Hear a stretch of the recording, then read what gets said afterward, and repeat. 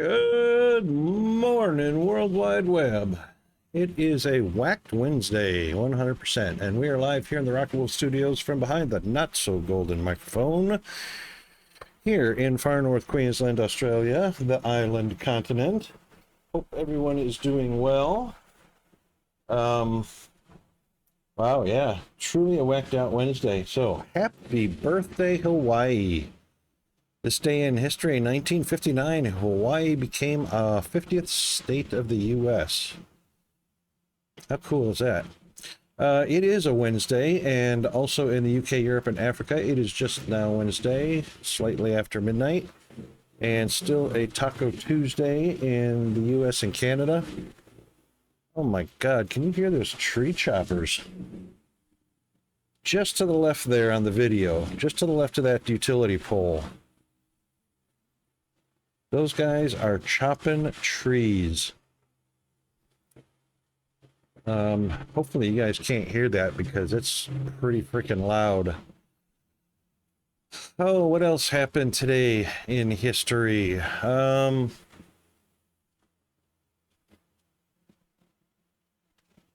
Besides Hawaii becoming the 50th state of the U.S., happy birthday, Christopher Robin. 1920. 104 years ago, Christopher Robin became a reality. Let's see, what else? Oldsmobile. Happy birthday, Oldsmobile Motor Company. Founded in 1897. That's about it for this day in history. So I was just watching some interesting things on Discovery Channel, and it just kind of blew my mind, but made perfect sense. About conspiracy theorists. You know, the ones that say we never landed on the moon and that the Earth is flat. An interesting statistic was brought out, and that is conspiracy theorists have something in common among all of them. They lack an education. They either never made it past the 5th grade, or didn't graduate high school, or for whatever reason, they don't have an education. They don't have degrees. They don't have doctorates. The conspiracy theorists don't include, in other words, there are no conspiracy theorists that have engineering degrees or physics degrees or astrophysics degrees or, you know, degrees in anything. It's really interesting tidbit of information as to why they even exist, you know. But the typical conspiracy theorist has zero education. And you can test that too. So like the flat earthers, you can ask a flat earther conspiracy theorist, you know, if the earth is flat, why is everything else in 3D? Why do we have depth, width, height? You know, why is it when you look up in the sky, the moon is round, the sun is round? You know, are they flat also? And, you know, if the earth is flat, how come the oceans don't drain off the side of the flat earth and empty out? Anyway, yeah, interesting statistic. There are no degreed conspiracy theorists. Let's see, what are we getting into today? We are doing, looks like some more Foundry, yes. Let's get on over to our game scene there and fire that up. And let's get Foundry started. That should do that. And launch. Yeah, so, oh, you know what? We could literally throw a party, invite all the conspiracy theorists and have fun at their expense. There are people that believe the moon landings were faked, that the moon is a spaceship, defiant to the end, even in the face of facts and science and education. Okay, let's get we don't have to have a music track because we've got an awesome music track from the game. Actually, I did not check my VOD yesterday to find out if there was any audio from the game. I'm pretty sure there is. I think. I better check that.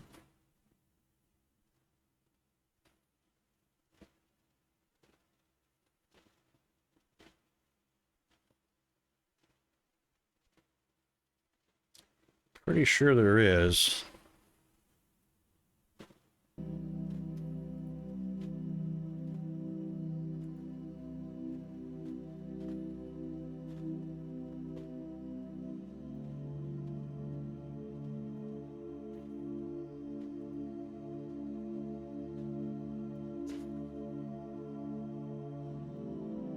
Just gonna check this real quick.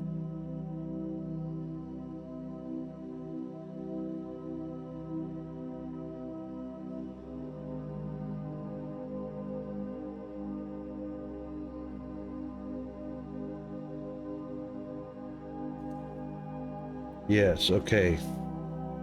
Audio is actually making it to the VODs, which is good. Also, we have a new thing called Twitch collaboration, which is pretty interesting looking. So we'll have to test that.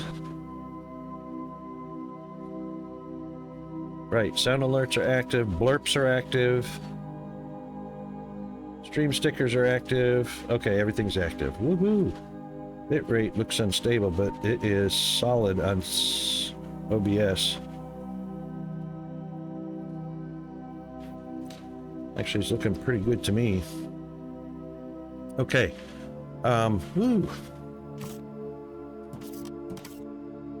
What were we looking at?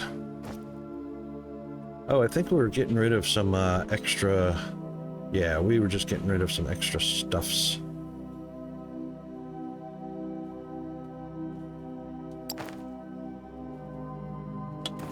Right, okay. We were going to build the underground oil processing. Fun. I'm just gonna grab one of these.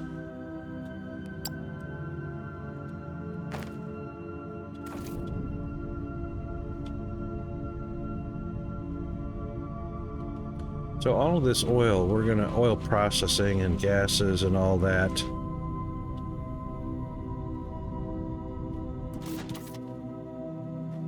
That takes a low density olamite.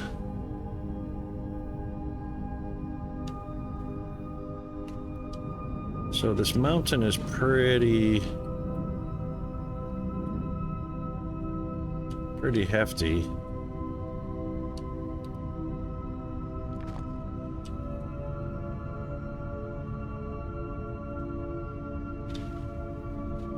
We might end up blasting through it to the other side, but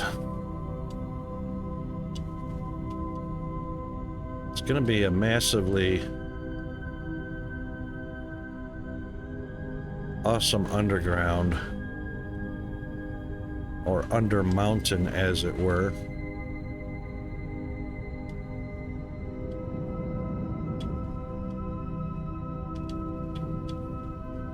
So right about the 24 meters. Oh, hang on. About negative 140 negative 140 meters to the south.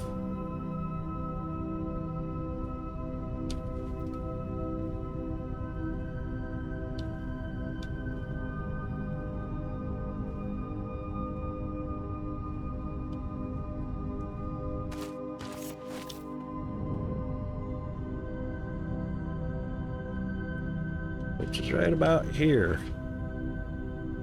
That's the center.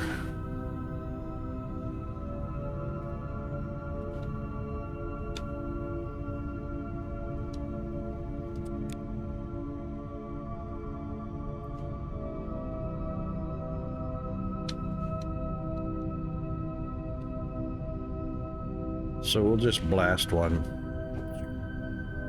right there. Just so we've got a marker. Oops. Oh. Wow, that had pretty hefty repercussions.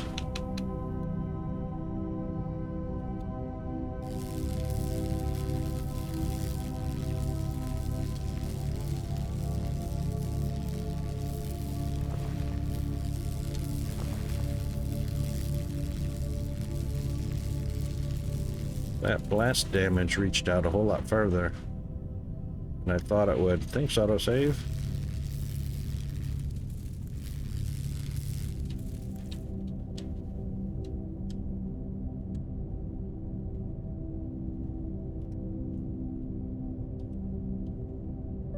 So there's our marker.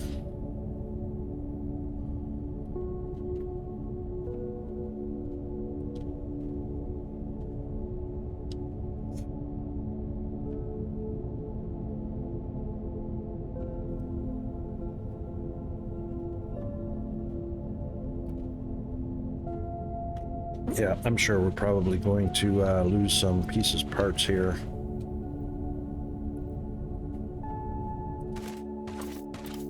It seems that you have accidentally wandered into a restricted area. Due to the sensitive nature of the materials that you may be exposed to here, you will not be allowed to leave until the cleanup crew arrives at 6 a.m. So hang tight. Rest assured that you will be promptly rescued, fired, then sent home. Thank you for being an employee. We hope that your experience has not been as regrettable as ours. Thank you for the redeem fire. You know, I can't go a day without being fired the moment I get to work.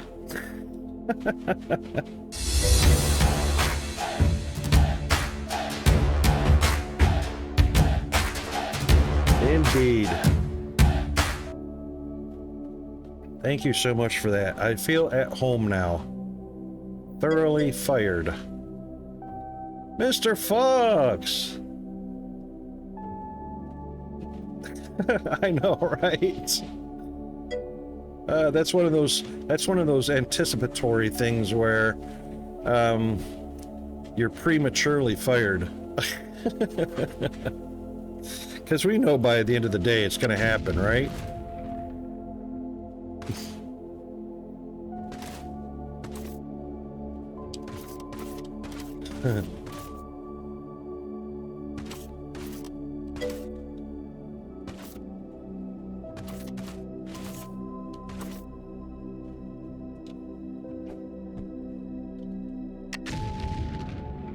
That about right?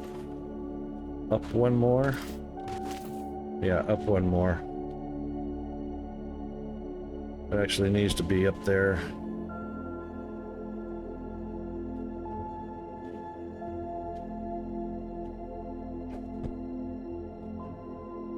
A little bit higher, I think. I don't know.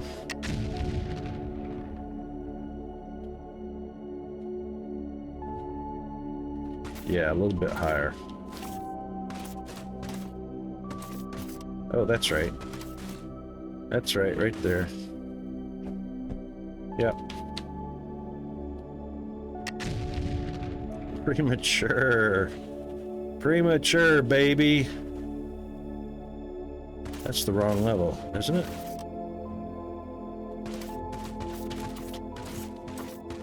No, that's the right level. 136 and 136. Yep, that's fine.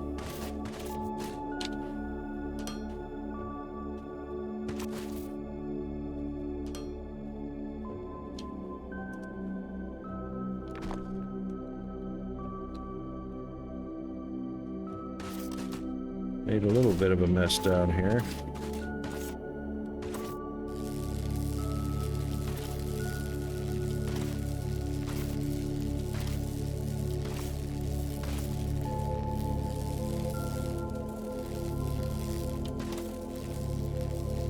What's Fox been up to lately? Hope you're doing well. Haven't seen you in a hot minute.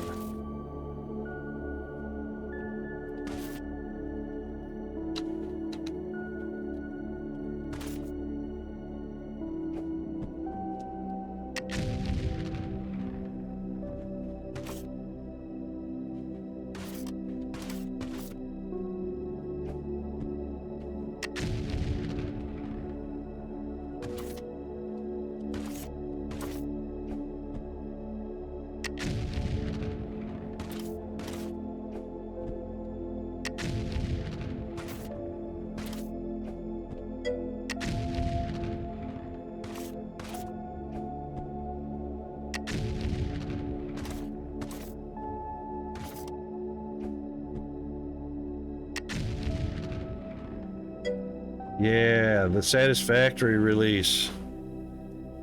They said, if I remember correctly, they said November. There was rumors that it was going to be the third quarter, or maybe it was the fourth quarter of the year.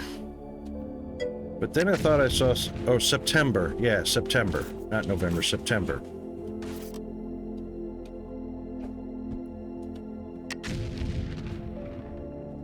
So probably, what, 3.5 weeks now?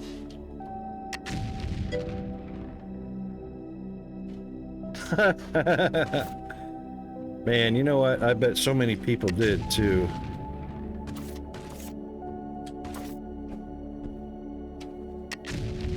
You know, the thing is, they hyped it up so much. I hope they don't disappoint us. You know, that's the big thing, is when you hype something up and then it's not what it's cracked up to be, you know?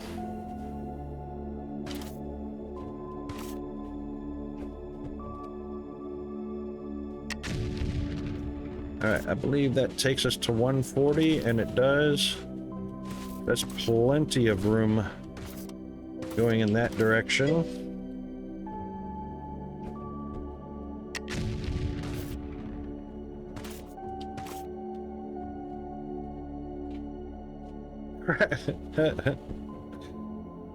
Yep, something's cracking, right?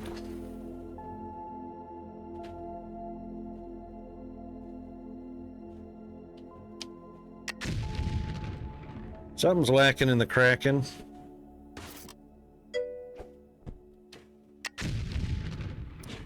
The only Brian cell available. All the rest are on vacay. Are we only that? Oh, we are. Just shy, just underneath that. That might be a problem, but that can be rerouted, because I know we're going to go 12 blocks high from this. We do need to be 12 blocks high, because the refinery... No, not 12. Is it 12? 9. 9 blocks high for the refinery? I forgot now. We just have to make sure we got plenty of clearance at the top. Plenty of clearance, Clarence.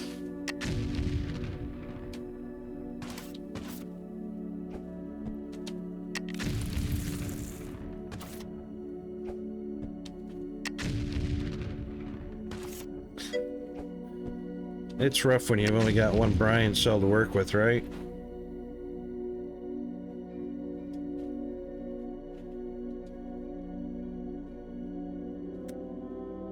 Have you used trains, Fox? Do you like using trains in Satisfactory? That's one of my favorite things about Satisfactory, is the trains.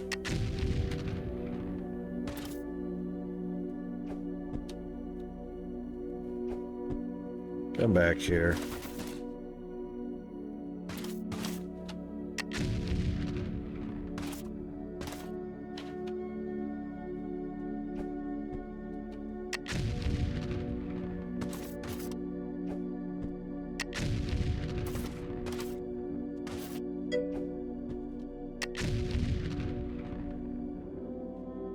I know, right? I think we pretty much all have done that, you know, before we've gotten into trains or felt comfortable with, oh, do I want to do trains? You know, we've got these huge belt networks.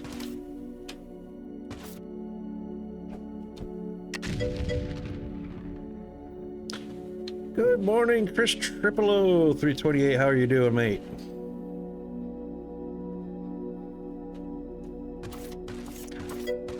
Yeah, indeed, Chris. They can be very difficult to get worked out. A little bit of a learning curve, but if you've had a little bit of Factorio time, it helps. It helps to have done trains in Factorio. However, what's that? I know, right? Here's the thing. Satisfactory's coming up on Gold. They're coming up on Gold on September 10th. Supposedly there's going to be a lot of new content. New content is fine. But when is the dev team going to work on the signaling for the trains that are borked? That's the big thing for me. I love the trains. I want them to get the signaling fixed. I want them to work like they're supposed to. Factorio train network is a great example of how train signaling should work.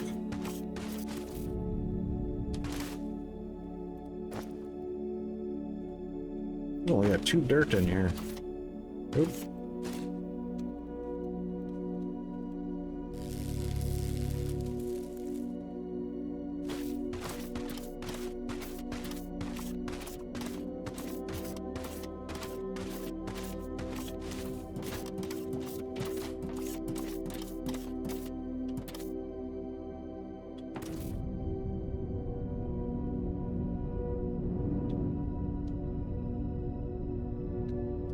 Oh, maybe it was 12. Oh, that'll suck.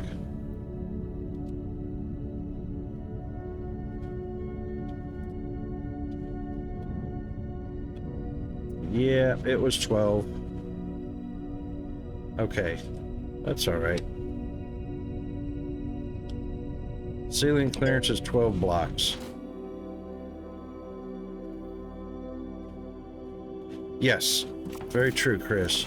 And the reason for that is because the signaling was coded properly. And that was a huge plus. Right, the ceilings are only 9, so we needed to actually clear out either 3 more on the depth or 3 more on the height. And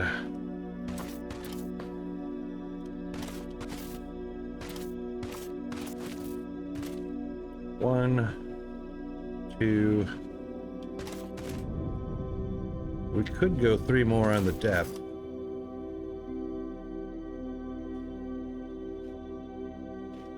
How could we do that cleanly?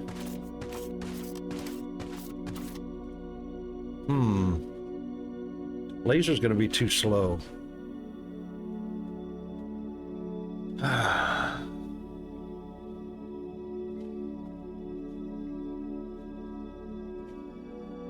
And this does need to be about triple wide, so a lane there and a lane there. Shoot.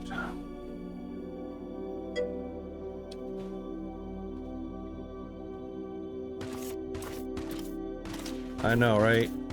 Other than if you stay, I mean, this is as clean as explosive gets, but if you want, like, I got to go down 3 more or take 3 more off the ceiling. From there on, it's not a clean excavation at all. That's the thing, Fire. You nailed that one.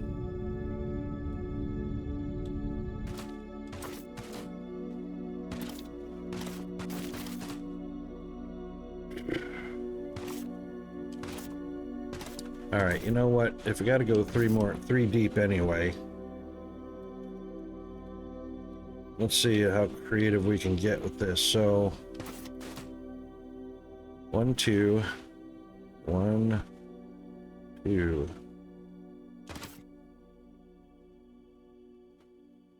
3. Really? Right at the ground level? No. Because it'll land up there. 1, 2, 3.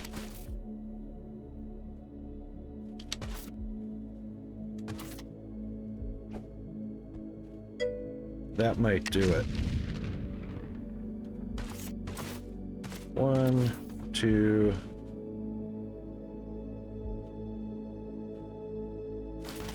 Yep, one more lower would do it.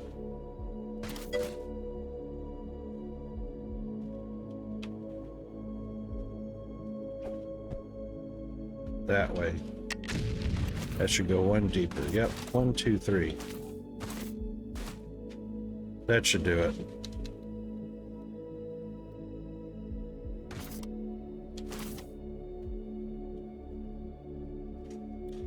Yeah, that's the thing. So it's all gonna come down to the last bits of manually cleaning up.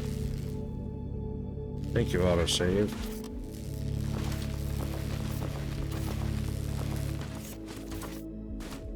So this is the ground level we actually want to be at right here.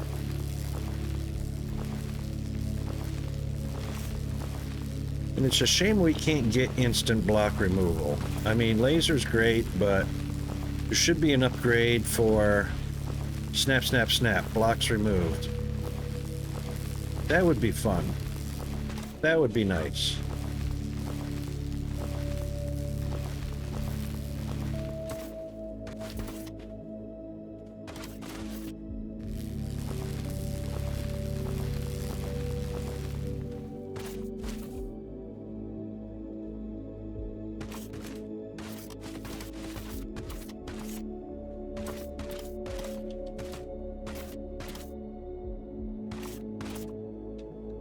Maybe.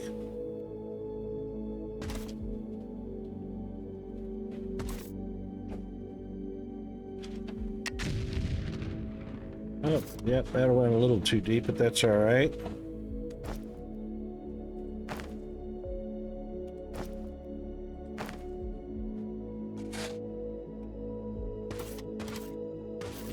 That's our target.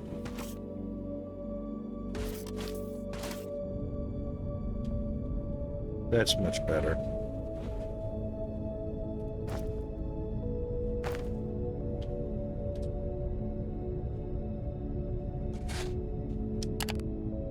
Oop.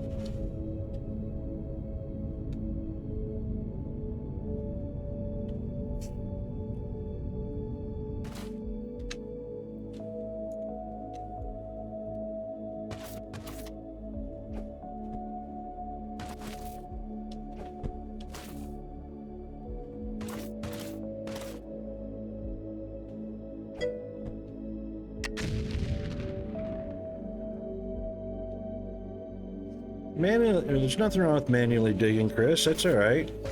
It's kind of fun and relaxing.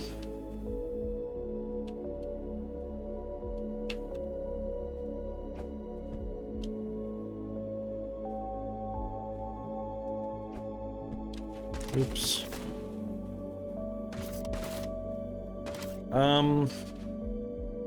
Yeah, what Fire said. I think I have to process that a minute to figure out what he said.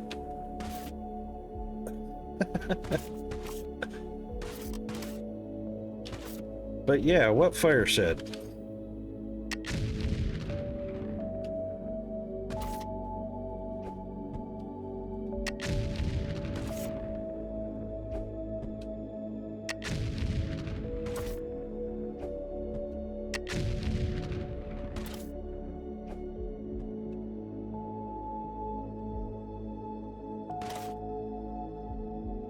That might be a little too high. I think it is.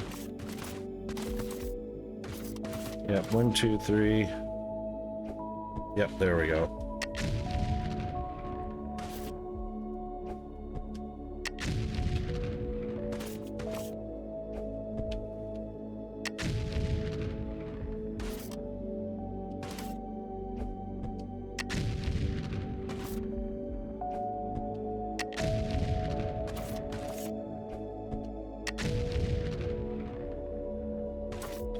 Good.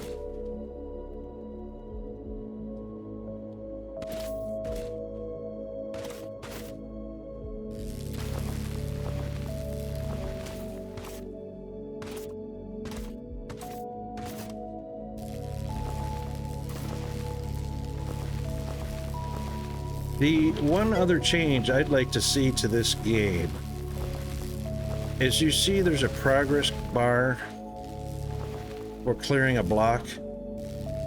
There's no memory on the block. The block doesn't have any memory as to how much drilling has been on that block. So if you drift off of it, it starts over from the beginning again. It doesn't remember how much damage you've done to that block for removal. I'd like to see that change. Functionality of the factory and not about the look of it, right?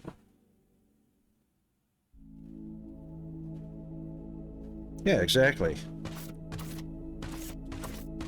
And I'm kind of like that too. I'm kind of about get it functional, get it working, worry about the aesthetics later, which is why I haven't used a whole lot of decorative block. You know, I used a few for the up at the beginning of the old mini bus line there. There's really not enough decoration blocks anyway. So just having a clean cut path to get your mechanics in place, whether it's belts, pipes, buildings, or whatever. Basically, if you can get that functioning, you know, get your cable wires strung out, then I'd say good to go.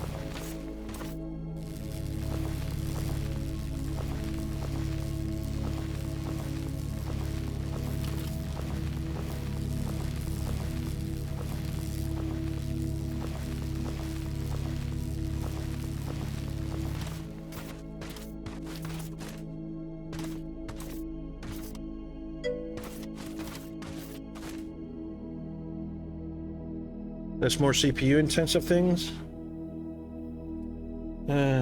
Yeah, that's true. No, that's a very valid point, because yeah, if you add in there more data per block. Yeah, no, that's right. But you know, wouldn't be such an impact if they did a little bit more optimization. I'm sure there's an optimization coming up, but definitely need to do some optimization. Because I honestly don't have a whole lot of belts and a whole lot of elevators going, and I shouldn't be taking that FPS hit. I really shouldn't be. I don't think that's I don't think it's very well optimized yet. Probably needs a code sweep and optimization, and we'll probably see huge benefits from that.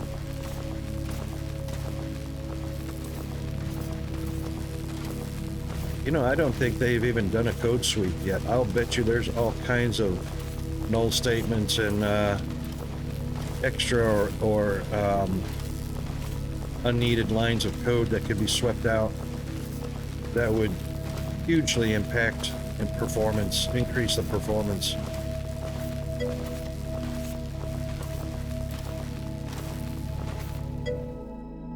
Oh my god, I am only at 24 FPS. What? I'm not rendering anything. Yeah, that's a clear sign of optimization needing. Oh my god. There's nothing to render here. You get better raw resources to produce with blast furnaces, or is it just faster? I'm about 7 researchers out to reach them. The blast furnaces are a huge benefit, Chris. They really are.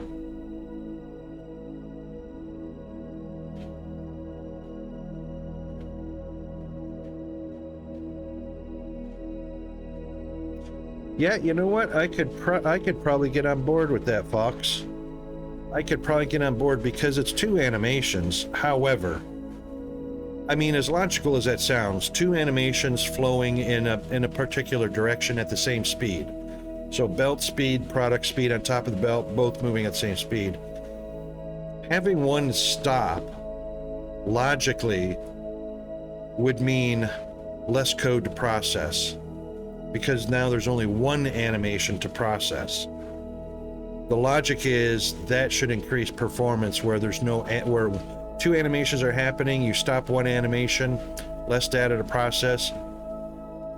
Logically it would be better, but if some are saying they've had better FPS with two animations running versus one, that strikes me as odd, but that sounds like a sync issue.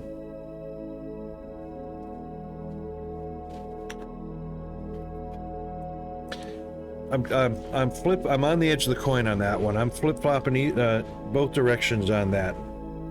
I can understand that from a sync issue point, but not from a data processing point for an animation, a running animation. Because a running animation is like a movie.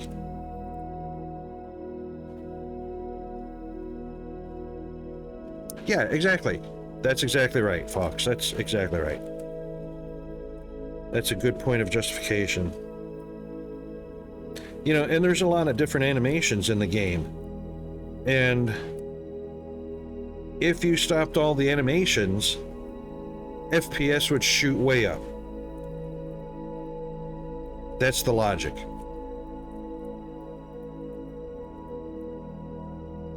Because there's no processing power. When the animations stop, there's no processing. When the animations start, you know, or you see like the animation on my laser gun here, that's an animation. Now it's out of view. I gained about 1 FPS. 1/2 to 1 FPS.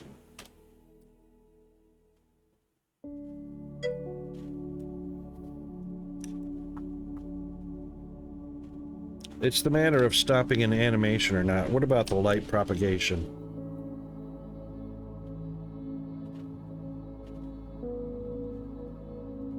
That's just a coincidence.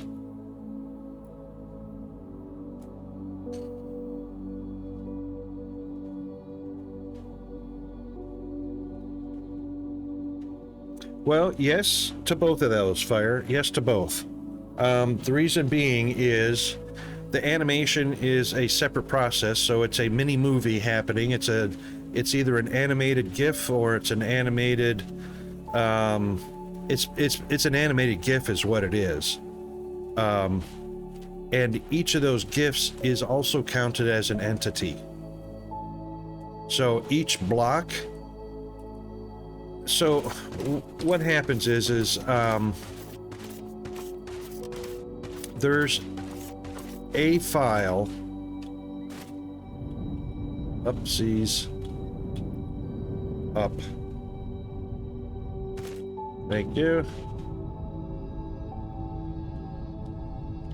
So for that block right there, there is an animated GIF stored in an L file, a load file. So in order for the scene to be optimized, that load file is only called upon once and then applied to each individual block to keep processing power, to keep the processing data bandwidth down to a minimum. Instead of a file for each block, it's a single file applied to each block. So data is really crunched by calling up one L file for the animated GIF. And then that texture, that animated GIF texture, is just applied to each block. That's just for the bell. And then the movement of the ore is a whole different entity, is a single file graphic file, but a different algorithm that handles the movement of that entity from one location on the map to another, from that block location to that location to that location, which is different than the animation of a block for the belt. So you're right on both counts, but they are different.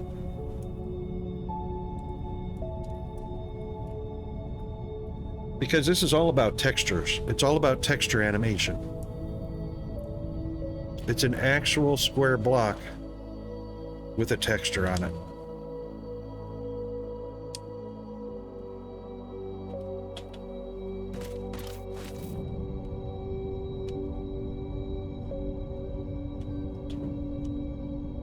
We clear that all the way? Yes, we did. Okay.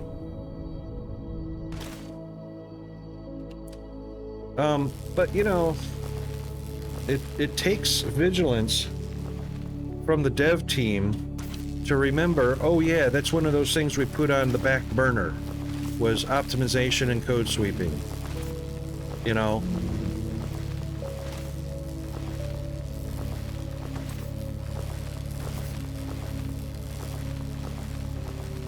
It's on the devs to remember, oh yeah, we need to do that before it has too much of an impact not doing it.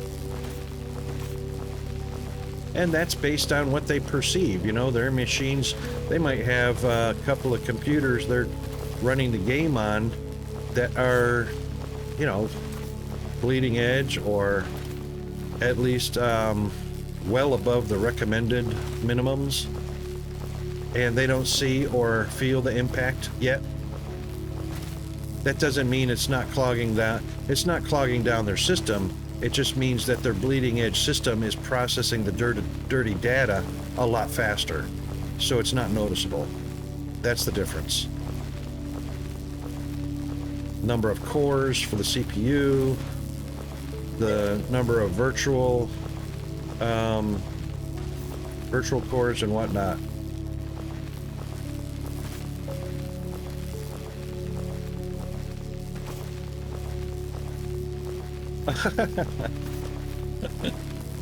Yeah, Chris, that's the thing. But the fallback or the benefit, Chris, the handcrafting is a lot faster than machine crafting. This is one of the few games where that's a true fact. The handcrafting is a lot faster than machine crafting.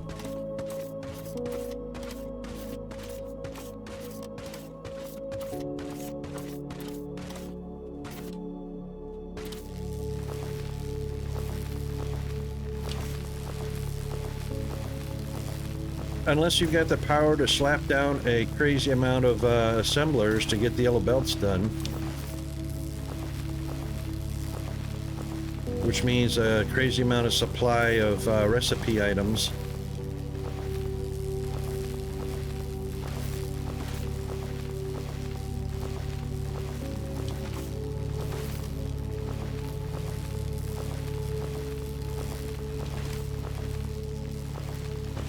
Fire, have you taken a look at Shapes 2 yet?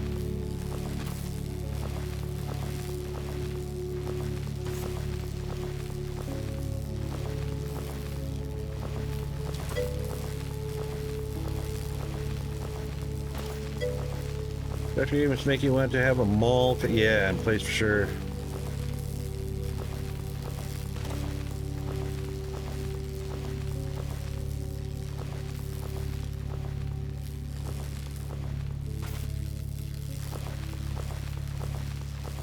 Yeah, and see, that's the thing too, Chris. I mean, if you're handcrafting yellow belts just to get the speed out of them, yeah, it's just better to handcraft them, which is a lot faster to get them down on the ground to speed up the recipes and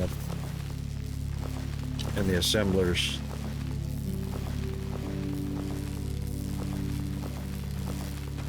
I know, right? So I've been watching you play that Ship Graveyard 2, and it's on my wish list, but I've been watching you play it and going, God, I would love to be playing that right now.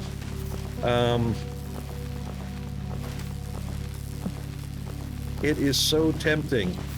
It is so tempting. I can only do one. I can do either Graveyard or I can do Shapes 2, and I am on the fence between the two of them. Yes, so that was a great selling point, was the multiplayer aspect that Shapes 2 doesn't have.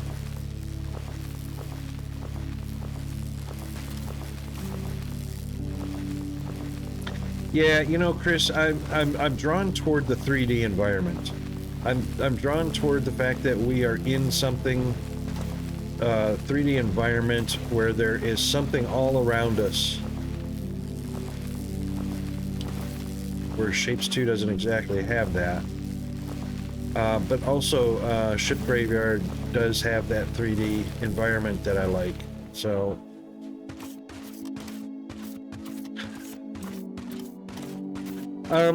Fire, did you see the new notification about the new Twitch collab? What's it called? Collaboration. There's a whole new Stream Manager window for collaboration settings. Have you used that yet with anybody? It's new, like within the last day or two.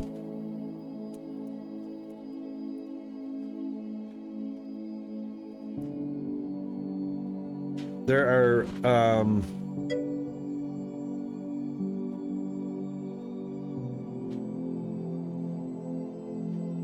ooh, $65. Wow.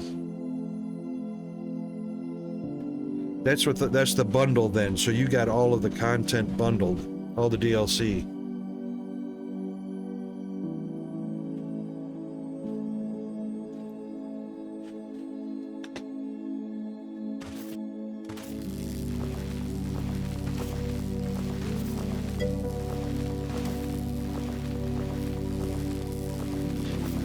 Yeah, so what you can do with your collab thing is, number one, you can add streamers as favorites to the panel so that you can quickly knock to begin collaboration. I haven't seen it in action. I haven't seen a video of it in action. But I'll look for something on YouTube to see how it works from start, which is knocking, to the end result, which is a collaborative stream, because I'm not sure of what that looks like at each stage of connecting and collabing and that kind of thing, whether it's a separate window or whether a window is required at all or any of that.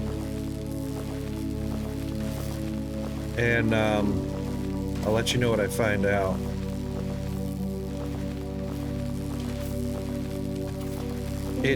They make it sound simple. They make it sound like knock, click, connect, and you're done. But that's skipping a lot of broad strokes. You know, like, is the player's stream a windowed stream, or is it a full screen stream and then they layer over a window on top, or, you know.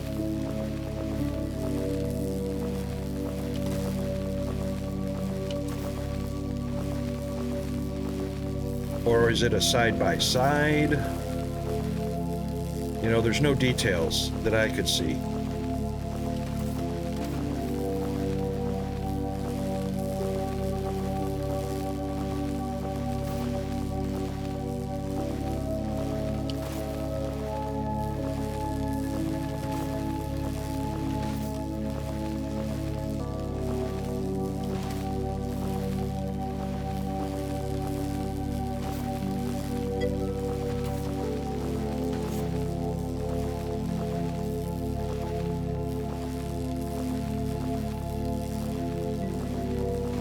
Yeah, it's hard to tell. If it's one of those things where it's a one button, you know, they call it a knock, but if it's a one button click connect and you're collabing,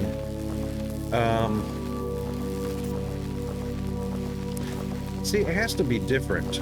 It sounds to me like it's something that the collab, to be something of value, would mean it connects audio, video, and provides an overlay spot all in one click. Otherwise, it's the same amount of effort as doing it manually, you know, one time to set it up. See, there's got to be a benefit, a value benefit to it. So kind of like automation. If it's automating a process of a number of different steps all into one step, then I can see the value. Otherwise, it's just repeating what we already do. Like you say. Hard to tell. I have to see it in action.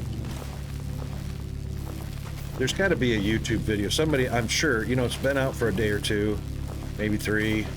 Somebody must have already done a YouTube showing step by step how it's done and what the result is.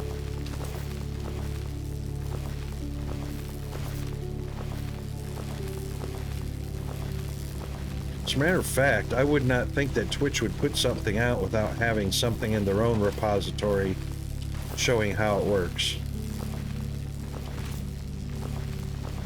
I just haven't gone to the Twitch blog or the Twitch archives or VODs.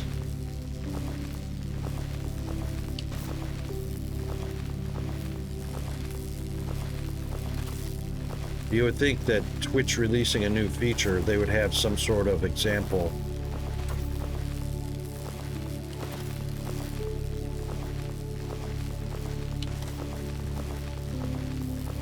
This is quite tedious. Thank you, autosave. Yes, I think I will have an have a save.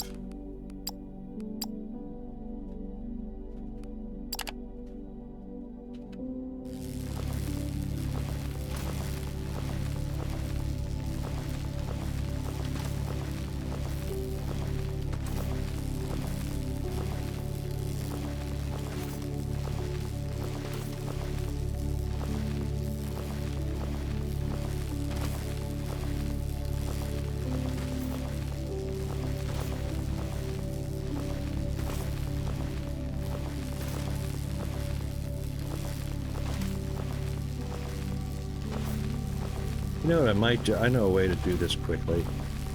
I know a way to do this quickly. It's a tedious bit of removing 3 layers.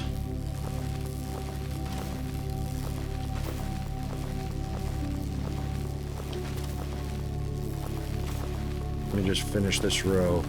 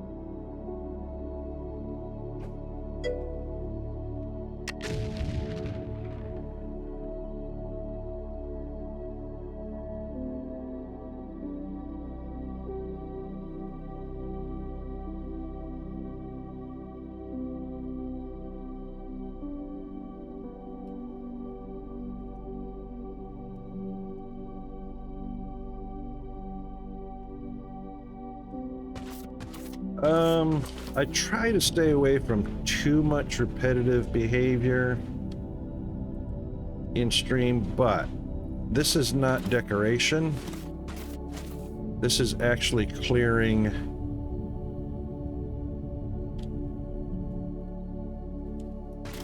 This is not for aesthetics. This is actually clearing for mechanical function. So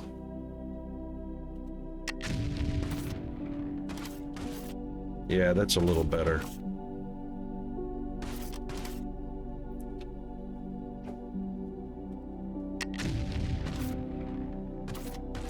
That's even better. That's even better.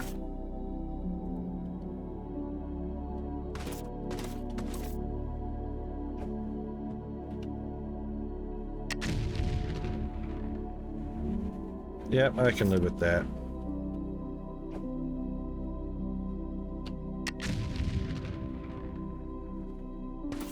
Well, I was...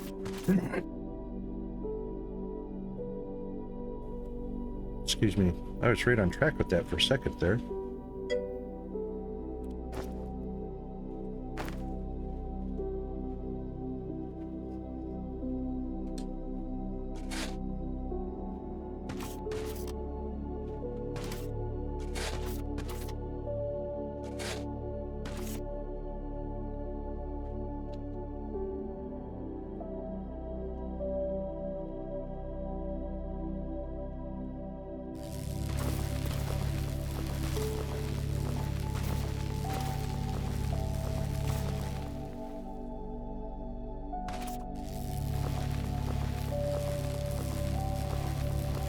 I've never actually tested that, Chris.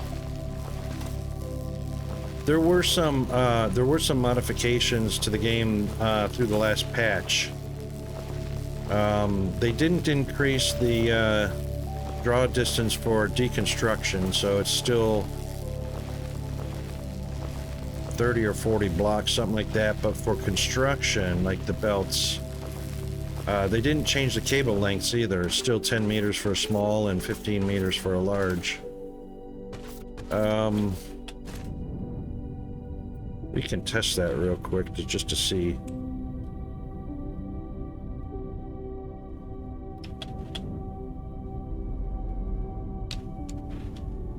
It is indeed 113. Was it shorter than that before?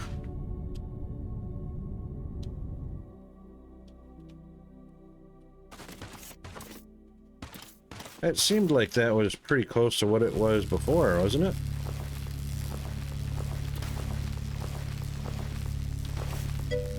So it's doubled? Okay.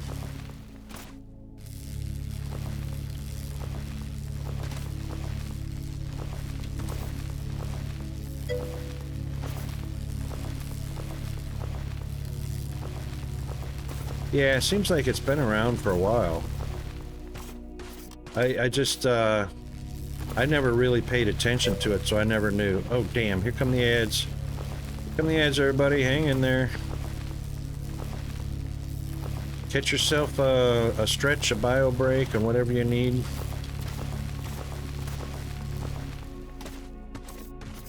Yeah, that's a lot better.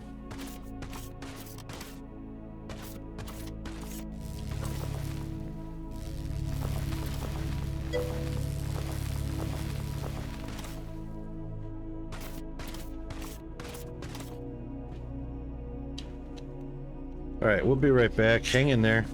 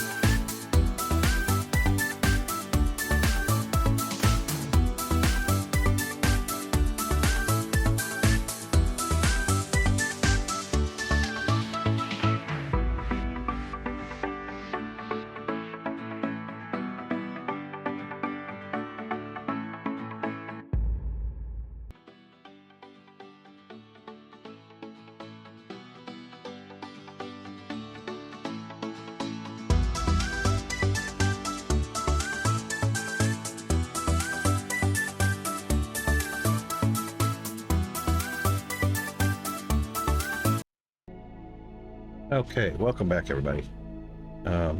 Thanks for sticking around. Yeah, so we did the unboxing yesterday of the heating pad. And I used it for the first time just after I finished making dinner for Peanut and me yesterday after stream. And, wow, it's a huge difference. It feels, my shoulder feels a whole lot better. A whole lot better.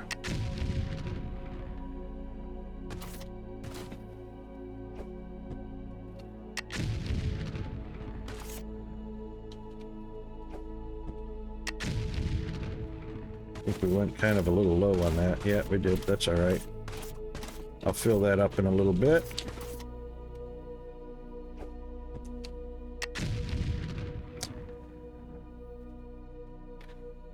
Probably would like to get it on that face right there. It did about the same thing. Doesn't matter.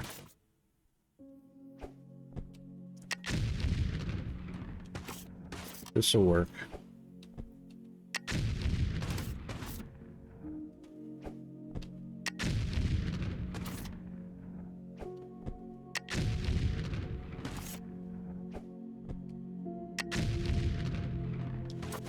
Yeah, that'll work good enough.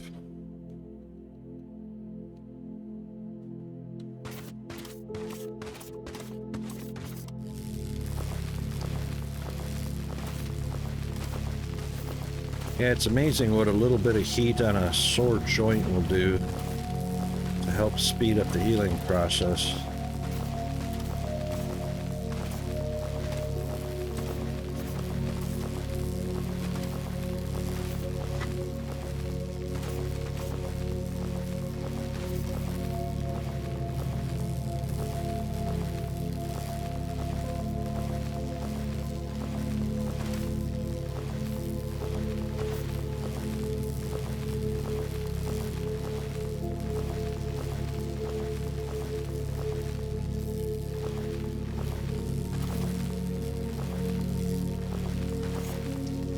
I could probably do a little test that I haven't done yet.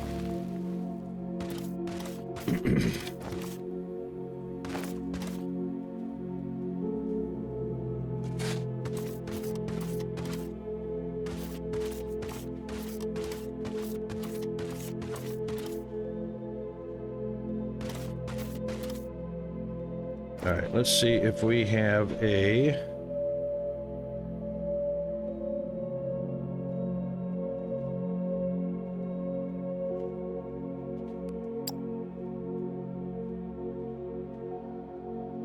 I don't see one.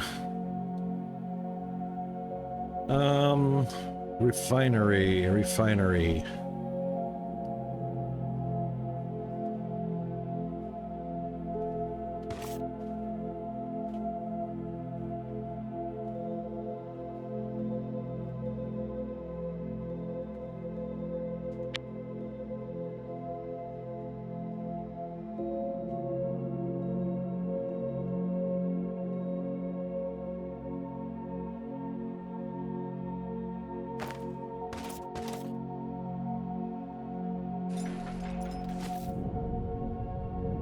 Perfect.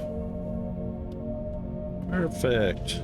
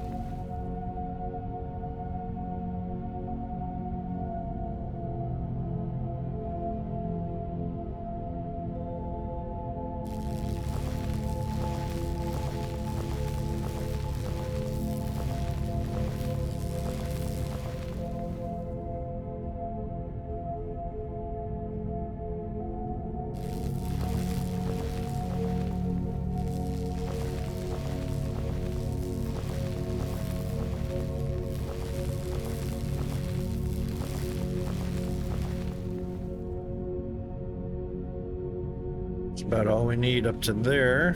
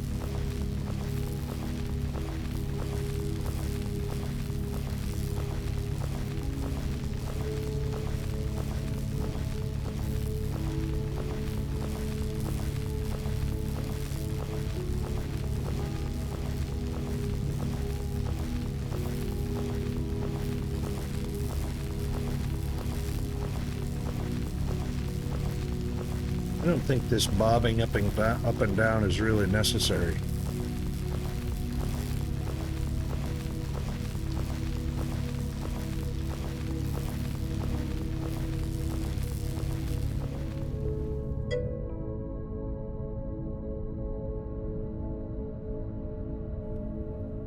Yellow belt's fully automated.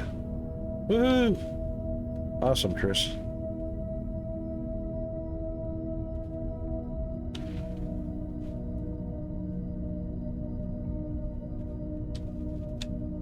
Which one is our actual wall?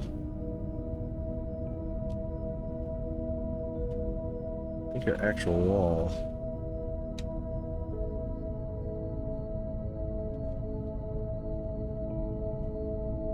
Yeah, it's that one.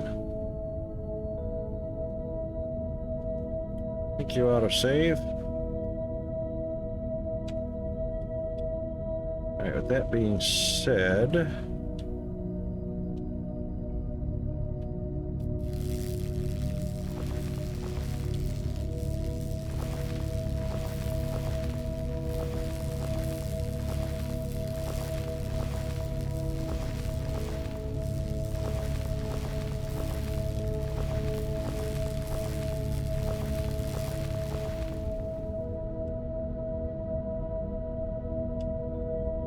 and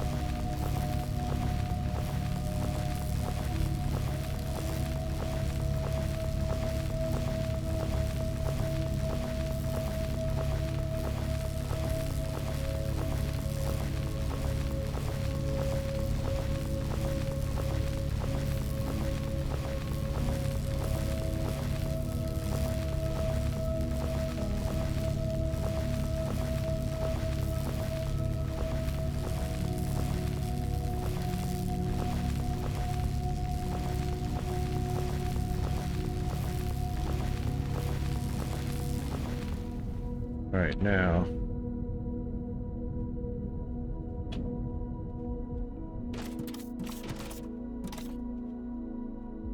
Down here is the actual...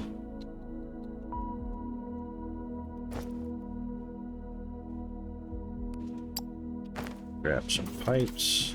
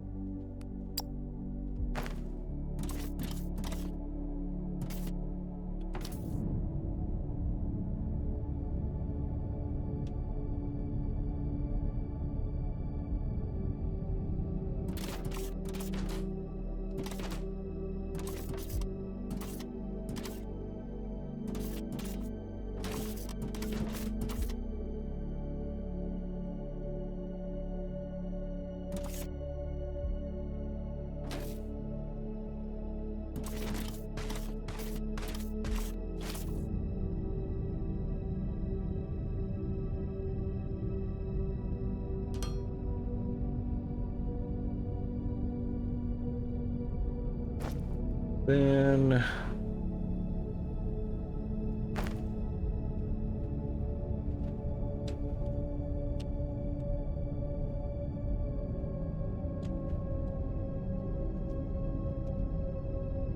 two ins, two outs.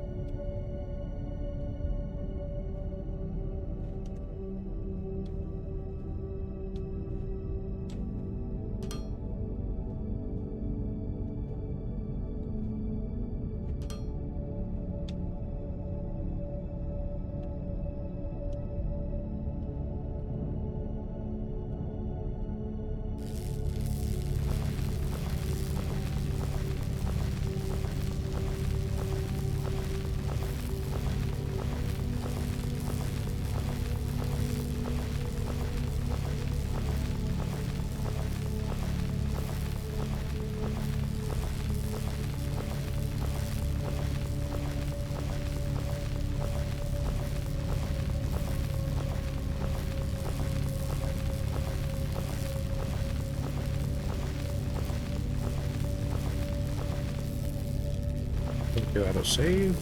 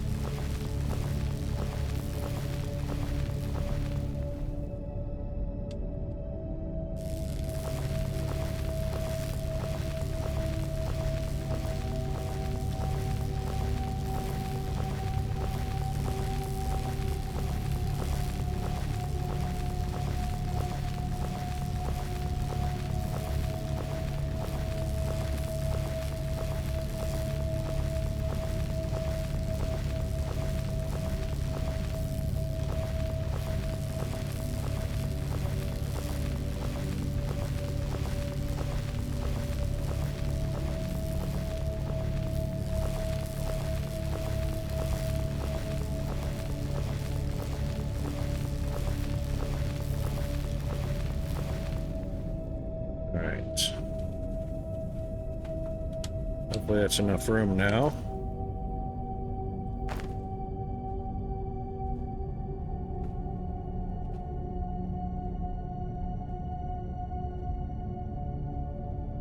Still no?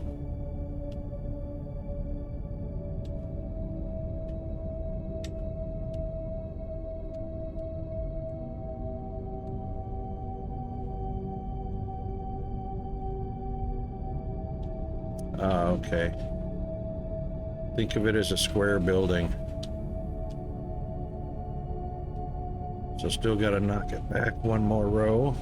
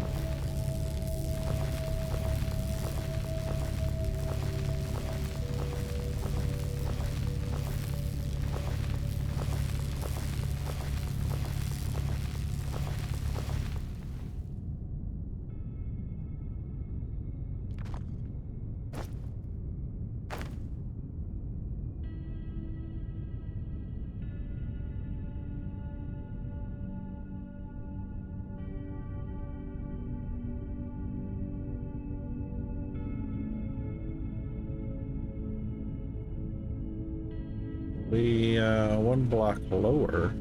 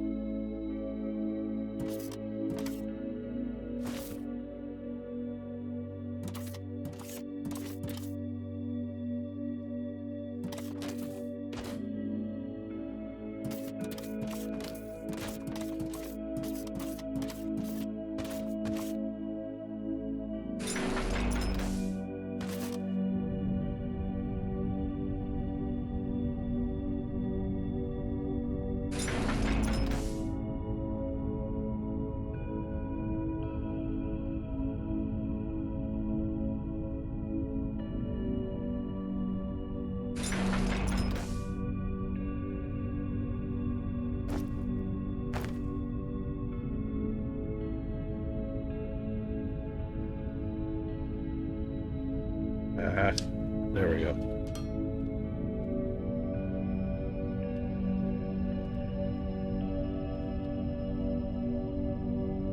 Right.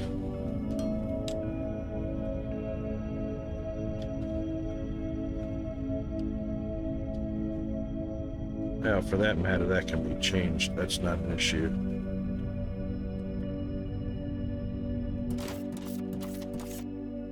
Uh-oh, what do we, better check that out. Mr. Mao, how are you doing? Good morning, good afternoon, good evening.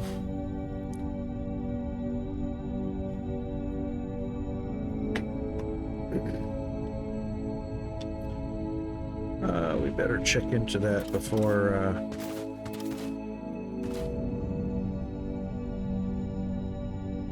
yeah, broken bell. I remember we went through here and broke it.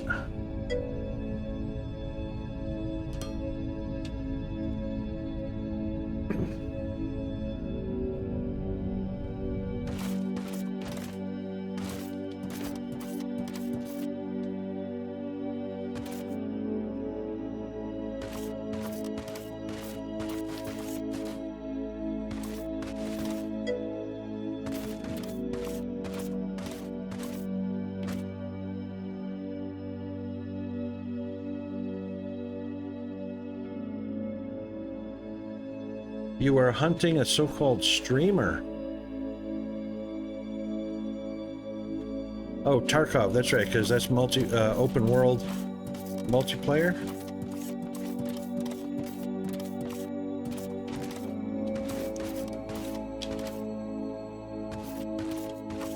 Oh, right. Doggone it, really? Forgot about that.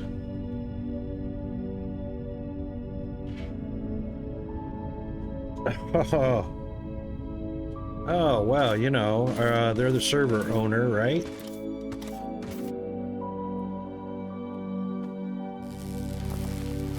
They paid for the server.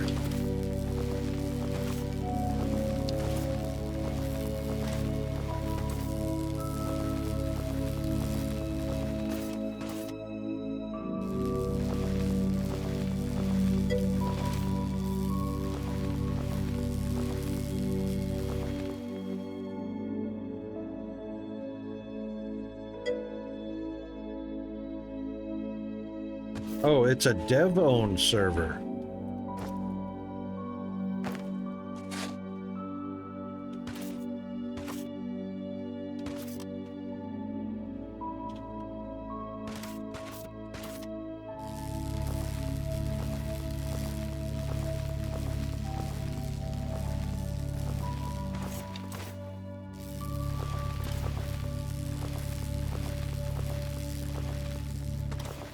Yeah, I probably wouldn't I'm a big fan of saving my progression, you know, not destroying everything that I've worked so hard to do. I probably wouldn't even play on a server that gets wiped. I'd probably buy my own server and then just not worry about it.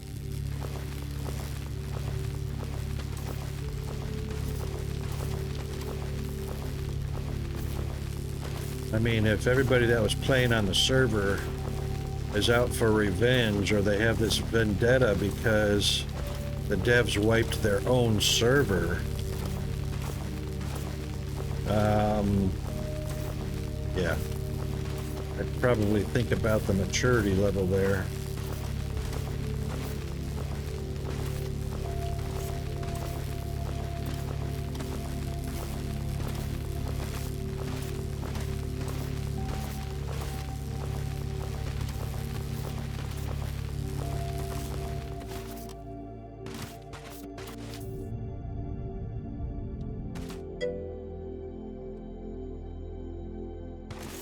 Do auto save.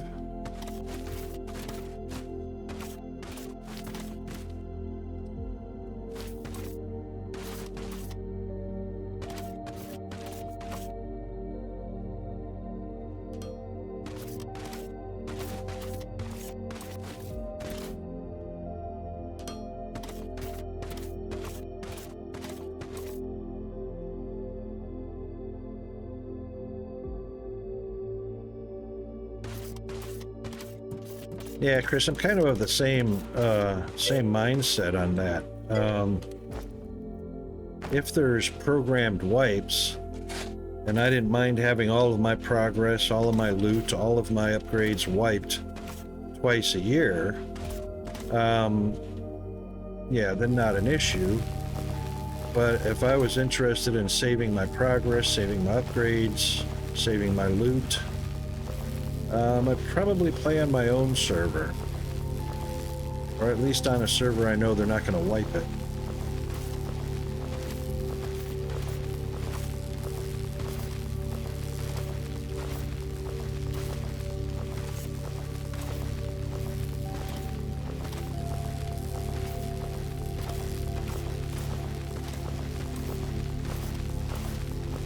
Yeah, Mr. Mao, that's,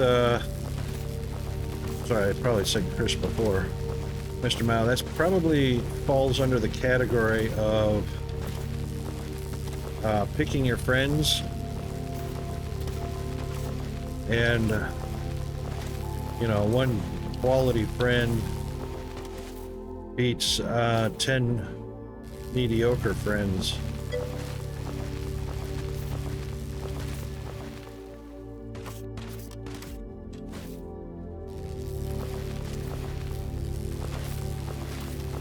That's just me, though. You know, I'm just my mindset has changed over the years as I got old and decrepit. I don't waste my time and energy on assholes. I just move away from them and gravitate toward people that are not assholes.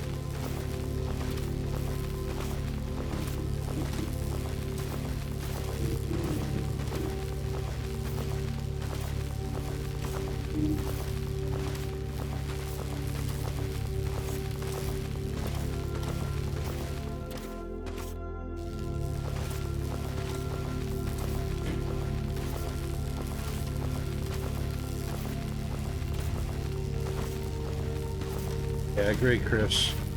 I don't want anything wiped unless, you know, I'm at that stage of ready to start over. But that puts me in control, not somebody else.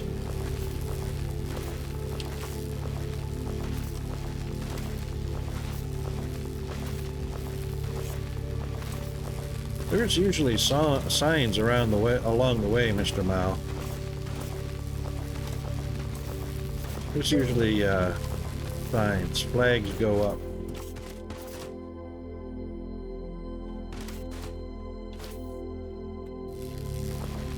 We just don't, we either don't pay attention or we just choose to ignore them sometimes.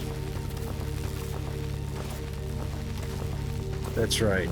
PvE is much better. Now, if you're in PvP, does that mean every player has the ability or the control to wipe the game? So that you can still enjoy some PvP and not have to fall back to PvE?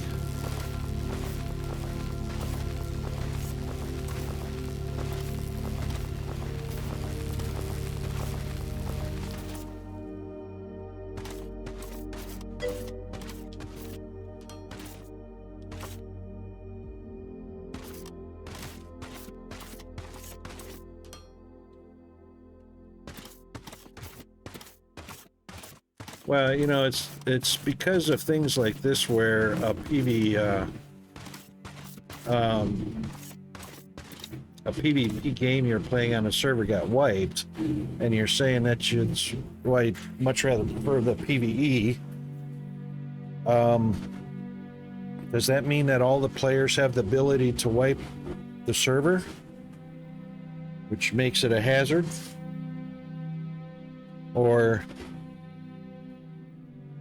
can you still play PvP but on a more secure server? Yeah, do you have control of your save?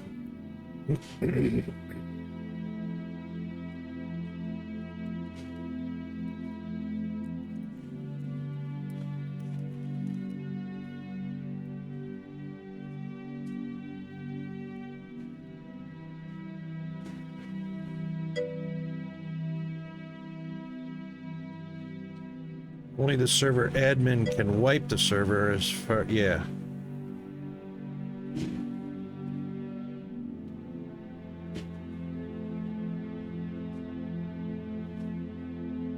Oh. I didn't realize that the wipe was to add new content. So the new content's not backwards compatible.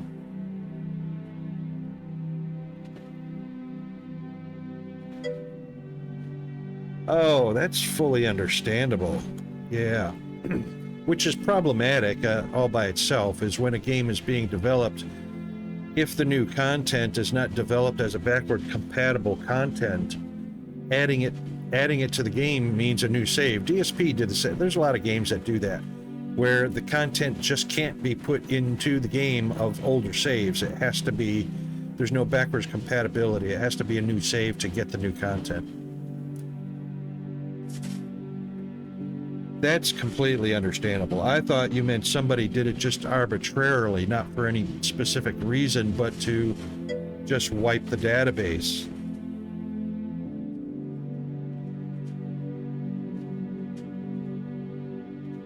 Yeah, I'm with you, Hammer, on that one for sure.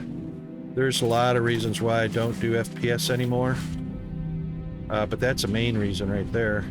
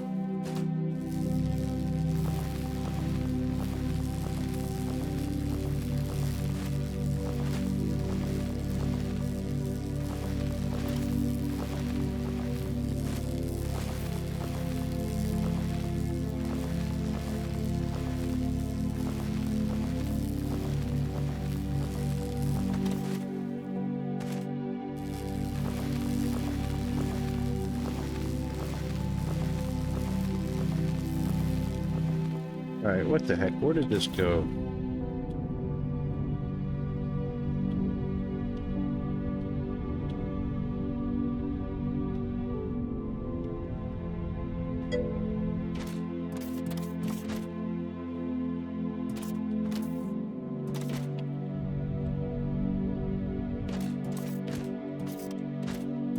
This is at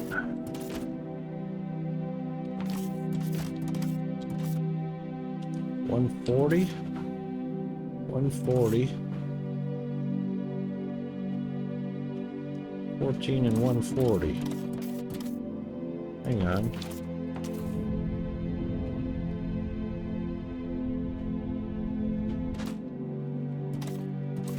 140, right there.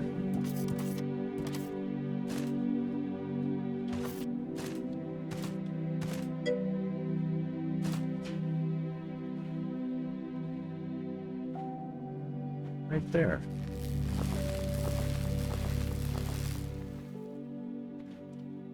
That's 130.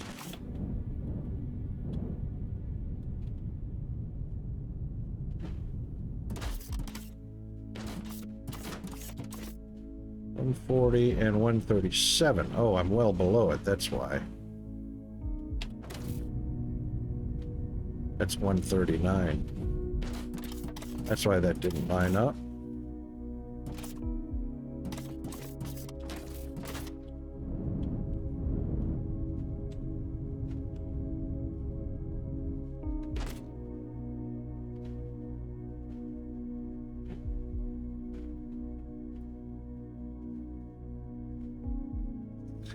Closest thing to FPS that I have played is World of Tanks. Stopped playing that due to cheats and people taking advantage of certain mechanics such as ping, better connections.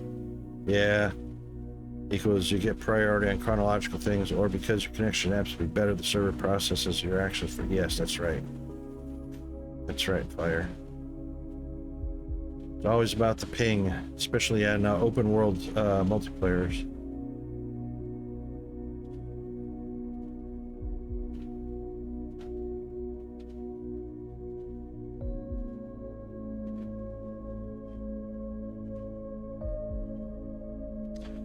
Yeah, that's it. You know what? That takes all the fun out of it. It only takes one person, you know.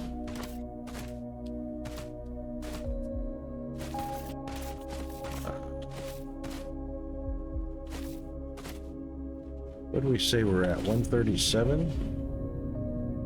136? 37. That means it's there. It is right there. Jeez, Rocky, you went way under. You missed it by that much.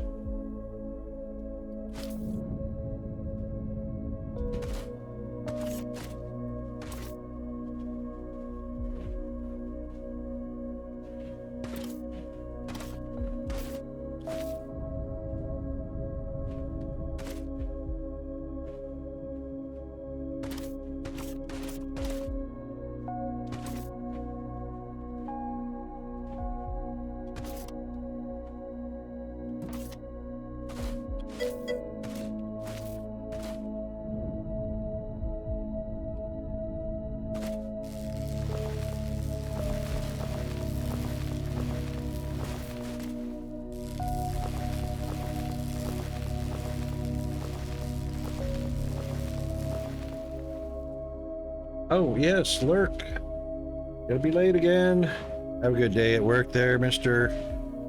Firehammer.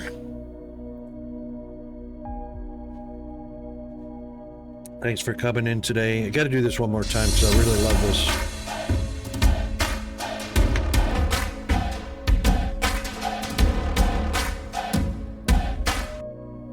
And Firehammer has left the building. Off to the JOB.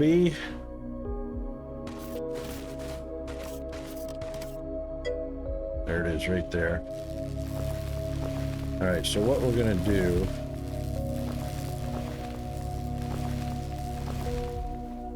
is the center. Yep.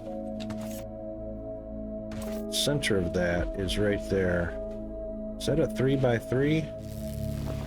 I think that's a 3x3. Yeah, 3 by 3.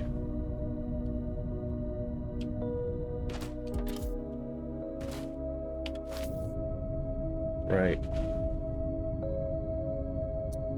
So that is 1, 2, 3 right there.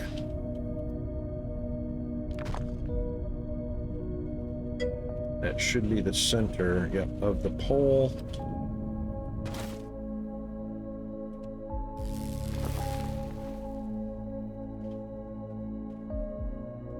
Oh, right on time. Right on time. Good on you, mate. Good on you.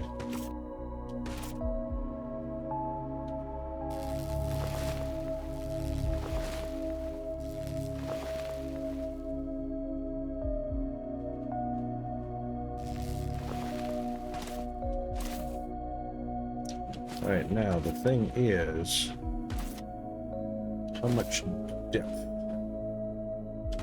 I think those are 6 blocks tall.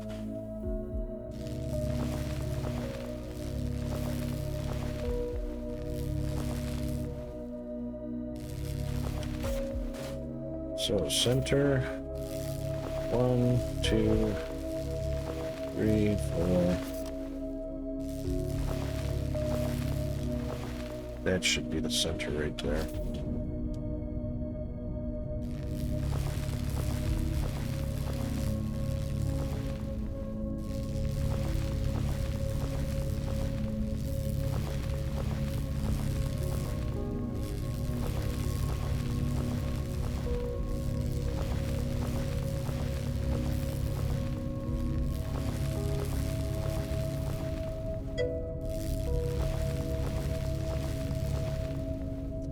Okay.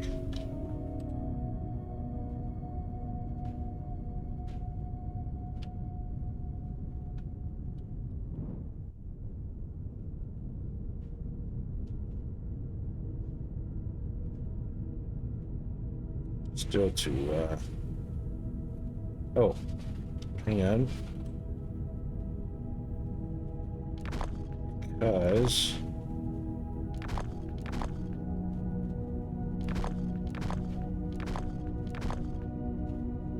now it should be unobstructed. No, it's got to go deeper.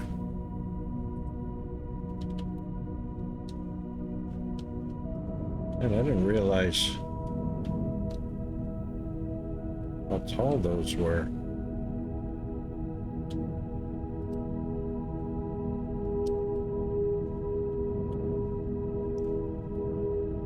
These are also 12 blocks tall. Actually, they're 13 blocks tall. Wow.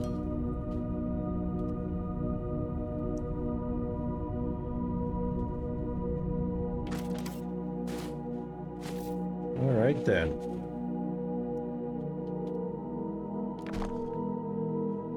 So 13 blocks. We're only 7, so we still got to go 5 deep, 6 deeper. Holy smokes.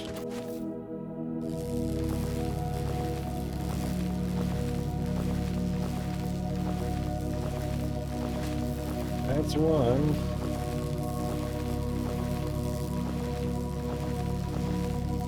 Two.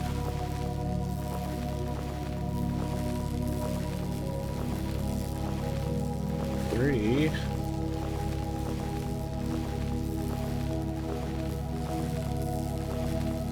Four.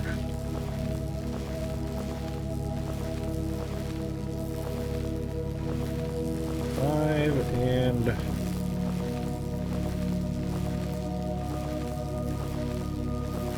six. That should do the trick.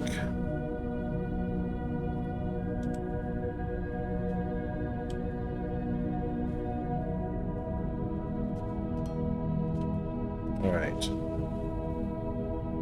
Now, with that being said, perfect.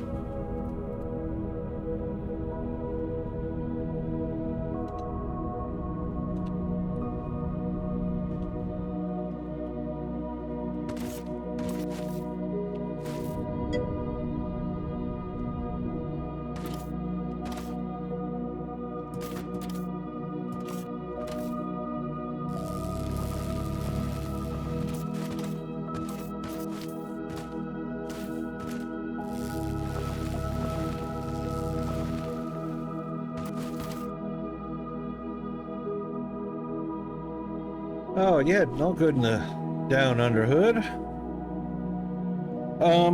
So what we're working on is we're going to be relocating all of our oil processing. So we've got a nice area down here for storage. All of the different oils are in place. Storages, that is. So we've got the low density Olemic. We've got the liquid polymer, Olemic gas, fuel, and acid, all coming from the Olemite oil. And the Olemite oil is kind of crammed in here in not such a great place, but there's only 5 refineries and a chem lab. So what we're going to do is we've got a couple of spaceships here loaded with 25,000 liters of Olemite oil. They're all going to be bringing it over here to this one central landing pad. And instead of having it string out to the right there in the middle of the factory, we're just going to bring it down.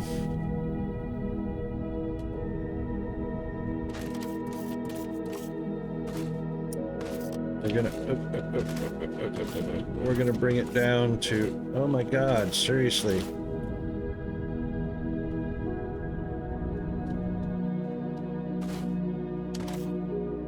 I hate that bumping into things takes you out of flight mode. That pisses me off more than anything.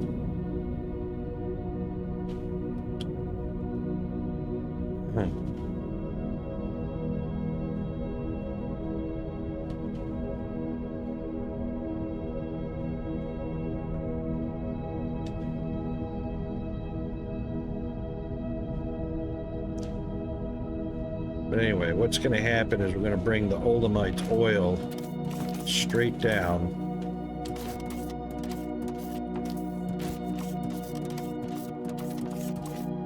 Into here. And then we're going to have all of our oil processing down underground. Even though we're at 22, 23 FPS. And then all of the outputs are going to be laid out on a nice, neat bed of pipework that comes straight out to the individual oil types or gas types, whichever it is. So we'll have one pipe of Olemite coming in, processed, and then sent back out to the storage tanks, which then can go into whatever recipes they're being used in. So at the moment, I just drilled down the power. So actually what I need, I didn't even double check to see, I do have a transformer, okay. So what we need here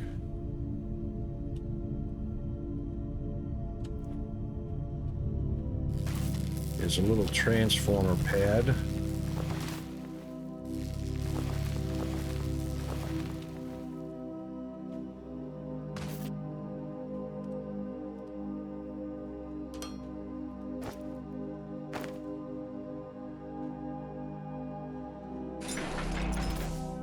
That'll work. And here's my wall mounts.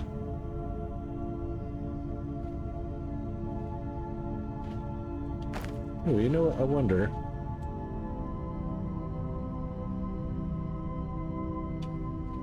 Yeah, that's not powered. I was just curious.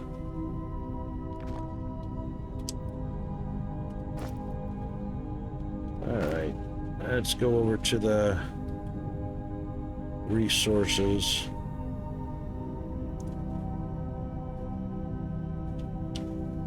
Somewhere in here I have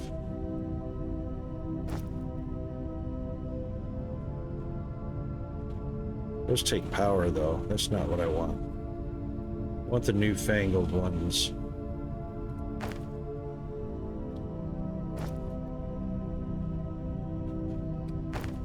Did I make? Bet I didn't. Bet I didn't. Nope. Right, so what we want is the newfangled, these bad boys right here. So we'll do 5, 10, we'll do 20 lights. Now, power poles, we've got 3 small ones.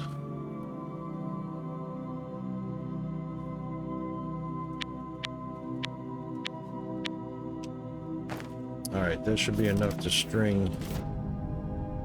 If not, I can make some more. Should be enough to string it over.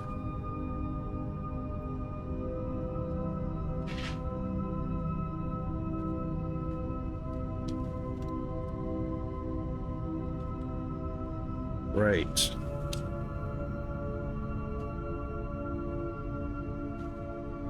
Oh, yeah.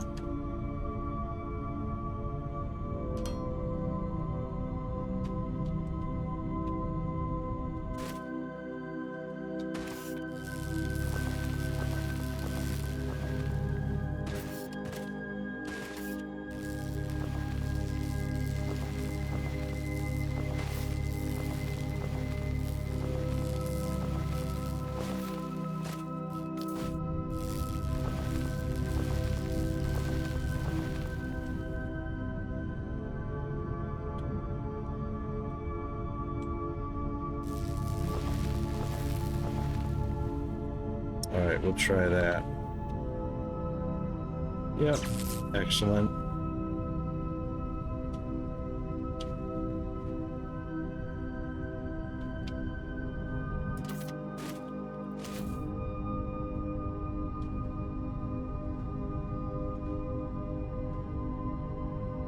Too far. Yeah, that's the problem with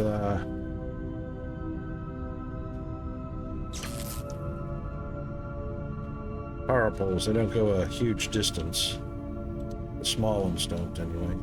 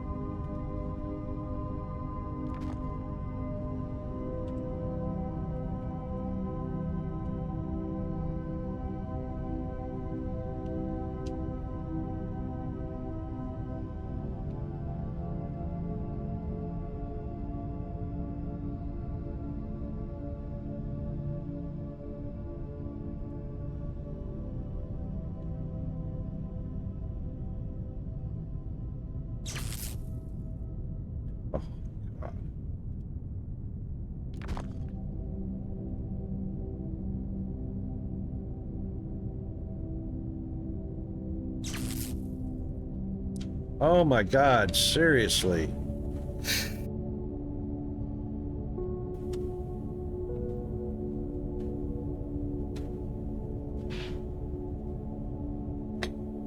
Well, you know what? This was gonna change anyway.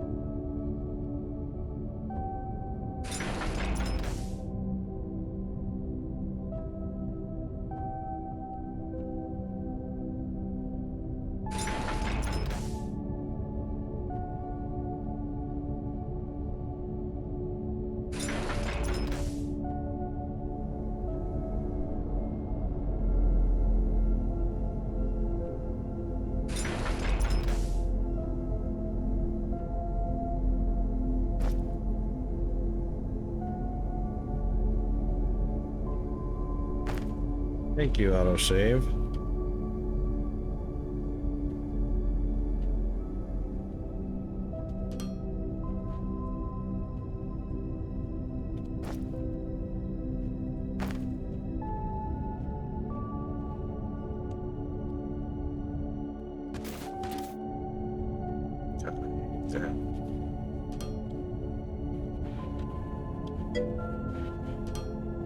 Ads already, what?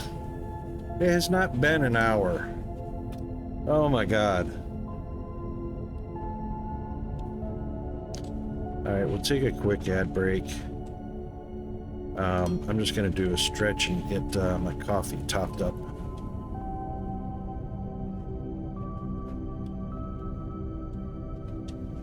Then we'll be right back. Just bear with me a minute.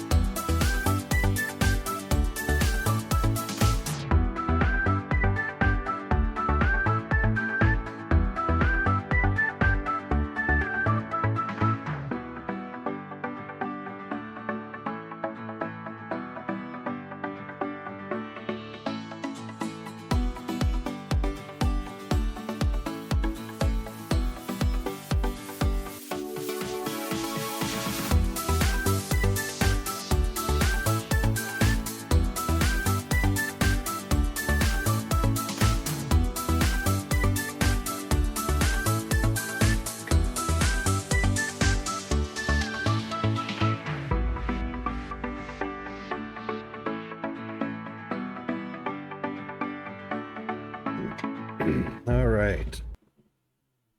Okie doke. And mousey mouse. There we go. What? Oh, I didn't finish the connection. Silly rocket. Tricks are for kids. Now you got power. All right, so we can set up 3 different machines, one for the low density, one for the liquid polymer, and one for, I think I'm going to turn the olemite liquid into olemite gas first. And then of course, because that's going to have, actually they're all going to have waste, so.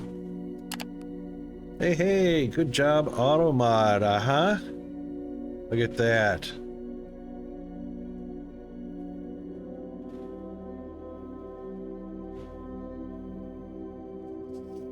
How about that? 3 bots came in and immediately 3 bots ejected. Let's save the game over here. Okay, so what we'll do, the volume is going to be pretty important.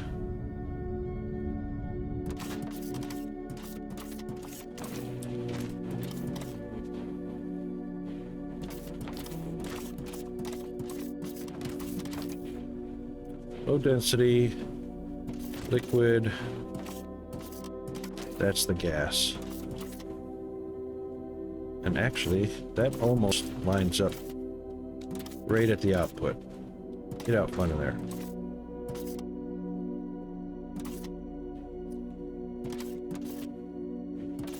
That's not what I chose. Thank you.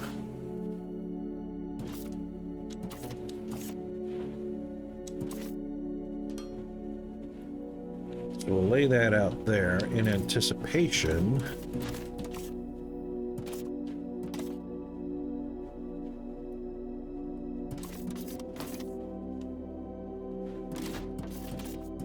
Yeah, maybe one less.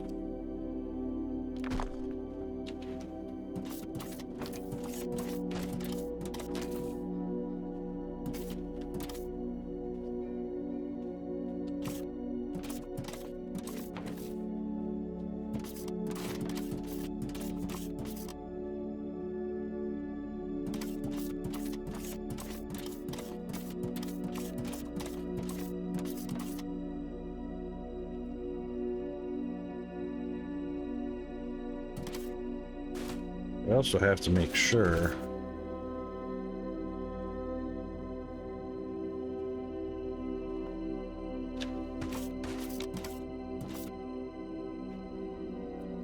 that's an input.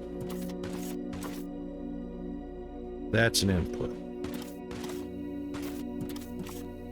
That's saying it's an input, but it's not. That's the output. They're all saying inputs, but they're not. Oh, I see what they're doing. The arrow pointing down as an input, and instead of an arrow pointing up as the output, it's from the pipe down out of the pipe. All right, so that's the gas, and this will be the olemite in.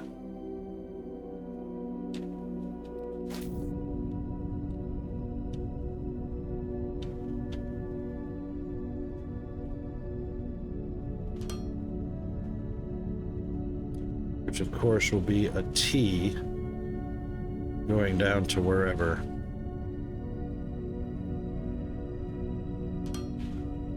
Or just like that. Okay.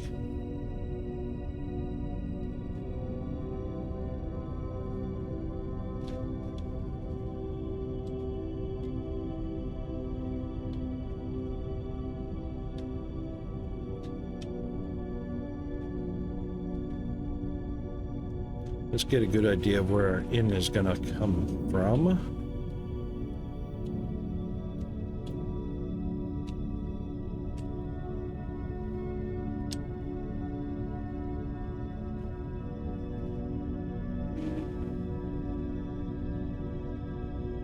Let's go straight down from here.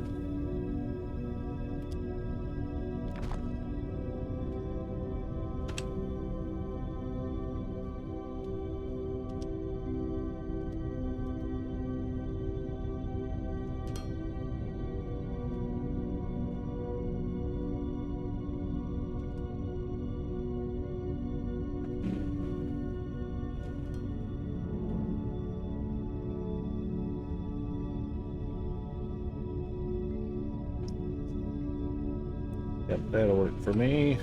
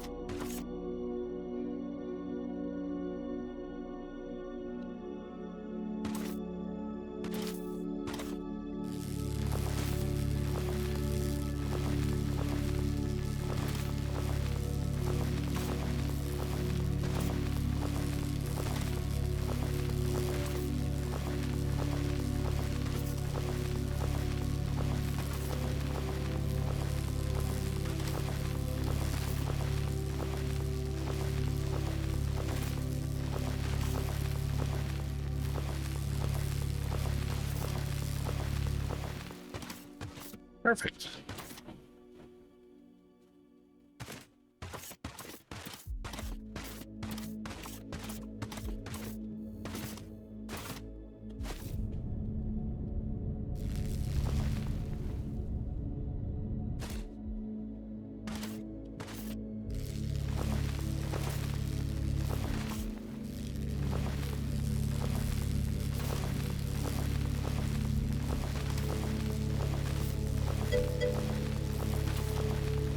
Mr. Engie, how are you doing? Or Miss Engie? Yeah, I like the new content. It has definitely added a lot more playability to the game that I was really hoping for. It did really well. All this stuff down here at the bottom. We've got data cables and data evaluators, data memory cells, data processors, data sources, buttons, levers. That's all great. So that's new stuff. I was actually hoping there was going to be a Science Pack 6 added this go around, but they didn't do it. But that's all right. They added some new decorations as well. I don't remember which one of these, but there's more function. Oh, there we go. Windows. Lots more modes for the windows. That one, not so much.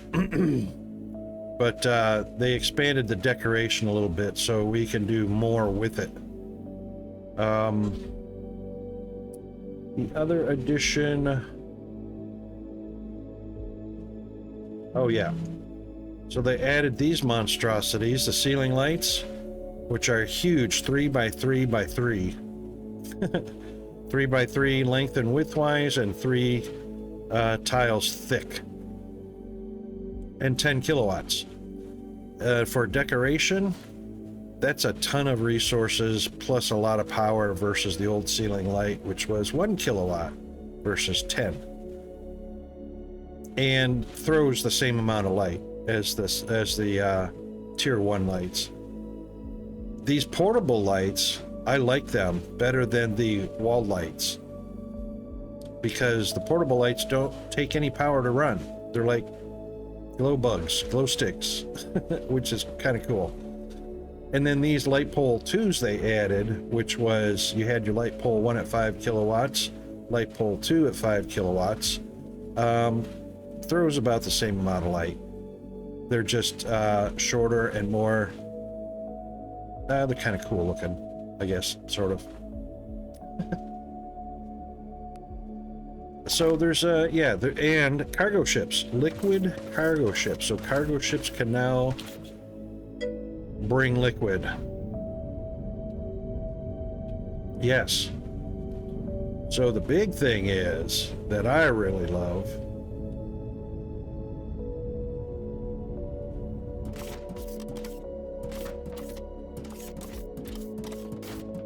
is these bad boys over here. So you're familiar with cargo ships, but now they can carry fluid.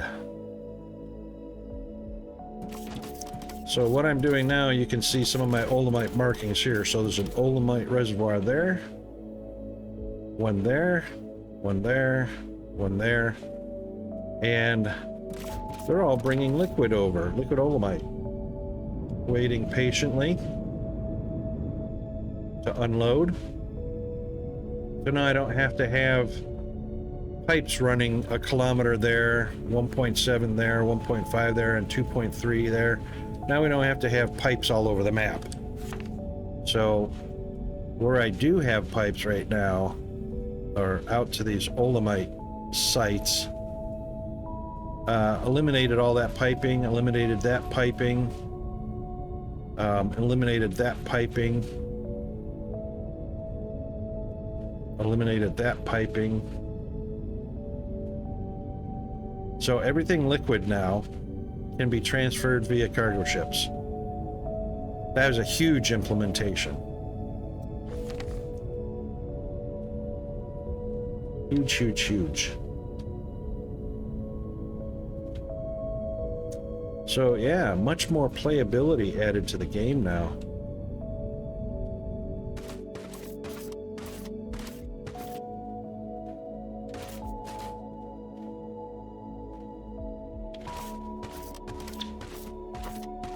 I think I went past my destination.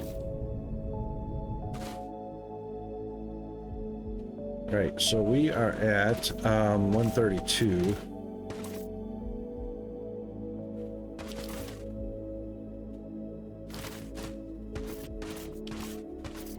And negative 38.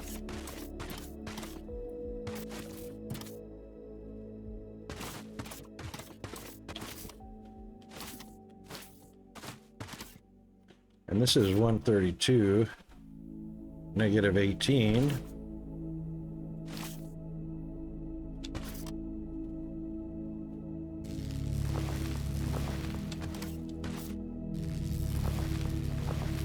Oh, hang on, this is height 138. What's my height?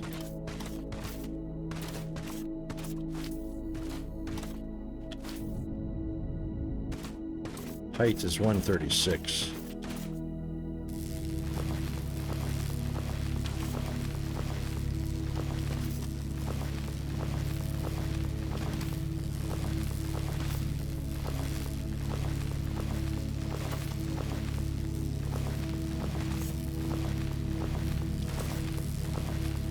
And we'll drill all the way back to negative 18.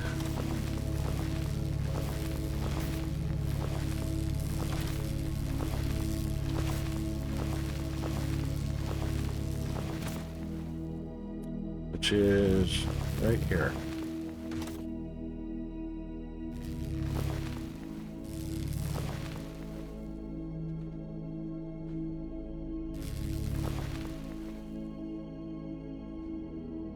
Oh, there it is.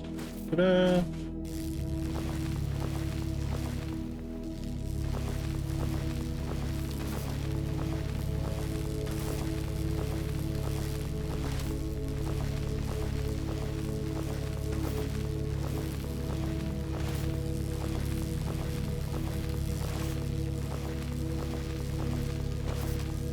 So how's Angie been?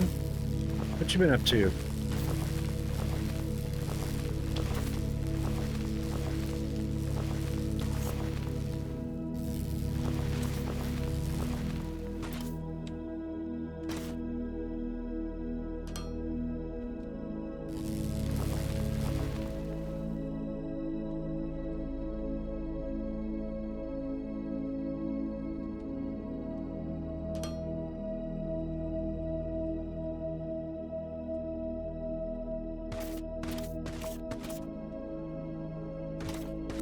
Think you auto-saved?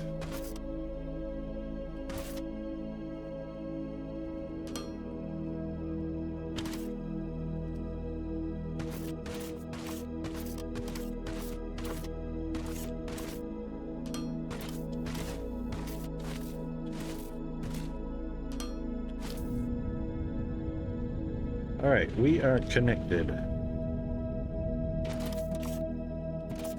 Bada bing, bada boom. All right, so out behind this is going to be... Oh, of course. No, that's wrong.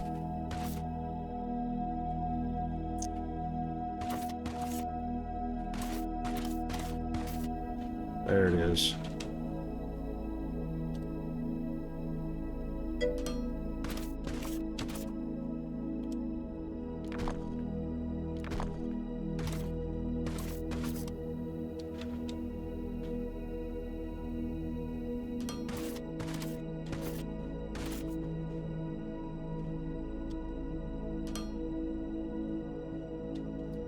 Oh, we're gonna have to get rid of all of that.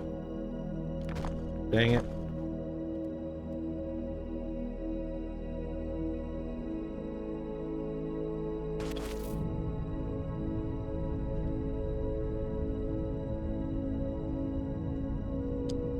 Can't have any mixing of gases.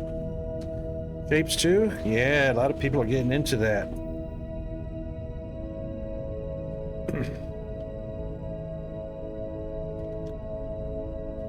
I've been looking at it, but Firehammer is really getting me, teasing me into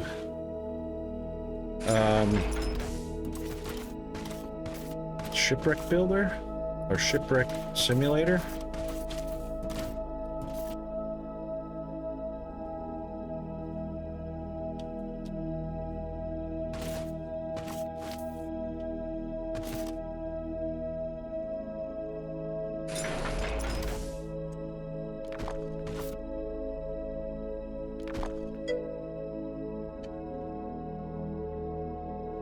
Yeah, I played it when it was in beta. Of course, there was a lot of mechanics of the game missing from the early release that in the beta. There's a lot more tools in the beta. I mean, in the early release. It's 100% a fun game. 100%. I better get rid of that one too, just in case.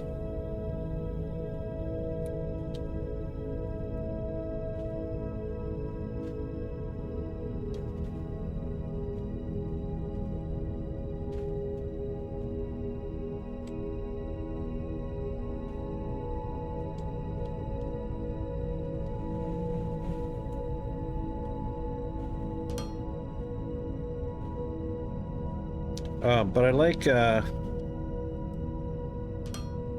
the game a lot.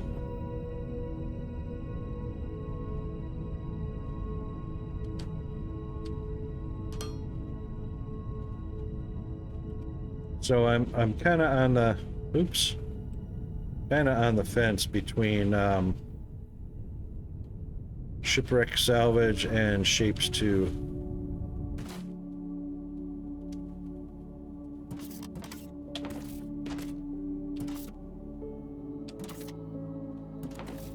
Okay, so that is going to be the first pipe. I'm going to have to add some power pretty soon.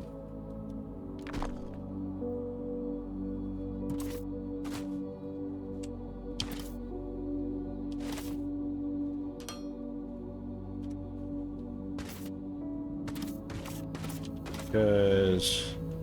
Oh, actually, it's not too bad.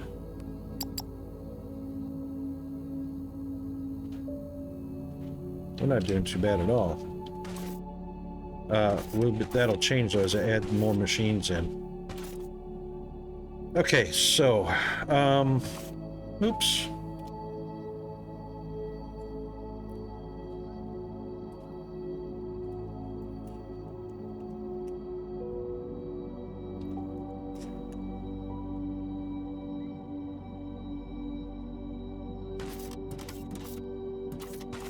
That's input. Yeah. outputs are going to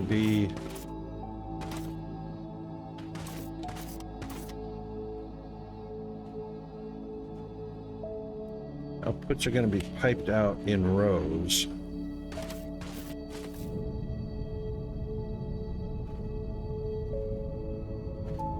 Gonna have to move all my power lines.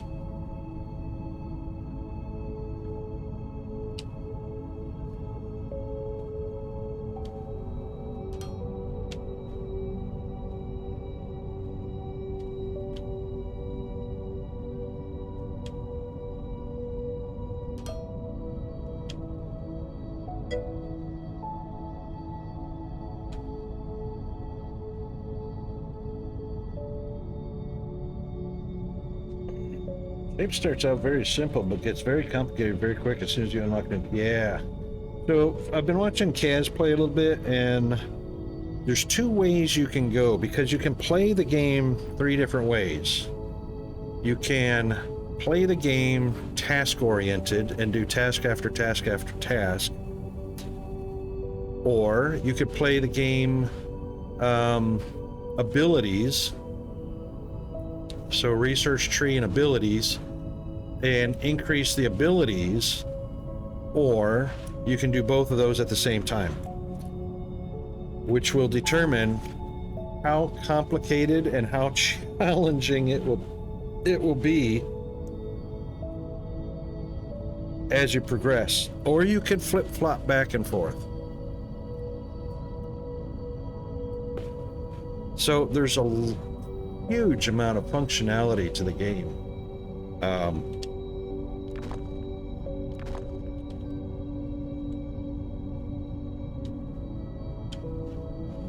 I think we got enough height there.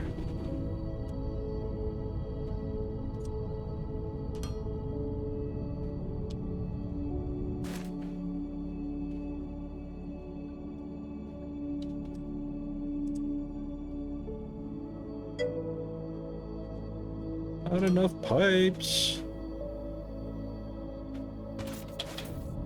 Get more pipes. Go back here and get more pipes.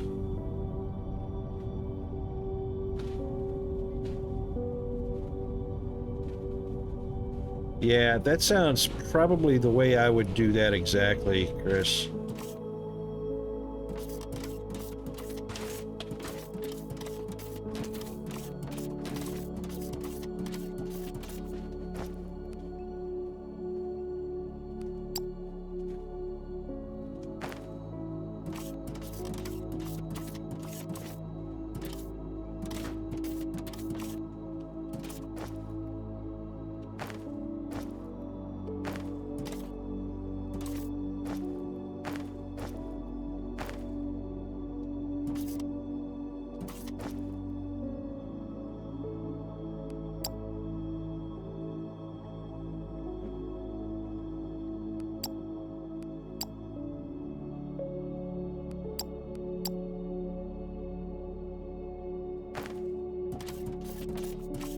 I would definitely be probably concentrating on leveling up my abilities and then doing a few tasks behind that.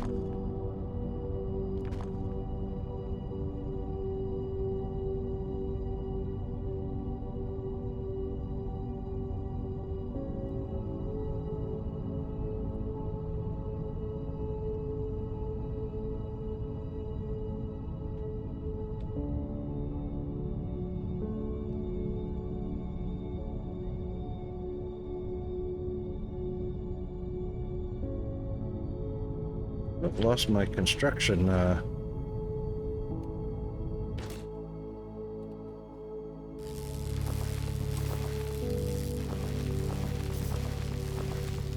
Lost my pipe construction sound.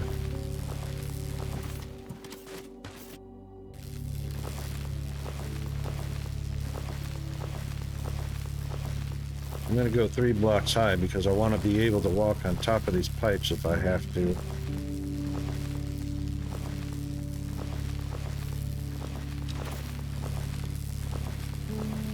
And it takes 2 blocks, of course, for character height.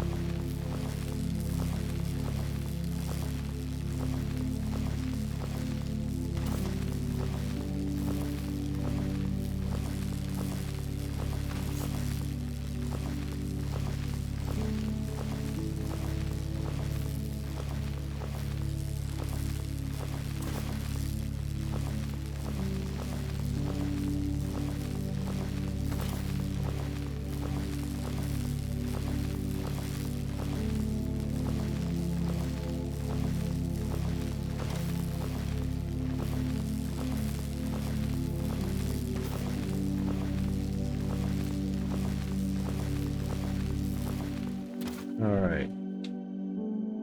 Oh.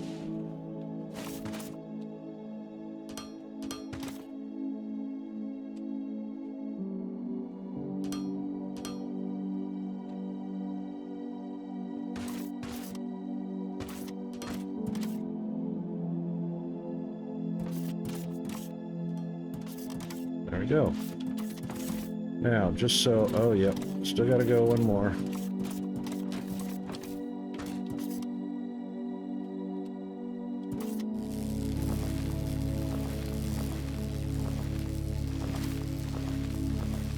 Might as well just clear them all out.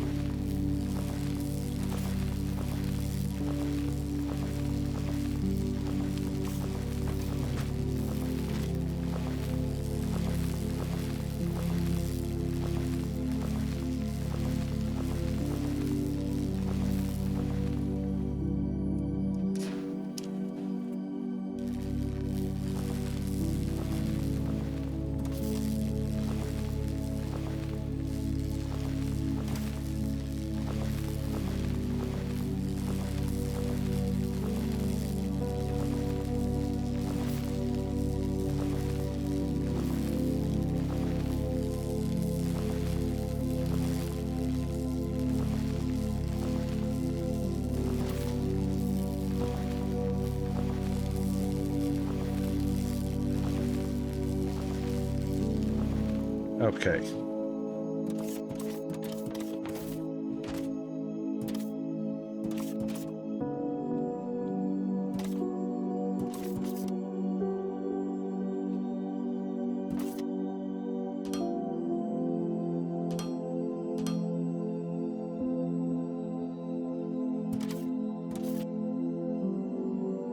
That's the way.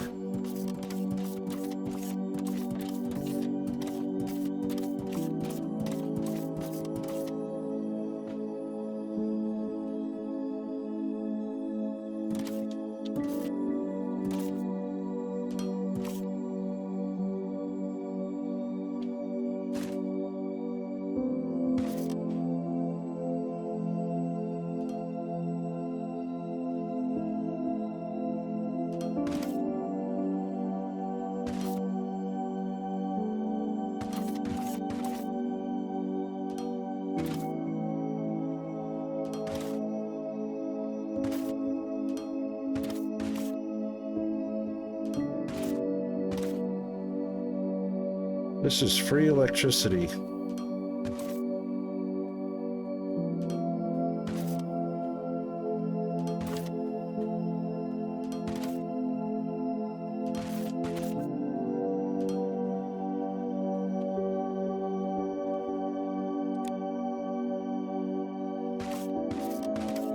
They don't propagate very far down. I mean, it's 12 blocks from up there down to the floor, so that's not too horrible.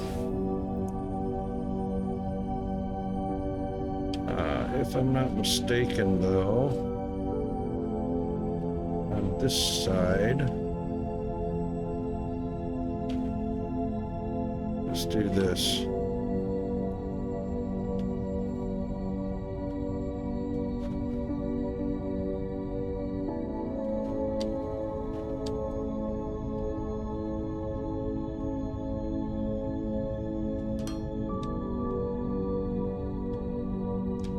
That's not low enough.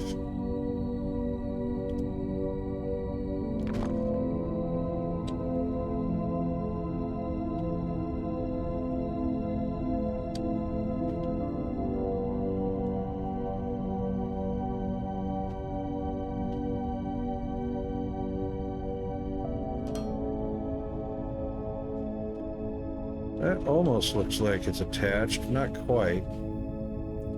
Actually, that's the best spot right there.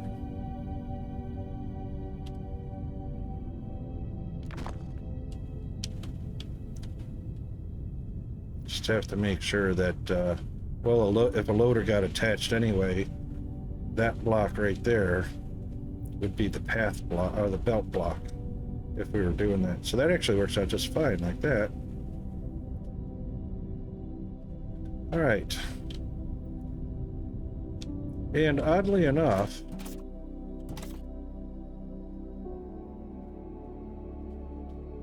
liquid, gas, gas. Why do these even have solid material ports on these refineries? I find that interesting.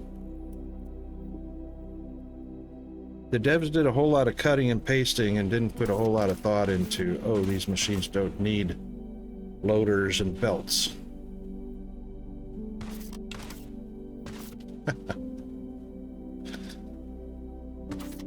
All right, so what does a smokestack look like? The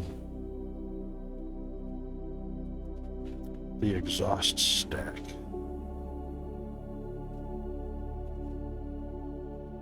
Flare stack.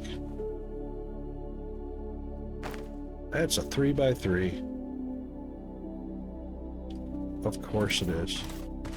So what we'll do,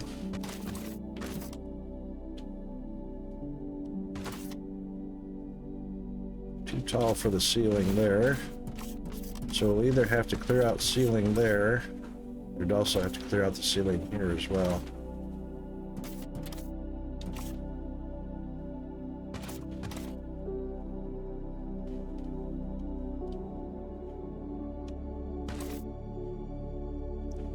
So we probably do that.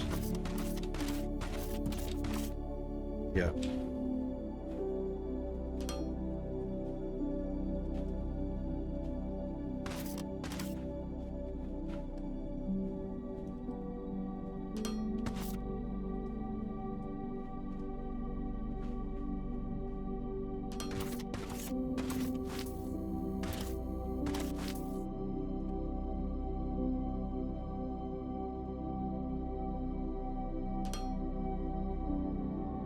Yeah.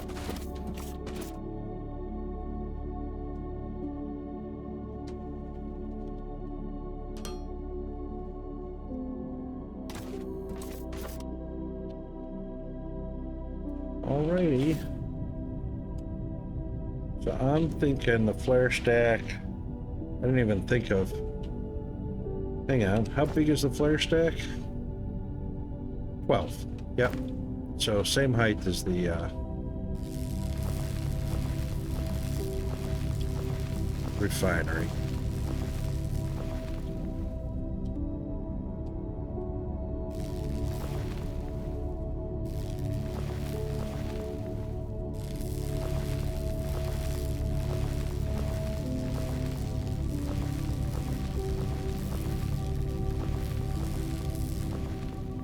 All right, and since that footprint is a 3x3,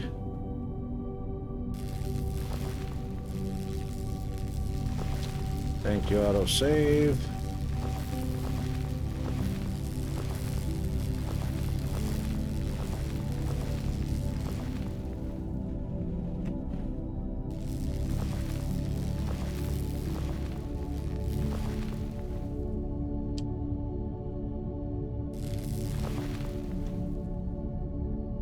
one more.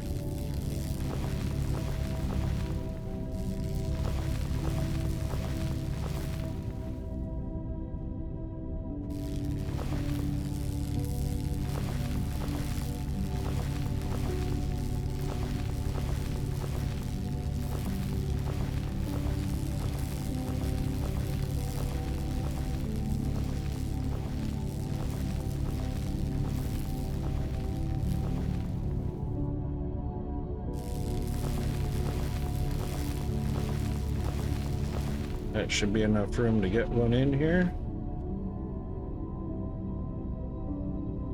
I think.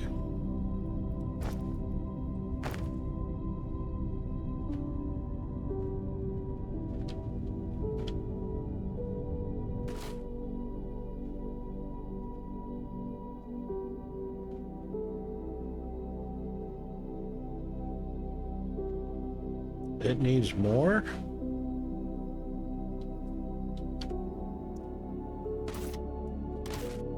That can't be.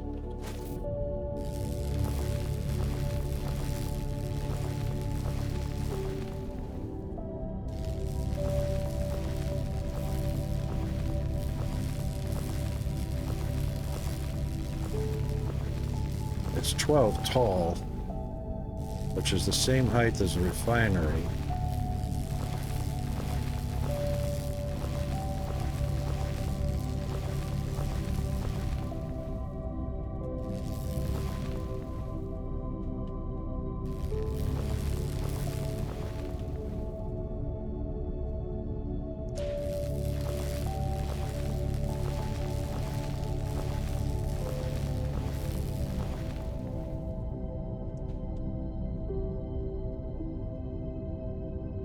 Oh, is it because of the pipe? That might have been why. Yep.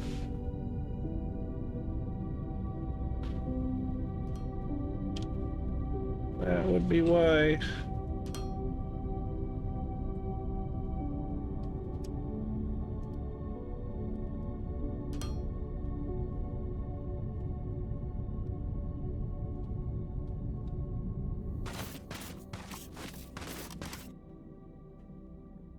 Well, of course it is.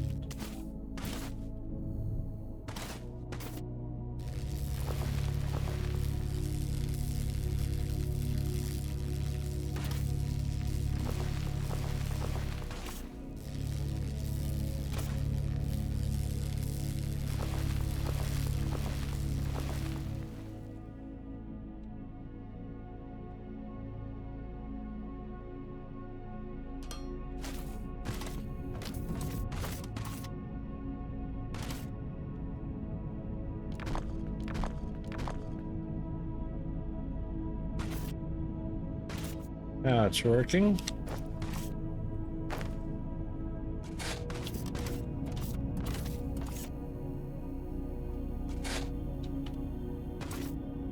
Okay. If I'm not mistaken, these guys can handle quite a few.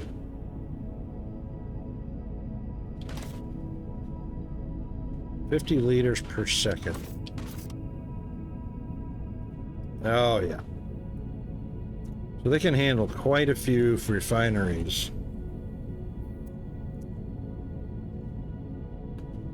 Before they cannot handle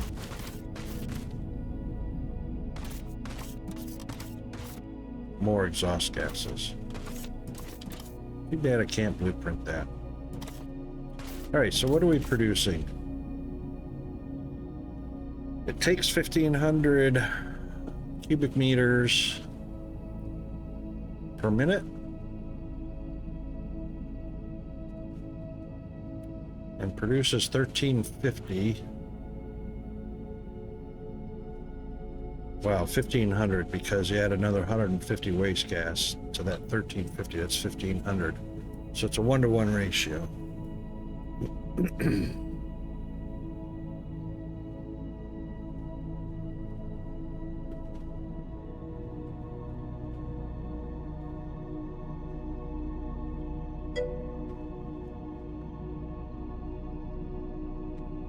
right, Chris. Thanks for coming by, mate. Before 1 a.m. I hear you. Have a good night and awake well rested, and we'll catch you next time.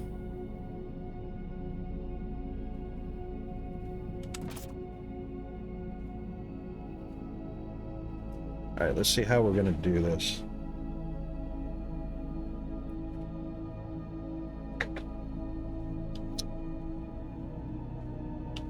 All right, let's hook this. Oops.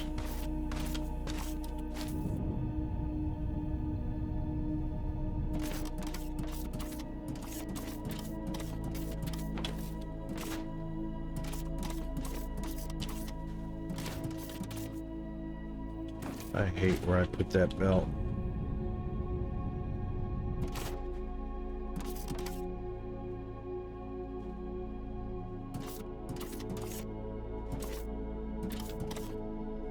There's the gas. Okay.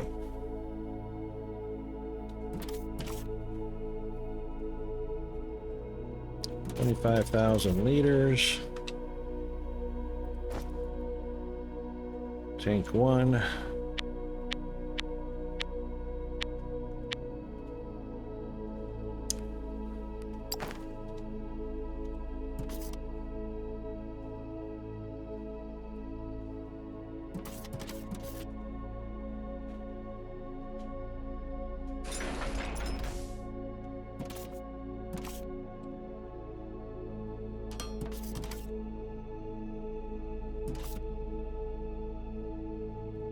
Look how fast that fills up.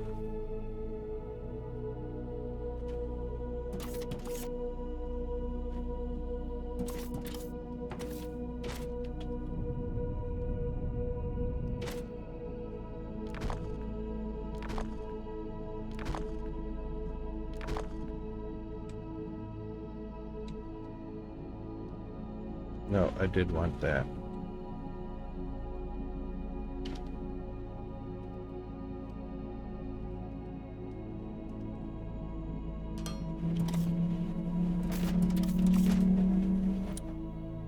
Oh, that's gonna have to go up and over that belt too. Actually, that blocks all the ports. What we need to do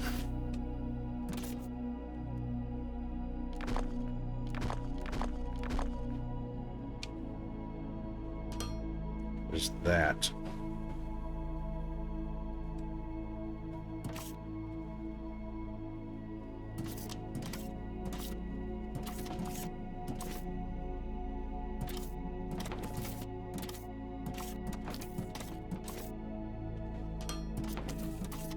Oop, too far.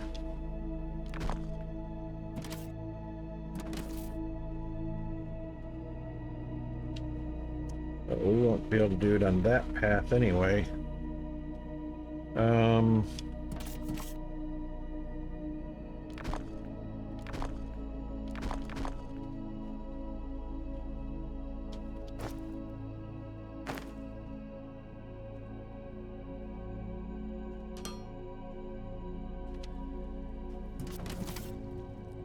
Yeah.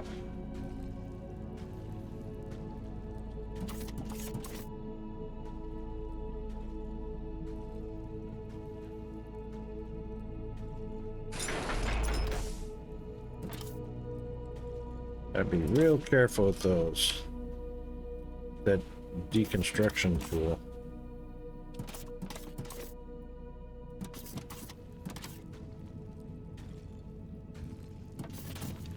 All right, now pathwise. Yeah.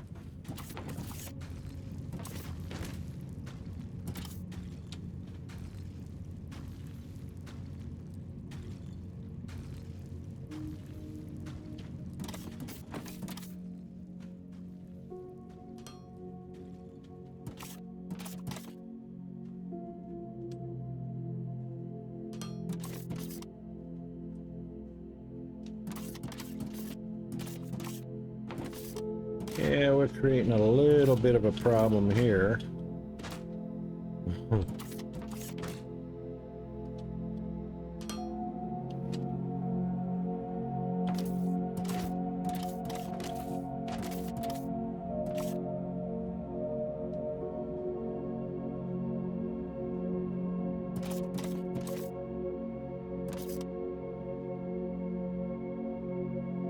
It should be going up always, not down. Unless it's back feeding. That's what it's doing, is back feeding.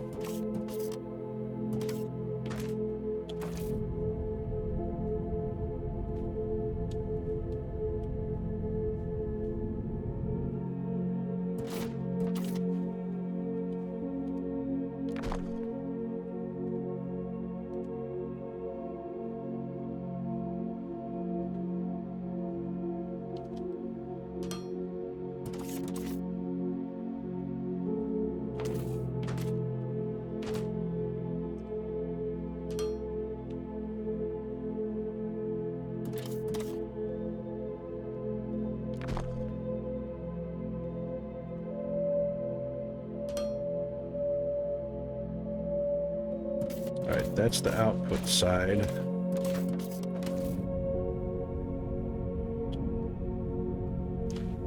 That's the input. Oh, you know how I can reduce that back feeding?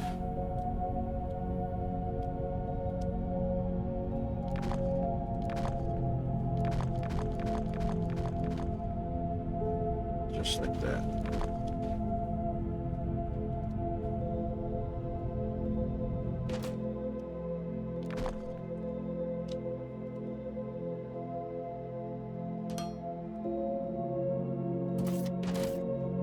In, out, and that should fill up slowly. 6, 7, 8, 9, 7, 6, 5, still backfeeding. I don't like how these backfeed. Continues to go up, up, up, up, up, up, up, up.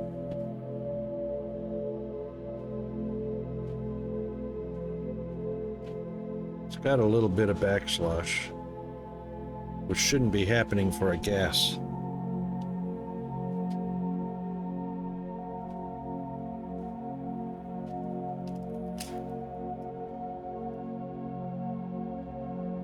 But it is generally filling up.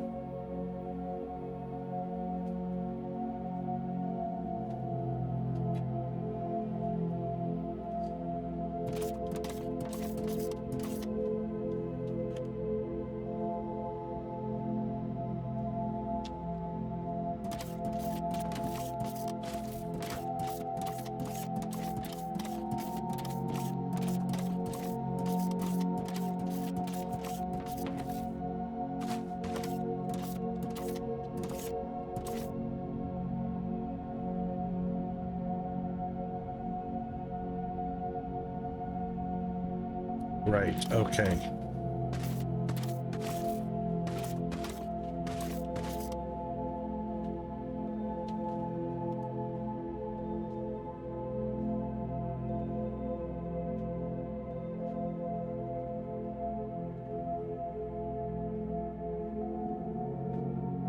That's why. Okay.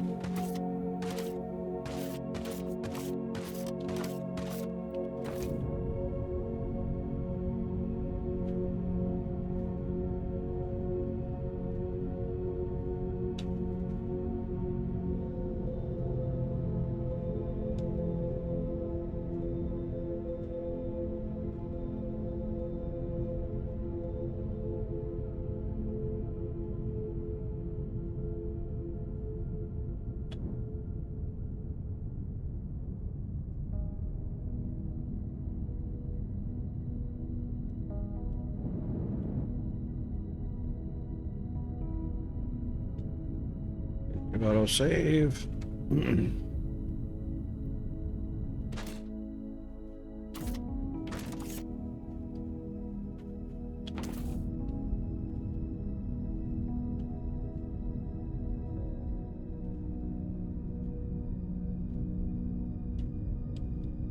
What's a damn control panel?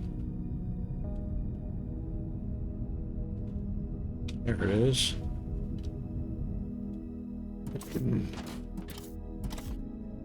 All right, that one's making liquid polymer.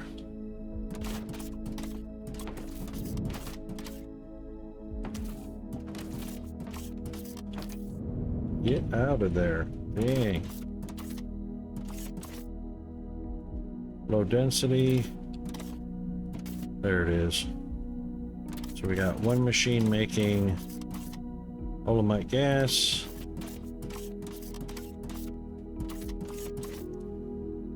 Yep.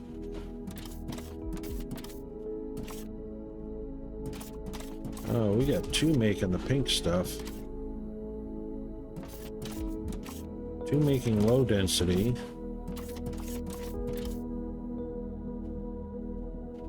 That's a different machine. That's not a refinery. Right, two making low density.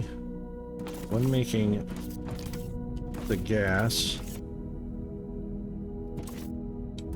One making the liquid polymer.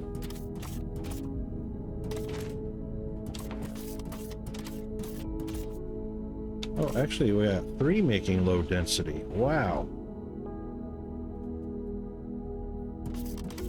All right. I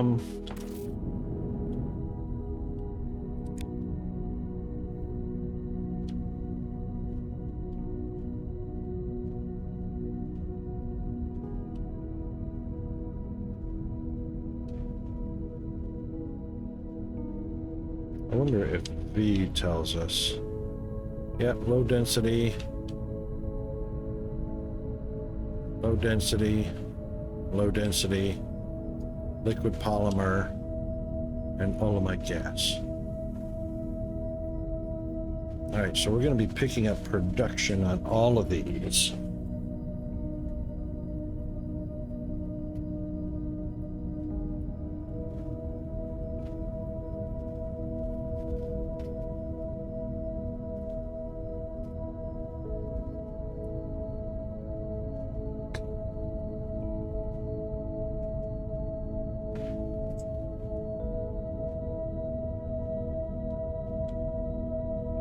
Now, we don't have any particular one feeding another.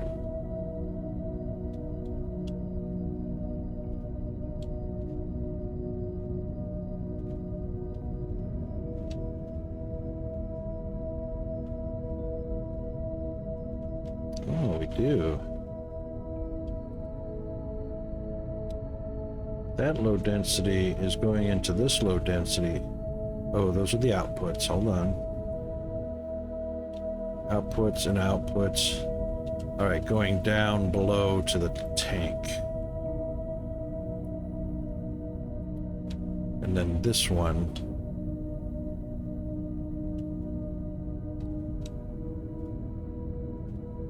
Is going down below to get over to this machine. The chem lab.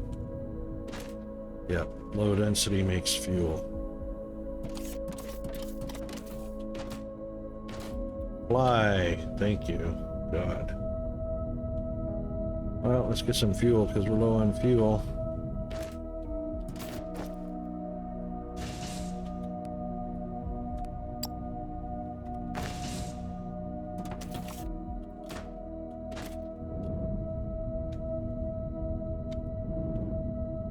All right, so we got three low densities, a gas and a polymer.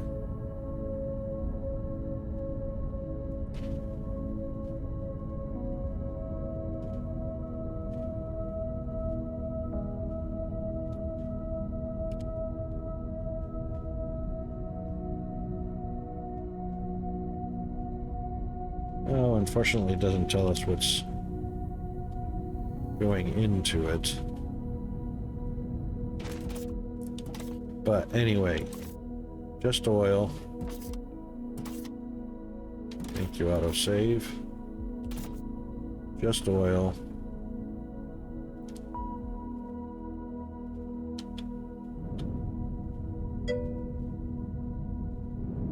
Ads! Oh no, ads! Just oil. Just oil. So they're all just taking oil going in.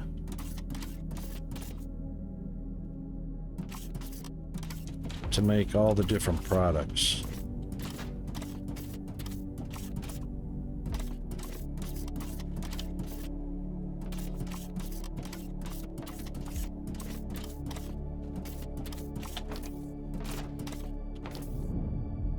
All right, we'll be back just after the ad break.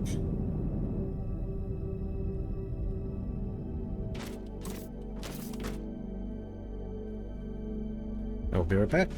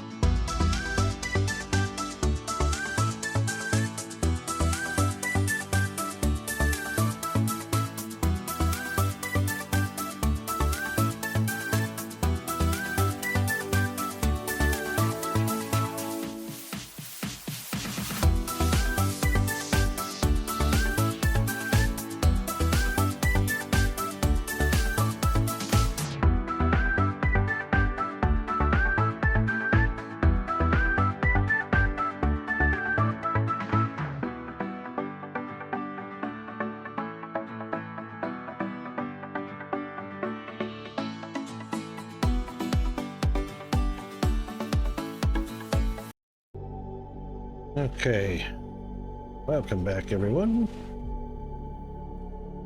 All right, let's get our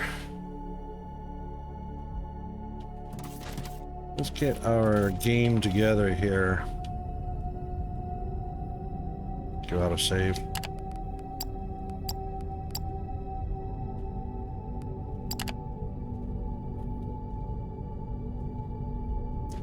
That's three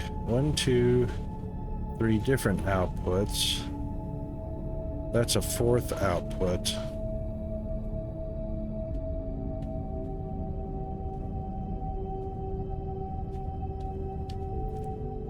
And we've got 1, 2, 3, 4. We've actually got 5. Oh, that's right, because these guys are taking the gas and the iridium powder and turning it into acid. Okay. So that is only 4 outputs from the oil. And we've got 1, 2, 3. And we'll need a 4th.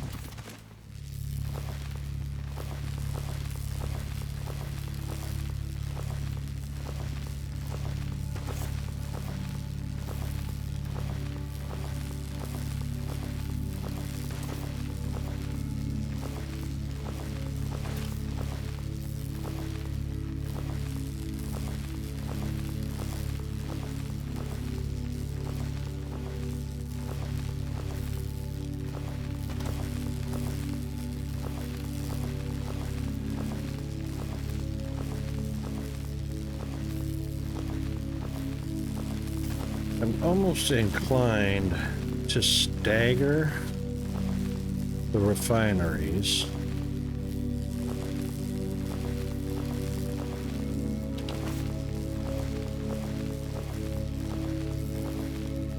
Because I want to be able to expand them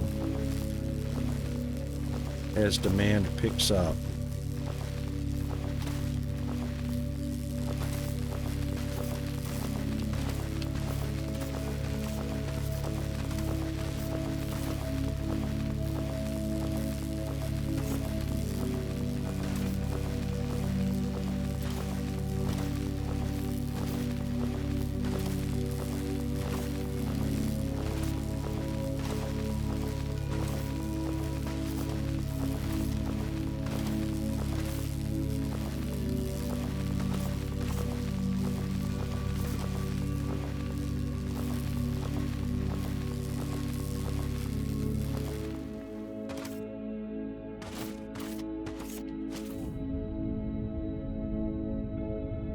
So having a row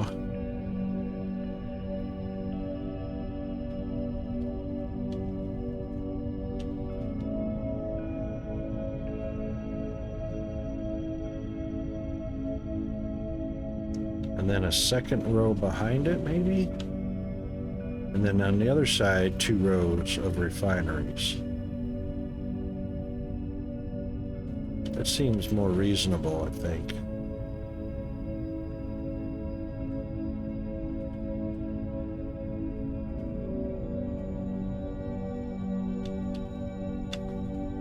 Those are 5s, plus 4 is 9, so actually we only need 1.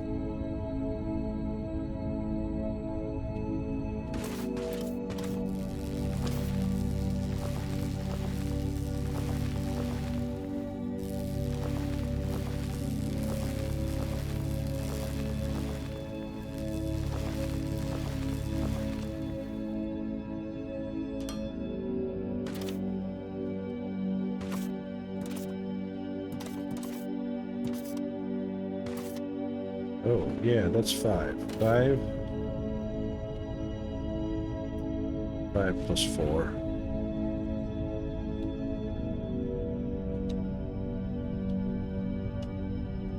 Five on the other side of that pipe, which is 1, 2, 3, 4, 5.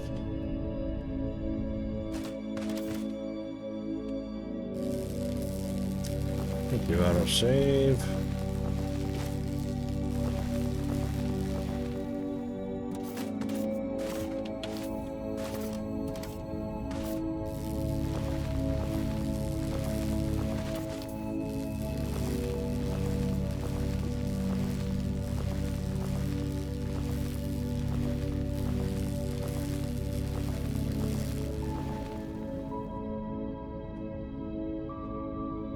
Yep, which we could do.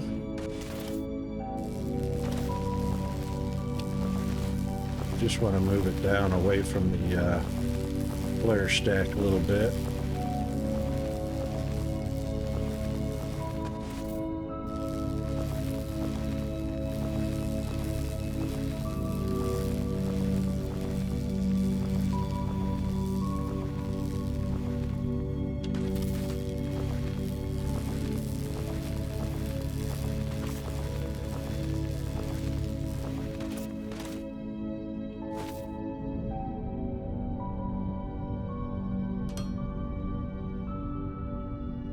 That's 1, 2, 3, 4, 5.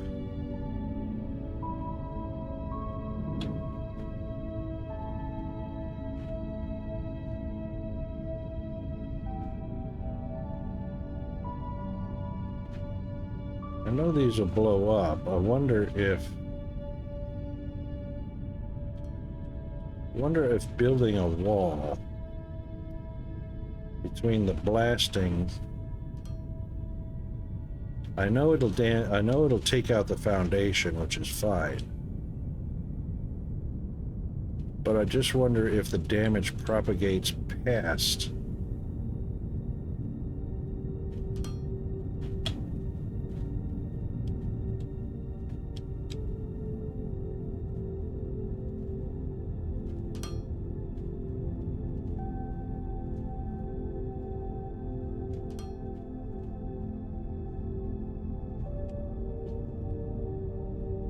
So,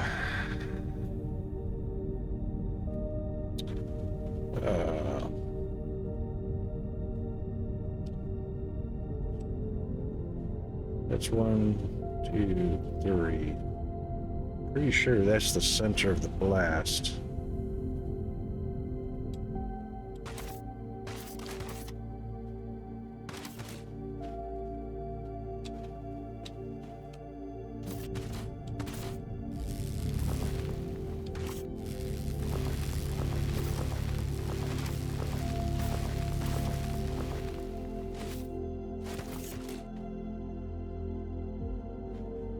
See what happens. This will be fun. So we definitely want to be standing down here. Actually, we want to stand lower.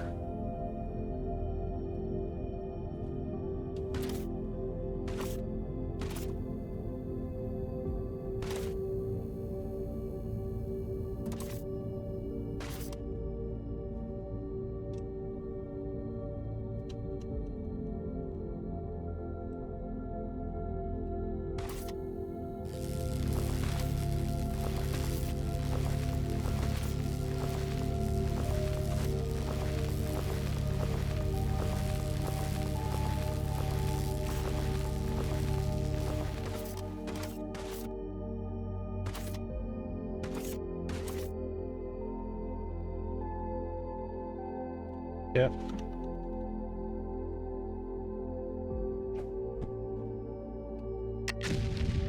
Oh, yeah, that damaged the belts. But, yeah, it took out the flare stack.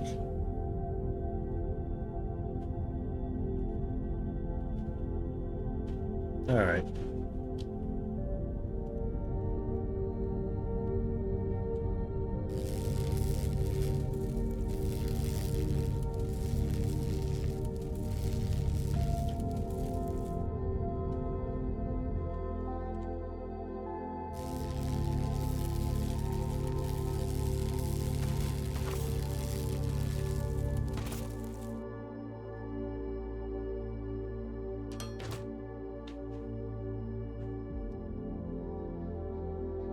Took out a little bit of the wall, too.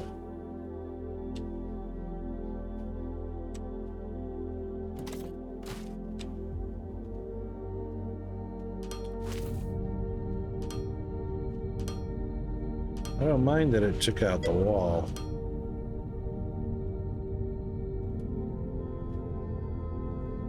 Rehired and fired.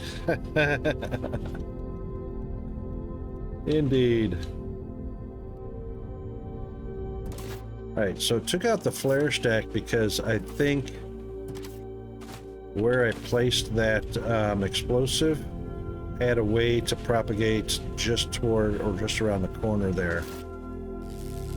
Otherwise, it would have just, because it only took out a couple sections of the foundation that I had stacked up there.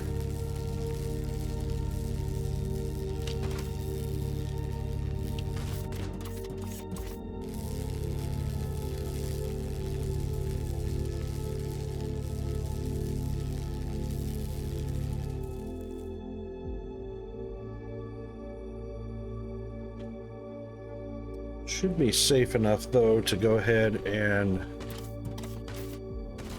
continue down on this level here. I might not have been far enough to the right. I just wanted to make sure we're going to take out, well, even if we leave just one little divot, that should be all right. Yeah, see, it took out that wall. Now, if the flare stack was there, it probably would have taken out the flare stack. So it actually does damage of anything within its radius. So not just the first wall, but the second one and so on.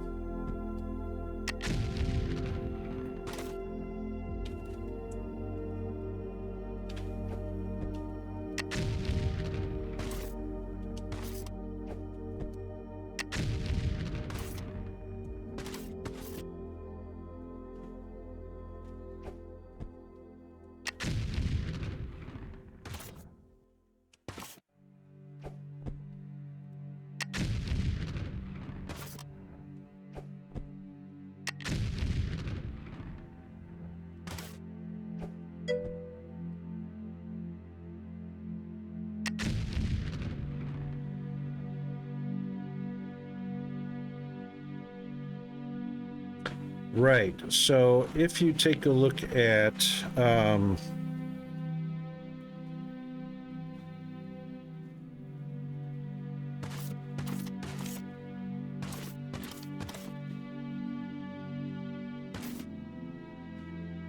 so 1, 2, 3 plus a fourth plus a fifth, 4 on each side of center is 8, plus the center is 9. So yeah, it's a 9 by 9. That's exactly right.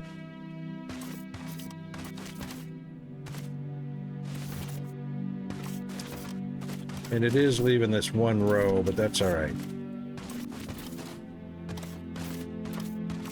We can easily take that out with the drill and whatnot. But that's why I say, standing on the ground, look above the first 2 steps and then count 1, 2. If you aim there, it lands right in the center of the 9 by 9.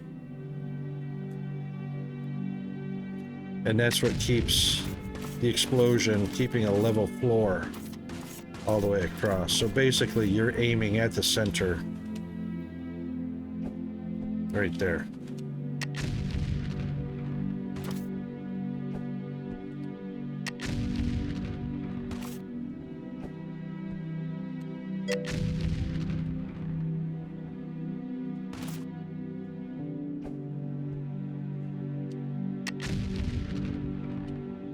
That way you got a lot less cleanup to do. You don't end up with a roller coaster, of stair stepping through here. It just keeps the floor nice and level because it's 9 blocks.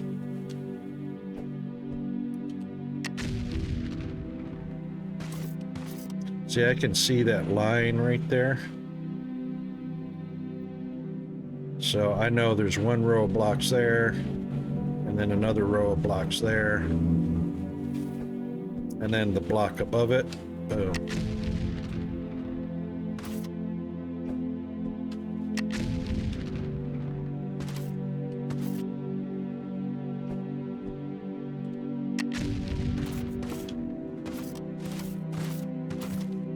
Nice and clean.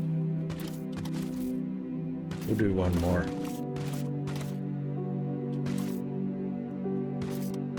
One, two. This should land right up on top. Yeah.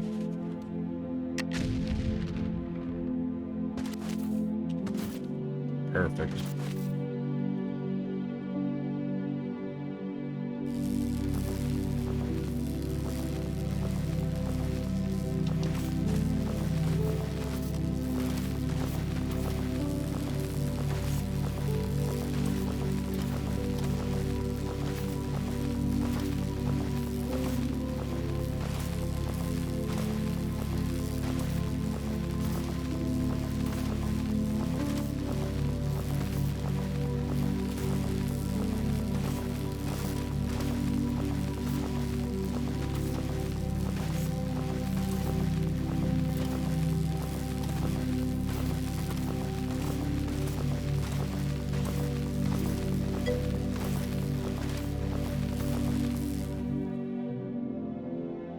Destroy an assembler and a few belts? Yeah. Yeah, no. You can actually, I think the tooltip actually tells you what's immune to explosives. So there are some... You see on the right-hand side where it's got the blue requires foundation, the brown low voltage grid, and the green data system support. When you hover over, it'll tell you if it's immune to explosives. And there's only a few structures like, oh, actually it's the elevator. Blast resistant. That elevator.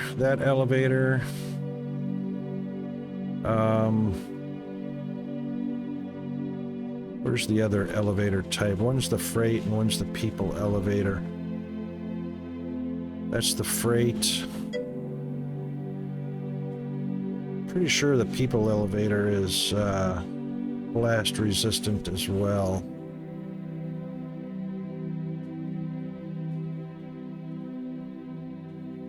Where'd that darn thing go?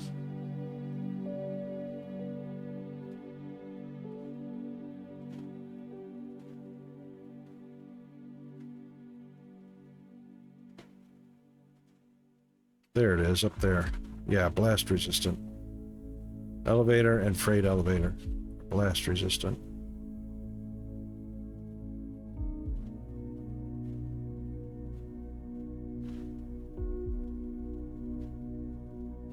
Ah, here you go. Cargo ship starting pads and landing pads are blast resistant.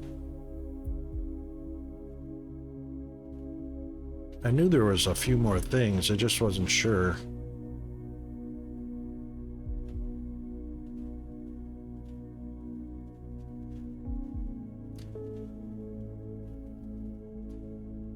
Ah, the trains, the ore vein miners are blast resistant.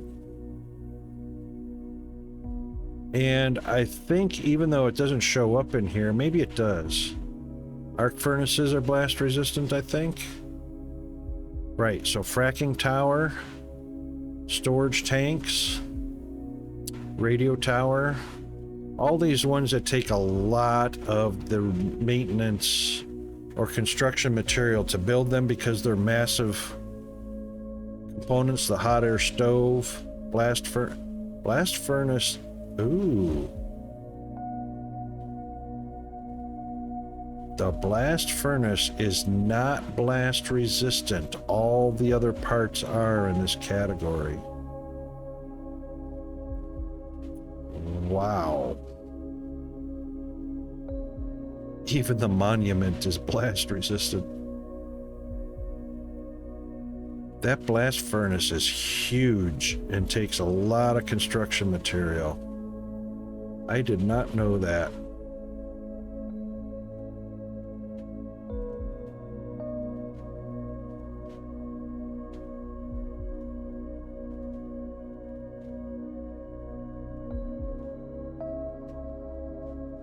None of the decorations are going to be blast resistant.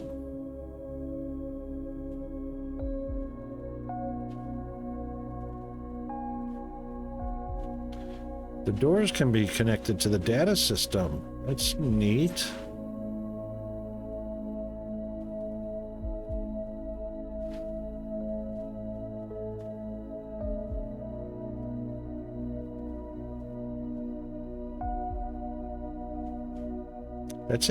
That's just about it for the structures.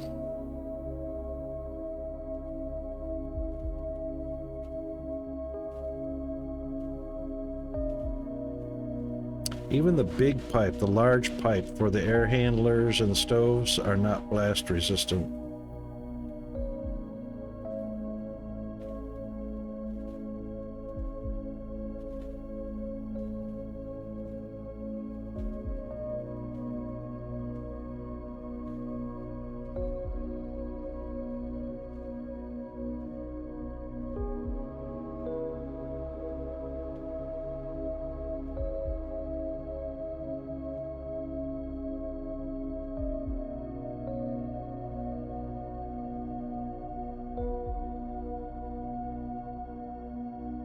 Right, and everything to do with transport ships, construction, warehouses, all of those are blast resistant. It's really interesting that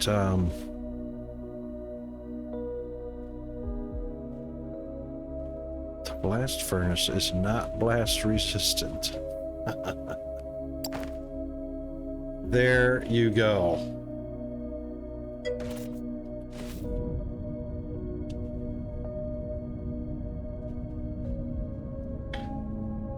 Well, that's the thing. All of these structures, where are they? All of these structures all take those maintenance or the construction material that you build and store in that factory.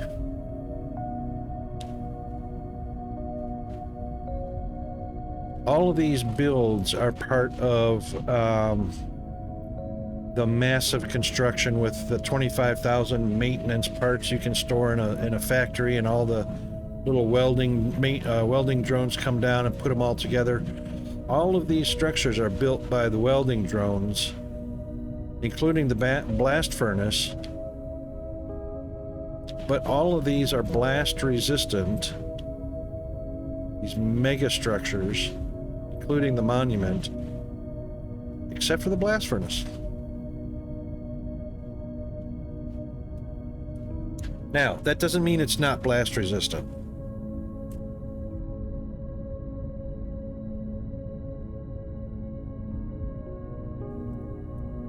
That could be just a UI deficiency,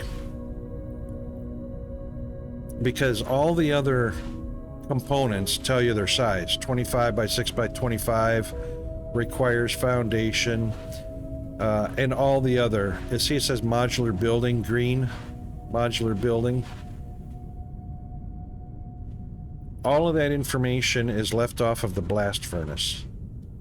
Size, modular building information, all that. So I think that's, aside from this area right here, where it just gives you the basics of how much concrete made in which thing, which that's all here, but it leaves off that right-hand panel. I think that's just a UI deficiency. I'm willing to bet the blast furnace is blast resistant and is classified as a modular building. Well, actually, because it is, because you get to pick how tall your blast furnace is going to be, so it is modular, and it takes the maintenance robots to construct it. So I think this is just a code deficiency. So that one UI panel, info panel, is broken, is missing because of broken code.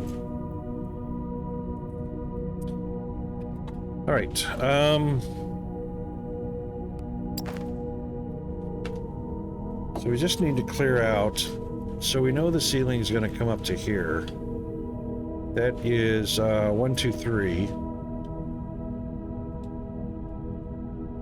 That's the fourth one. This is center. So in actuality, the center piece has come out.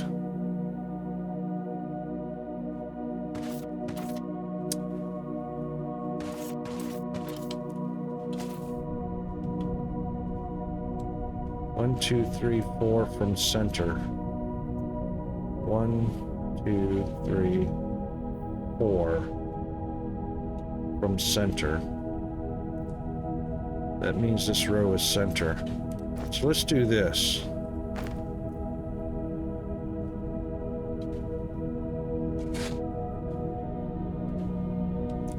Let's do this because we do want to clear out 4 layers of block above.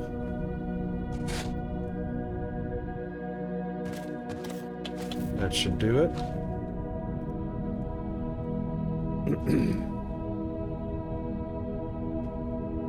And what we'll do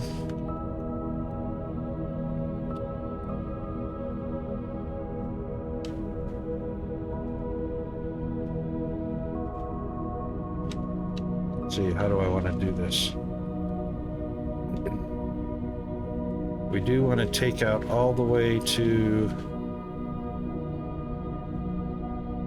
we got to take out all the way out to here. That's kind of close.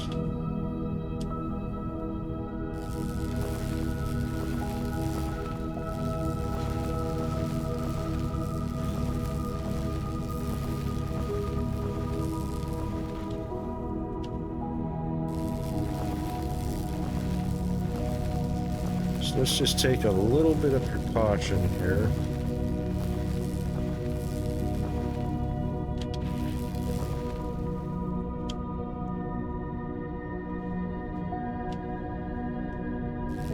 Take out one more row and that should be far enough.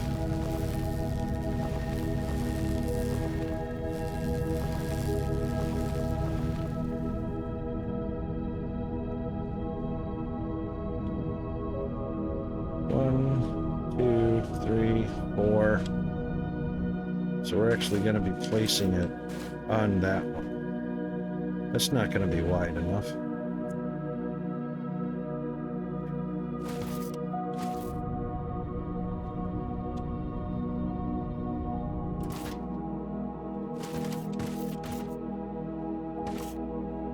Alright, that's not going to be horrible to clean that up, so...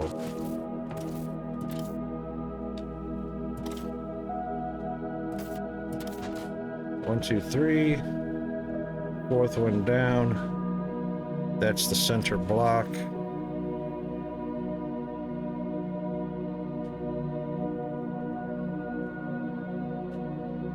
We're going to experiment with this.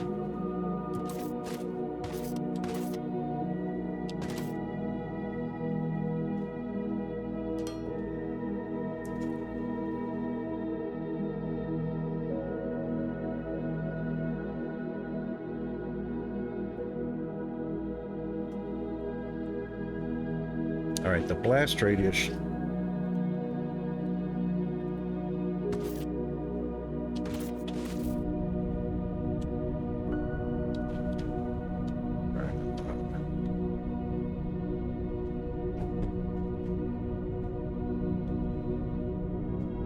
It's not in the center of the block.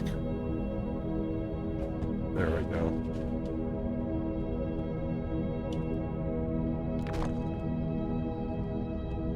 All right, that should give us 4 blocks on either side of center.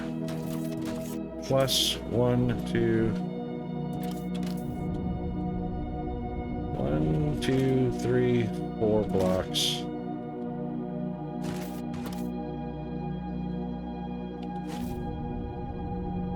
Four blocks from center.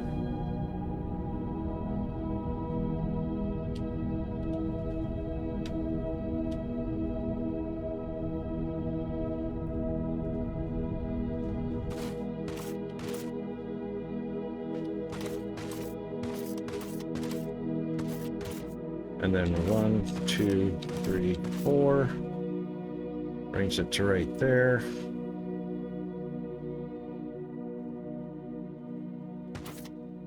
Yep, so let's do this. Let's play demolition expert. All right, so 1, 2, 3, 4. And then 1, 2, 3, 4.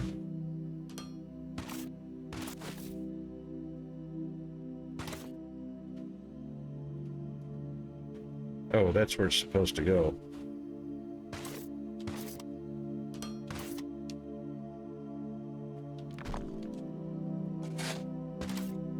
Oops.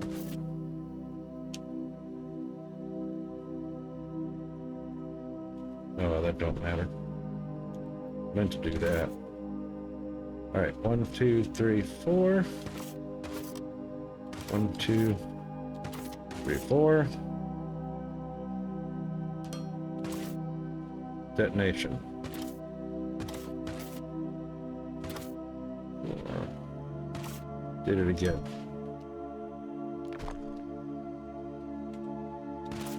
Right. 1, 2, 3, 4. 4, 3, 2, 1. 1, 2, 3, 4. 4, 3, 2, 1. 1, 2, 3, 4. 4, 3, 2, 1.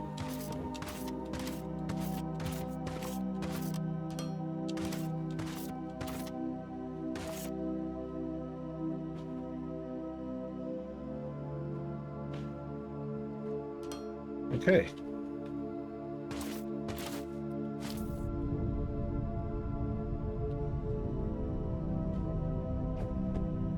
Wrong.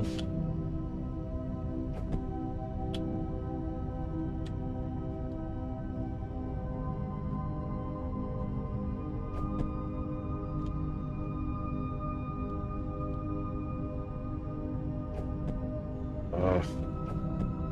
Come on. Good enough.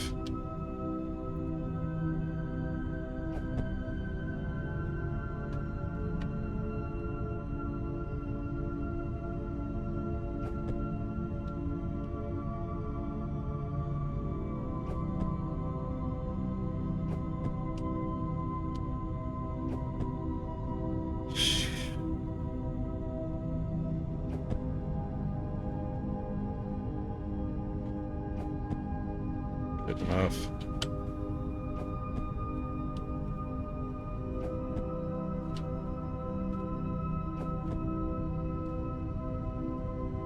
All right.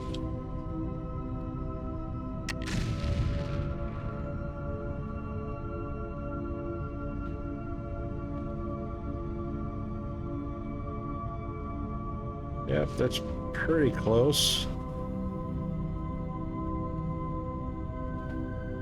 That looks like it's pretty close to what we wanted.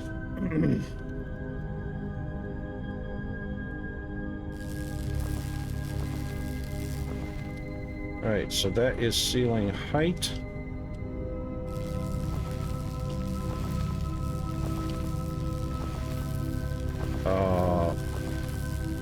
Missed it by 1.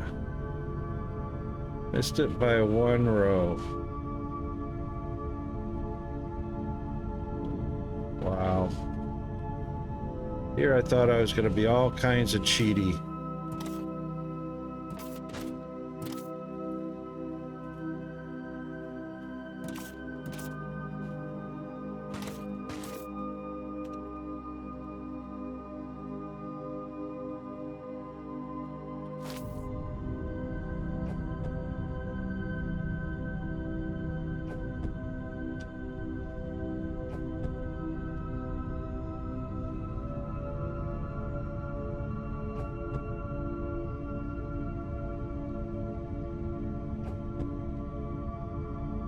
You auto save.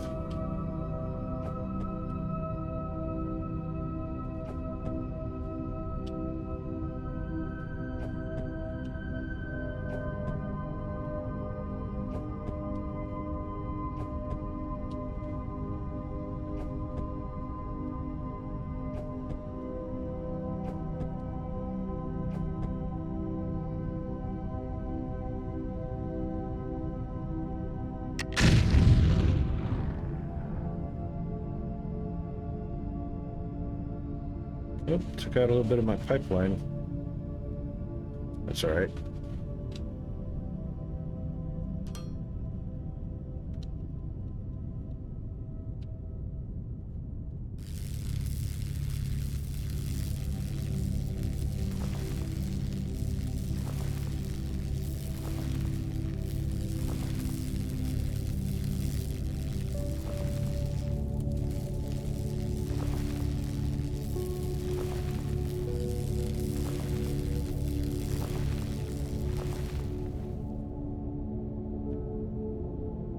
And that went, so 3 stacks, yeah, it took two layers higher than the top of the ceiling, but that's okay. Extra is all right.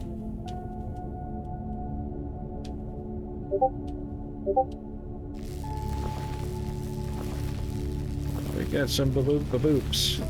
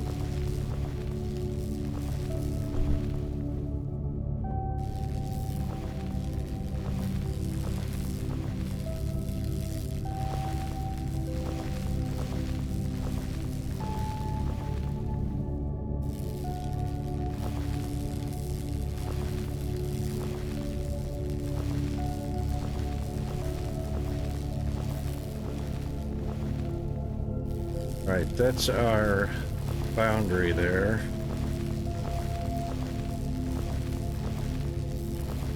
And that'll be for flare stacks and refineries.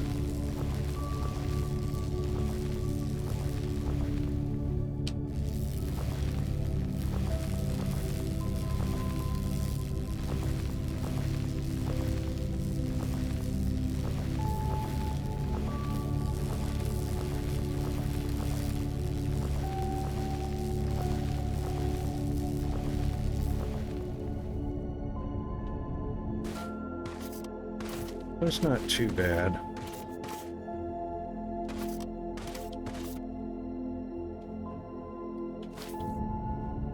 One, two, three.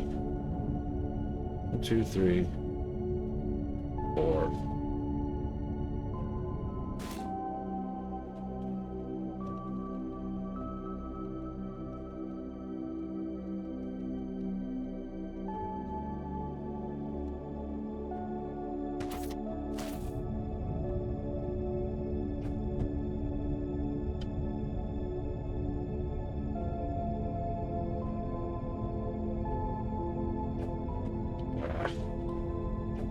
There we go.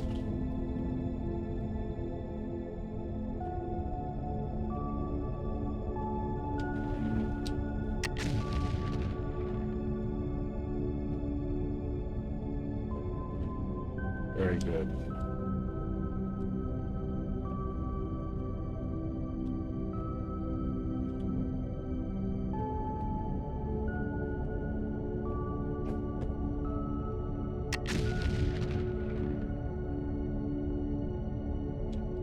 That works for me.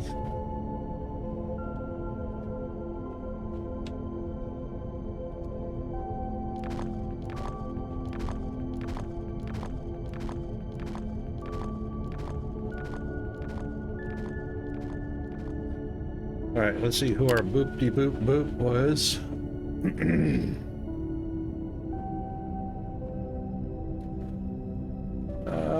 Notification. Oh, can't see where it was. It's all right.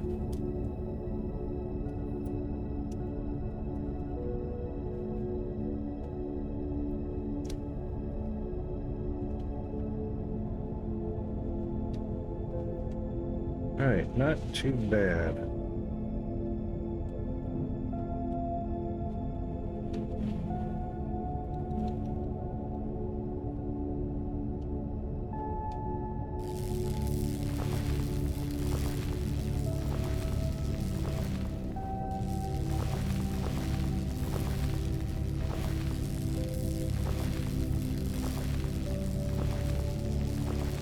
A little bit of excavating, but that's part of the game, right?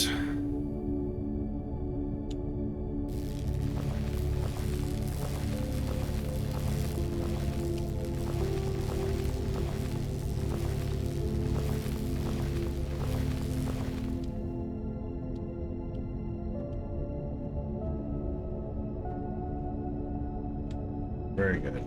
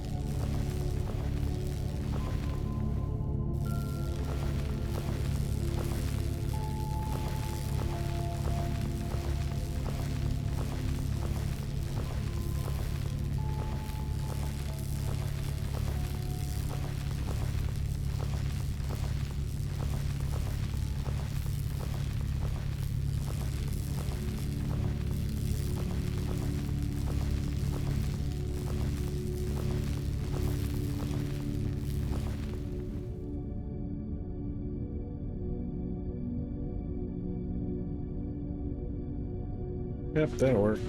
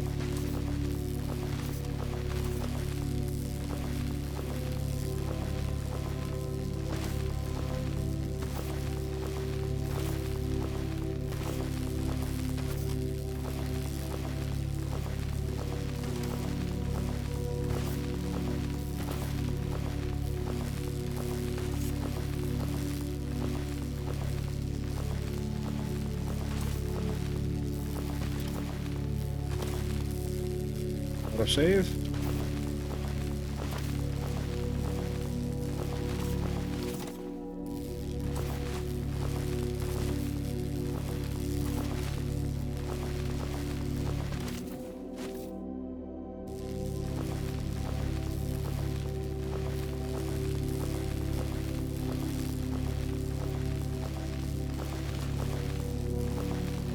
Oh, heck. Dude, hang on just a second.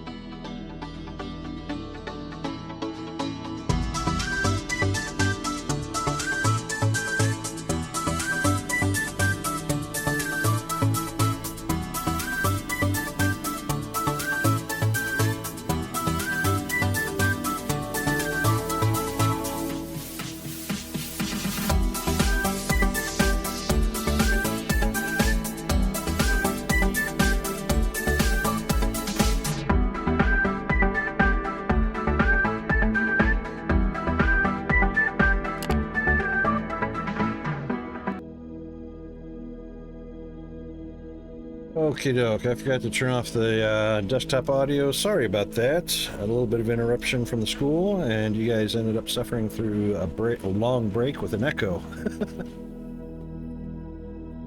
So sorry about that.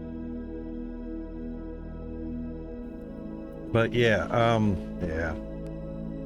My God, Alex, Peanut is getting into far too much trouble at school. Daddy's gonna have to deal with that. And thanks everybody for suffering through that extended break, unexpected break. Which means I'll have to go to the school tomorrow morning and have a conference with administration and teachers. Fun stuff. Oh, I think I saw a couple of saves in there automatic, so we'll just go ahead and do that. And hang on a second, I'm going to try something. I just had an idea to try something. Hang on.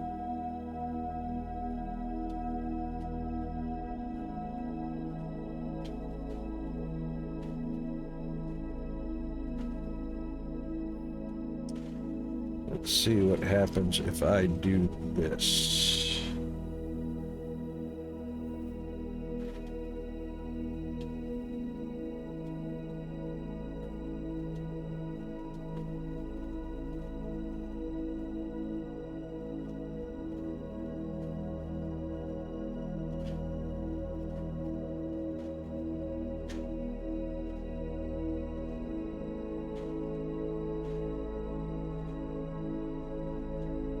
All right, let's see what happens. Oh yeah, much better.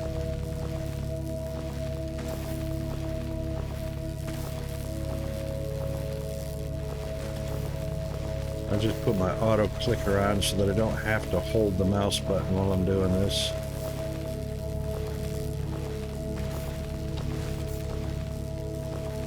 Boy, we're collecting a lot of dirt.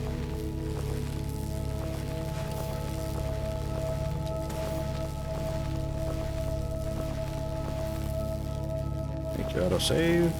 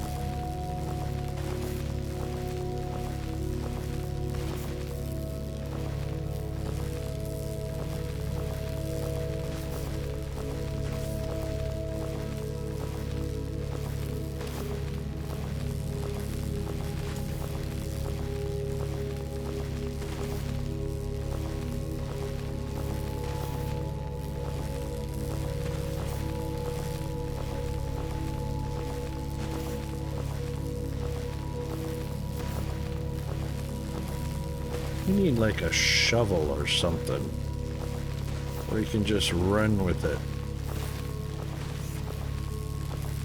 and scoop all the dirt instead of destroying single blocks. That'd be a fun mechanic. Kind of like a plow.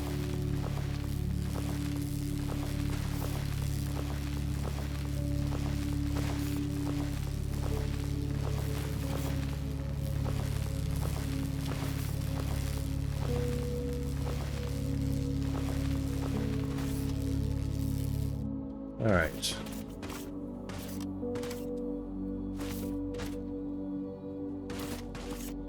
Of course I don't have enough.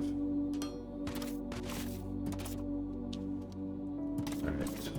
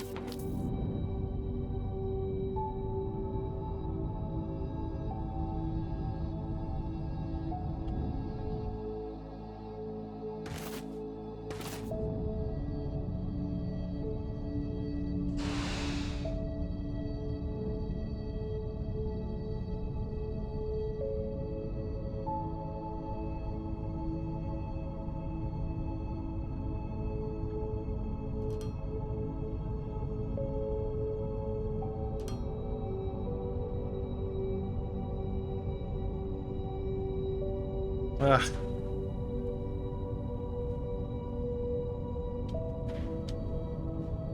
Did it again.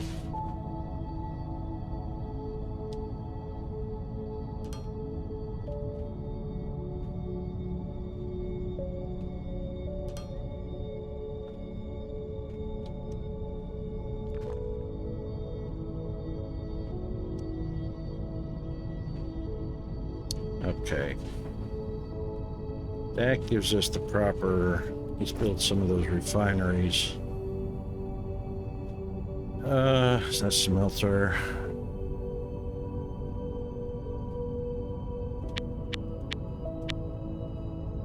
Yep, we'll do 4 of those.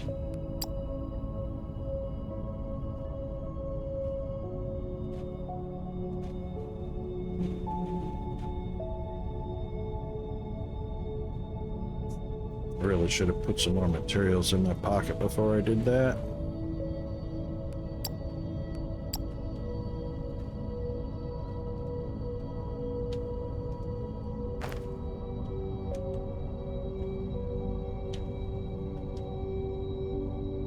Alright, so if that's 1... Alright, hold on. Before we do that, let's grab the flare stack again real quick and put that back in place. Oh, it got destroyed, that's right. Flare stack.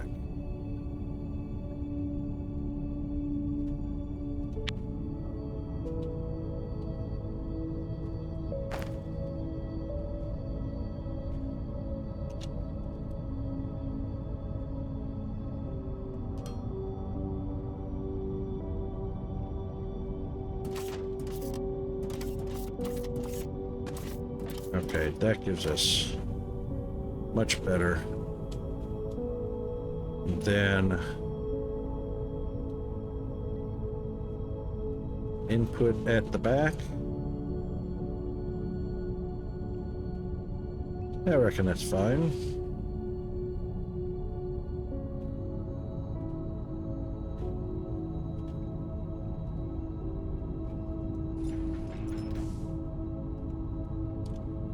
If we do that,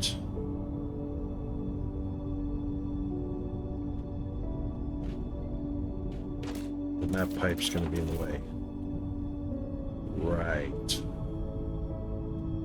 So better to have one long pipe, split 2 rows. Yes.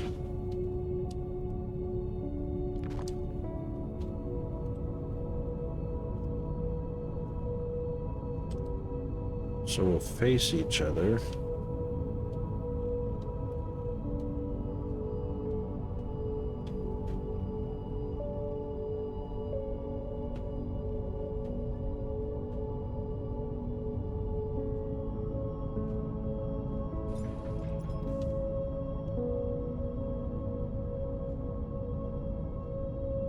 Output. Output. Input.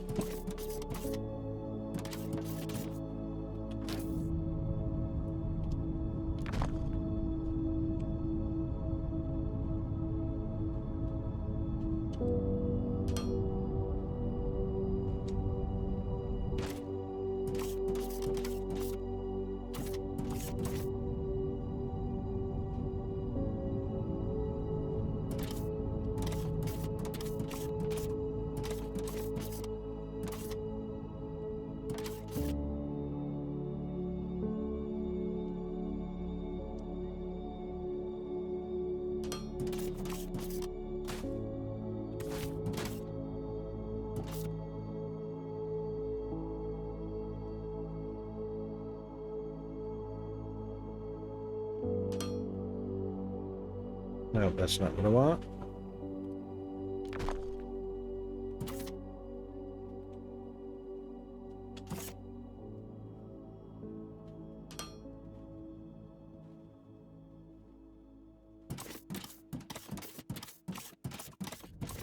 We gotta choose our recipe first before we decide where we're gonna pipe things. Alright, so the first one we did as gas. Second one's gonna be low density. Yep, waste gas. Did good.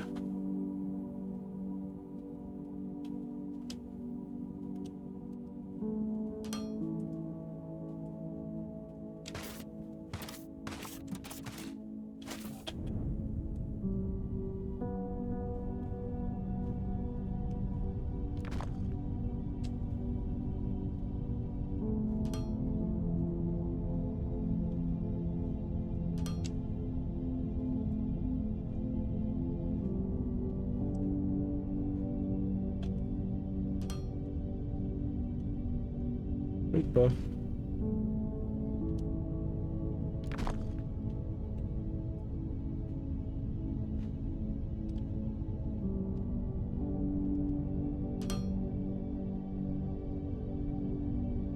Better.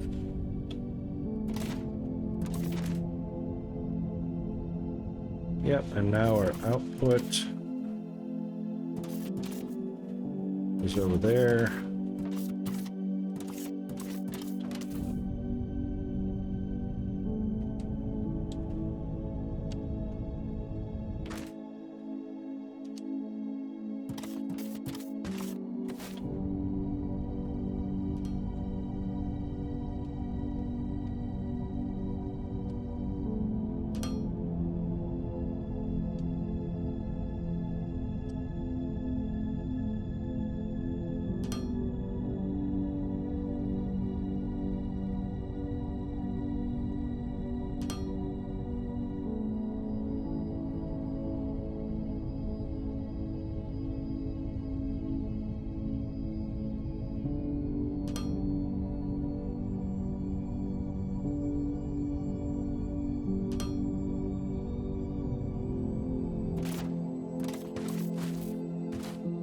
Yep. Oh, fly. Thank you. My God.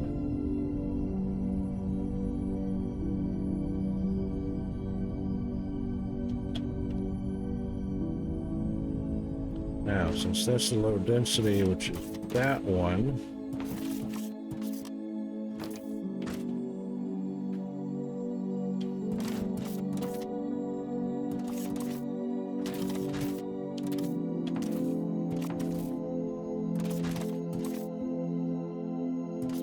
low density,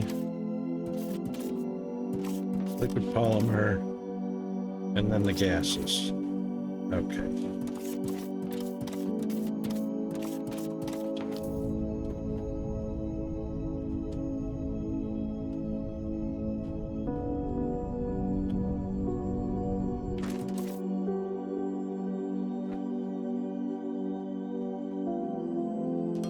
That seems fair.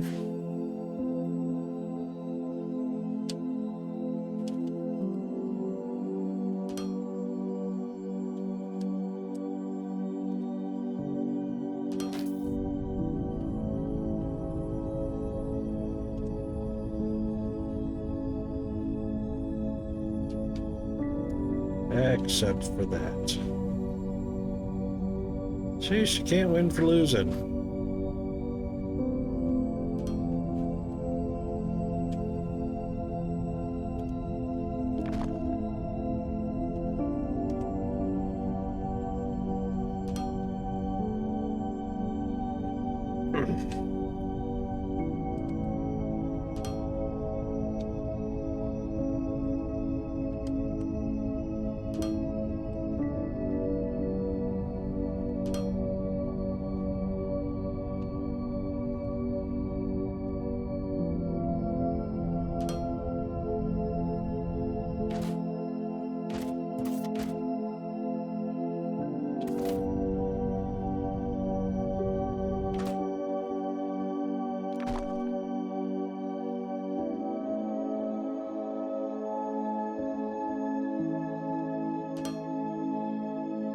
For now, we'll put a T in there. We do have 3 low densities up on top. So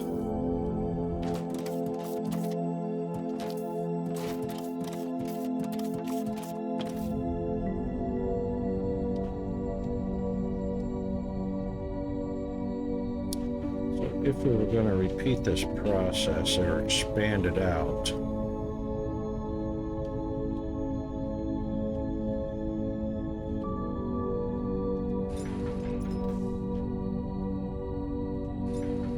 that should be all we need to do.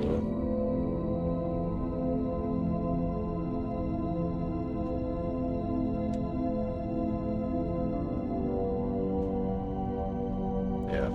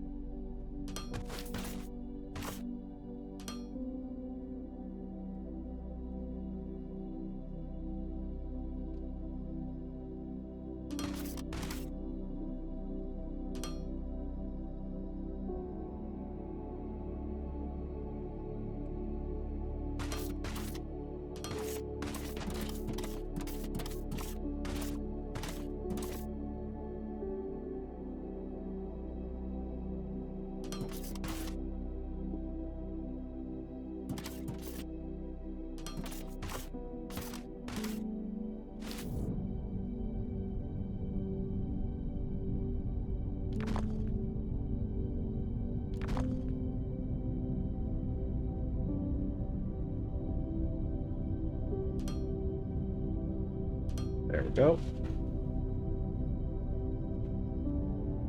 And then one of those. Nope, not one of those.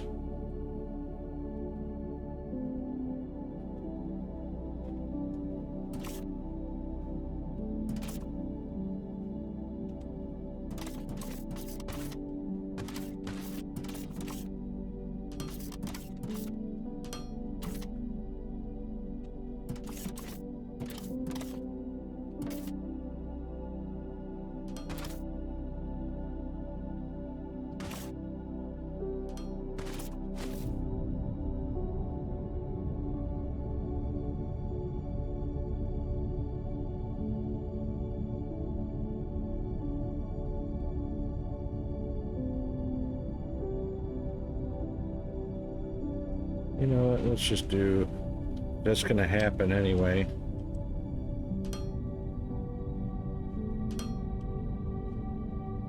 This one's gonna have to be a 4-way. Oh, that's gonna have to be a 6. Yep.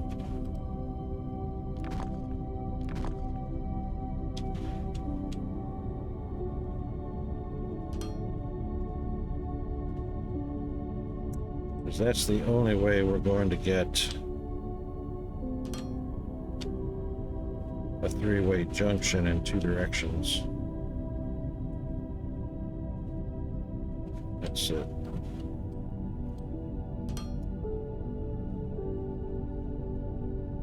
Yep. That should get pretty high pretty quickly.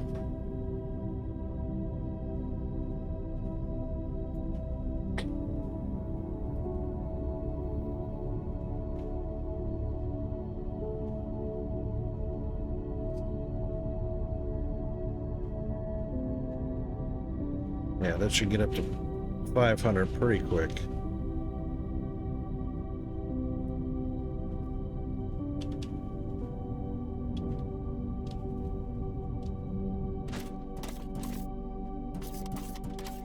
All right, that means we can now disconnect the other 3.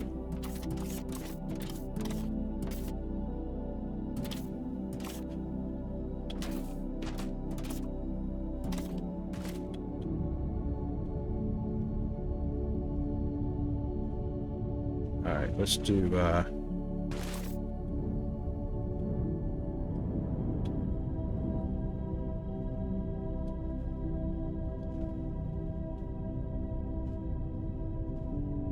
not sure where we're feeding to, but yep, that's low density. That's low density. And that one's low density.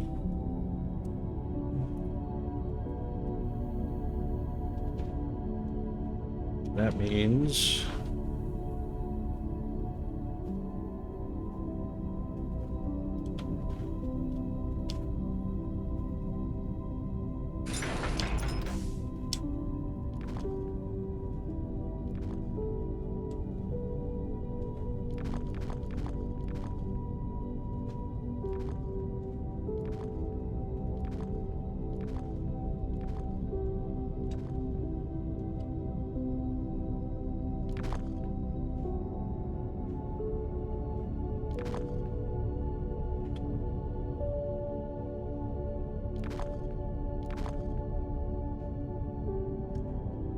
these did need low density, which it's getting from down below. All right, except for this pipe, which it doesn't need.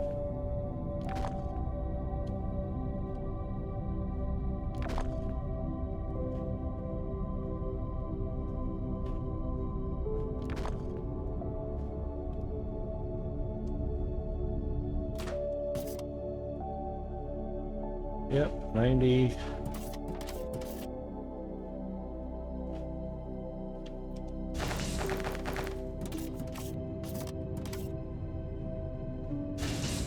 Yep. All right, so that's coming up from down there. Oh. Sorry, it's coming up from down there.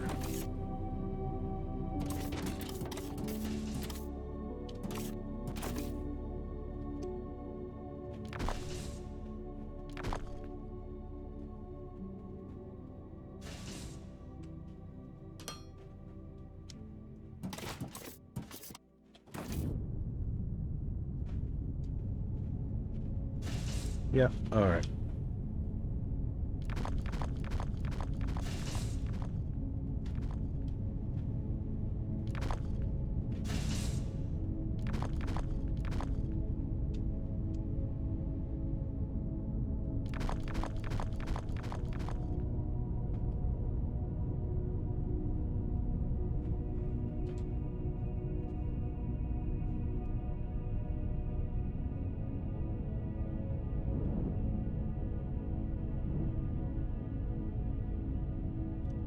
This one is doing polymer and gas. That one doesn't need to be doing anymore.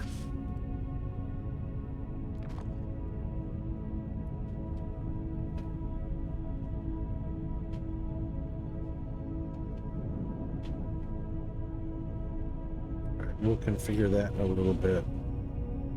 In the meantime,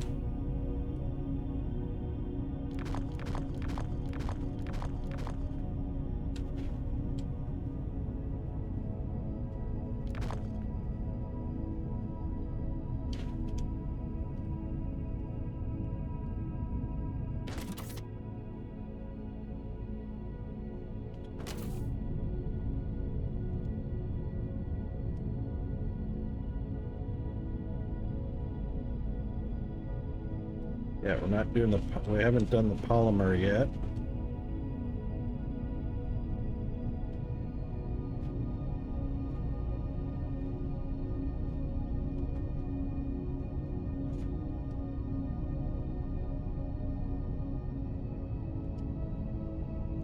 Liquid fuel and polymer.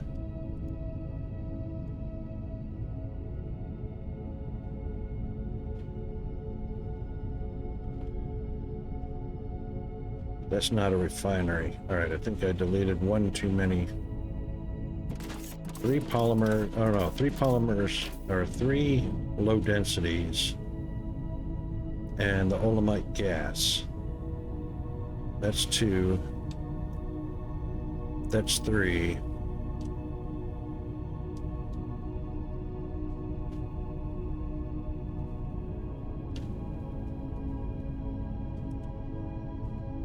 That's the fuel. I did an oopsie.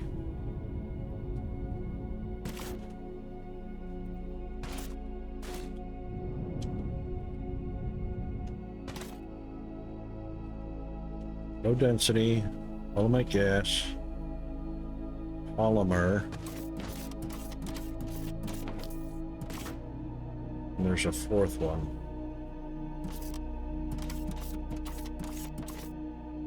Acid comes from those machines.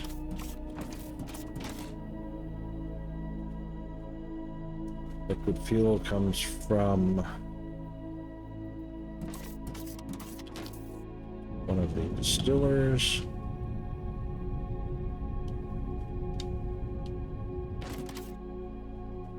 Liquid polymer, gas, low density, and fuel.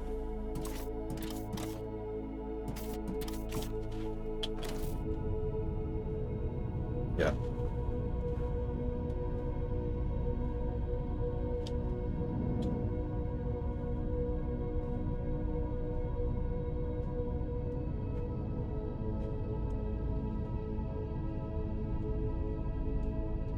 I think you ought to save.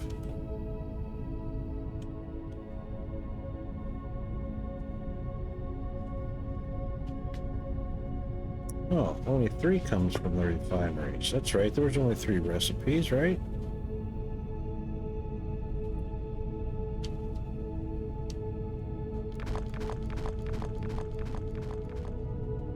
Oopa.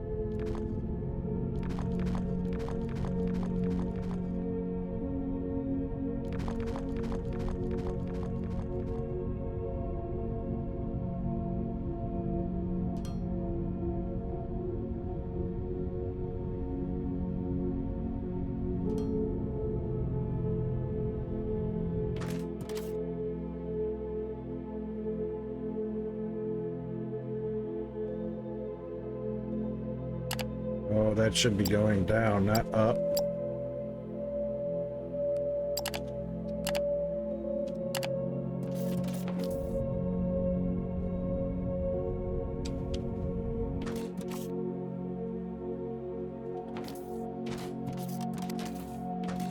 Fly, please. Thank you.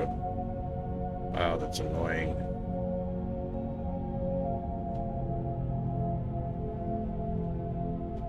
It's not gonna... it needs a pump. That's what it is. It's balancing. It needs a pump. Pump. I haven't done a pump in a while. If ever.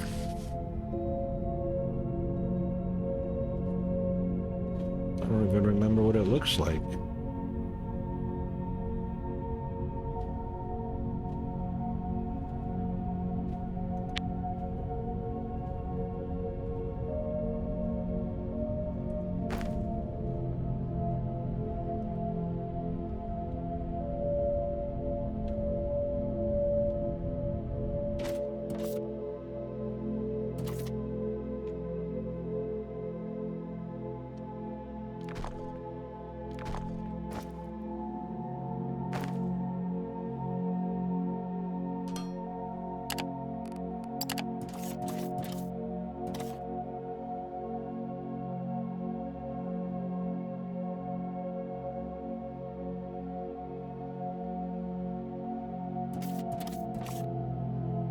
That's what it does. Pushes fluid from one place to another.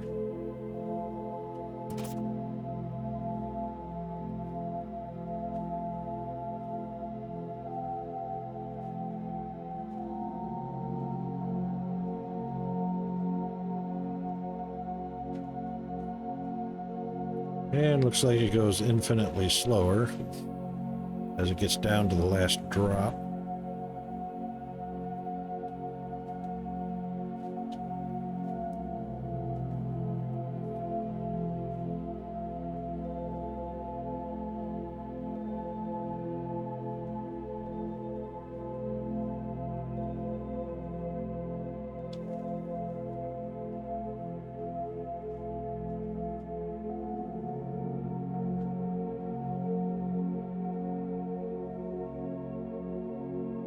Oh my God, seriously? How many decimal places is it going to go out to?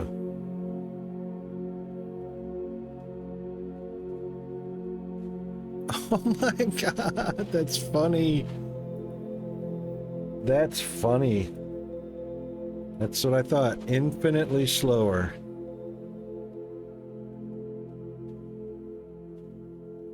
Four decimal places, and then it's never truly empty. But you know what? It's empty enough.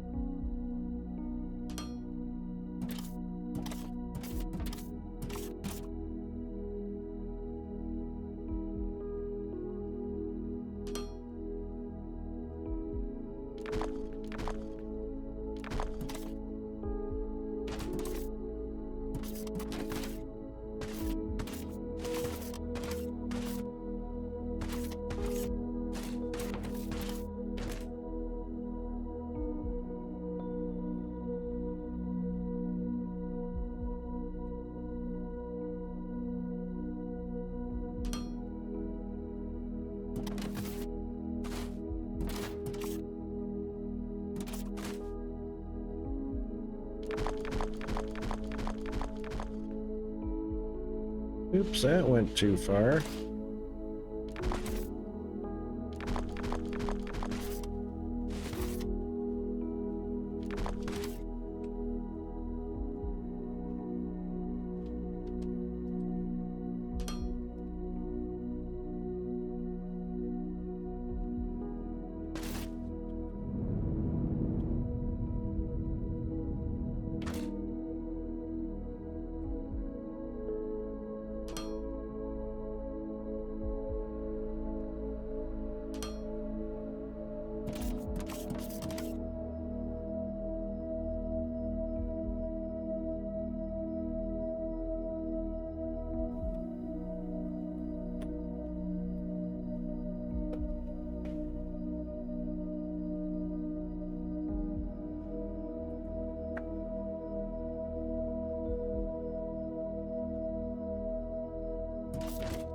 Right, that's full of Olamite.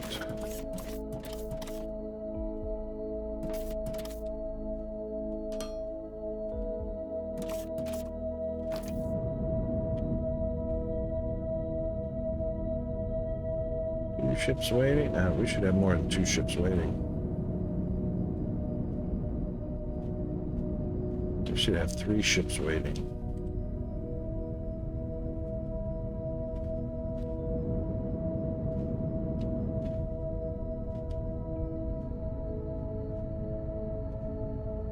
One from there. One from there.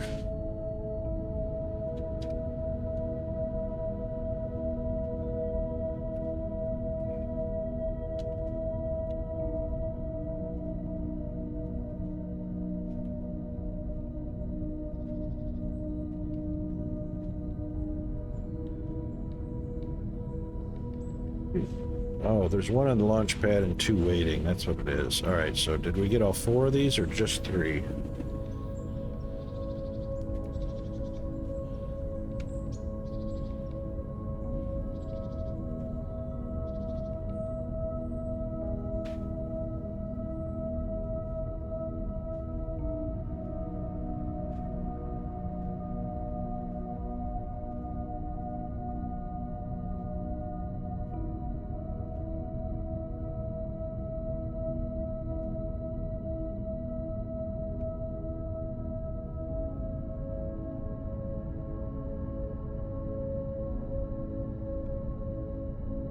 All right, we got this one. So that's 1, 2.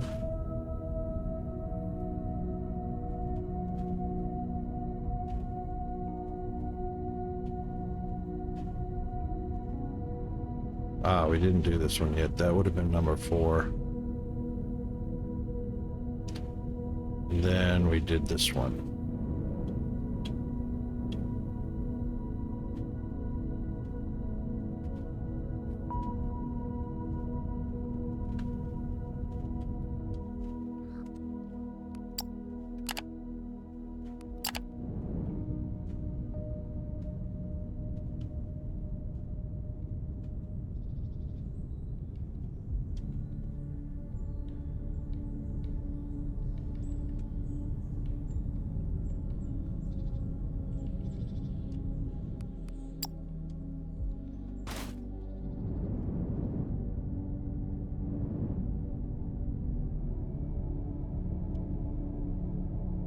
I don't know what these are good for yet,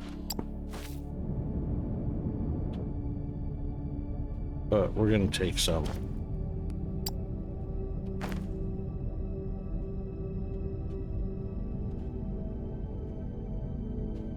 Yep, that one's all set. Okay.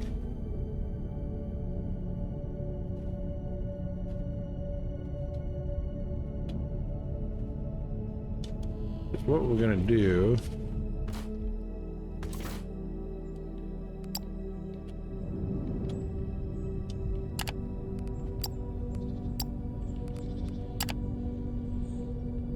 is we're gonna give our little buddy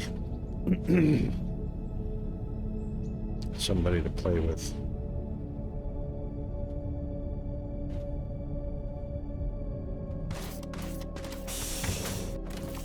Hey there.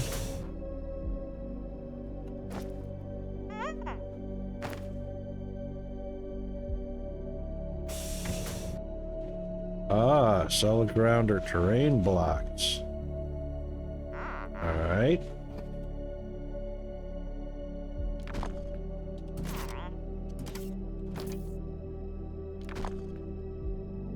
Let's see what happens when we do that. Is he going to be trapped?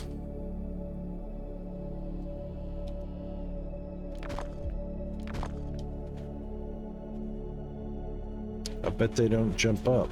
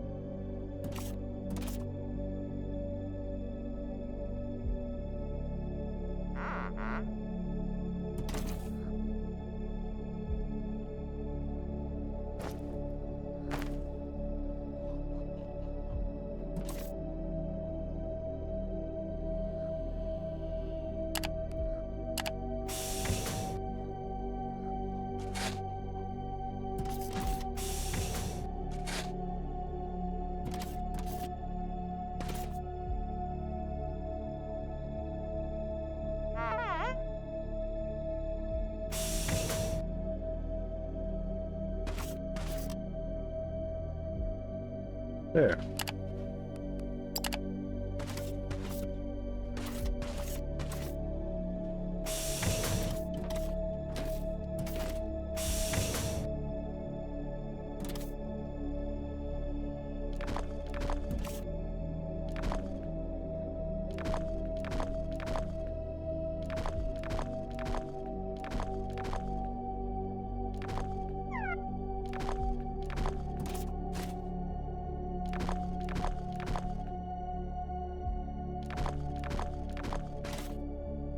They shouldn't escape if there's no terrain blocks in the way.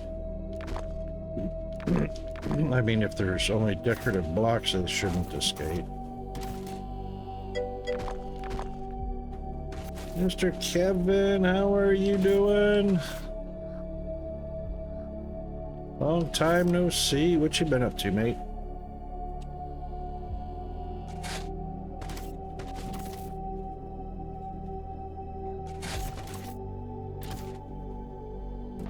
There we go. Now they shouldn't escape.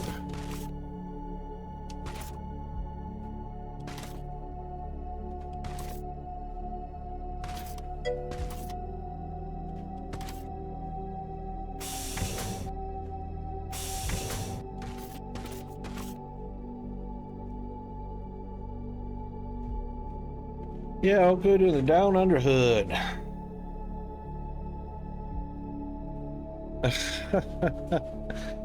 Yeah, that happens from time to time, doesn't it?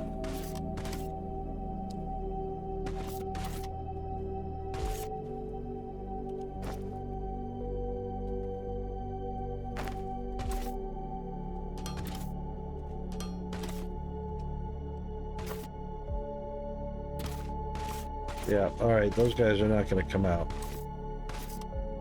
Because they can't go over a decorative block. Sounds like Peanut's home.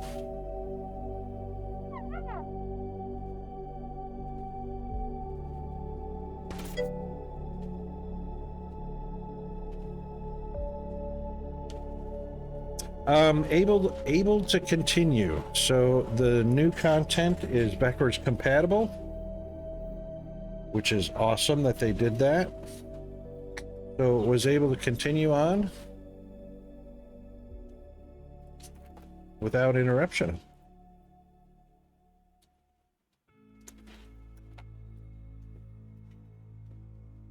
Which I'm very pleased about. All right, those Rambos will stay in there.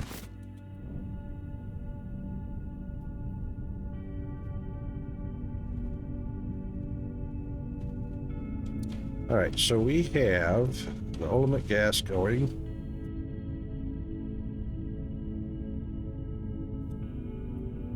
Oops, and we do have the low density.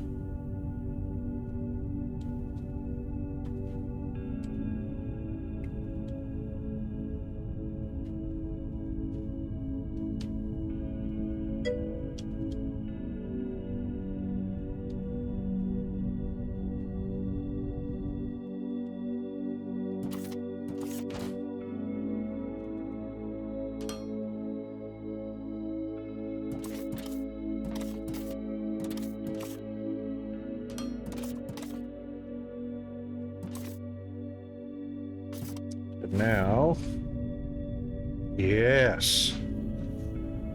So that was the addition I was waiting for. So we have our oil coming in here to this new refinery area. Their outputs are coming out here to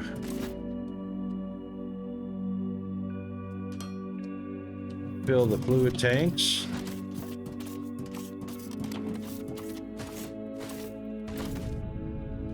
And just above are the fluid cargo ships. How about that? And working so well, I have 2 of them waiting to deliver. Fly, damn it. So they'll just hover over here until that one's done unloading. And they're coming from that one, that one, that one, and that one. I haven't done the 4.7 yet. So now, no more pipes all over the map. No pipes to there, no pipes to there. No pipes to here, no pipes to here. Just a cargo ship. Isn't that awesome? So there's a launching pad at each one of these, and a single landing pad down here, hidden right here. And then that one pipe, zoop, zoop, goes right into what I'm making now is an underground oil refinery that will pump out to all the storage containers. It's very cool. I'm very excited about it. It's working fabulously. So we have a pipe that comes out as it unloads into a buffer that goes down below.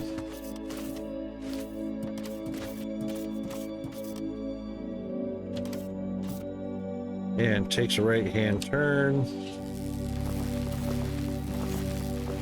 I was going to do this anyway.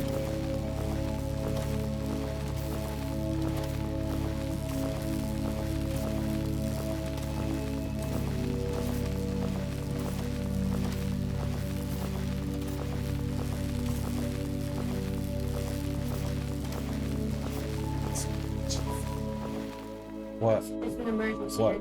It's something about school. We can talk about it after I'm done. I've only got... I've done something naughty at school. We can talk about it after stream.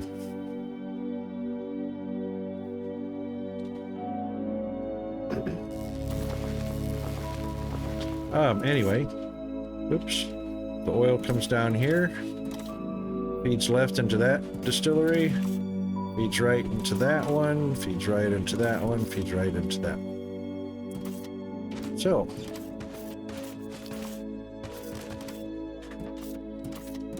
three of them are making the low density. One of them is making the Olamite gas. All four of them are dumping into the flare stack.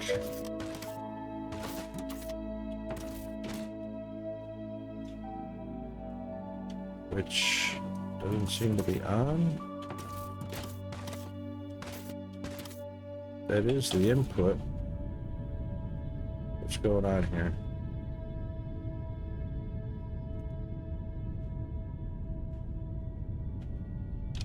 Oh, there's 0 in them. Ah. Haven't done the cabling yet, but it looks very exciting. Logic circuits. So logic circuits we can use for turning on and off lights, opening, closing doors, starting and stopping assemblers, all kinds of awesome stuff. I'm very excited to do that. Things like limiting or overproducing a product depending on where it's going. Yeah, this is fun stuff. I love this. Why did those stop? Did we fill up those pipe? There's no way we filled everything up already. Well, that's 100%. That's 100%.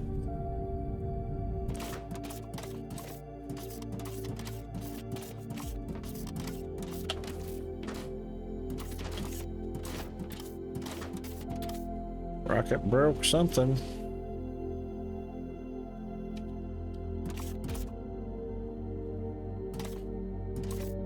That's 100%. That's the outputs.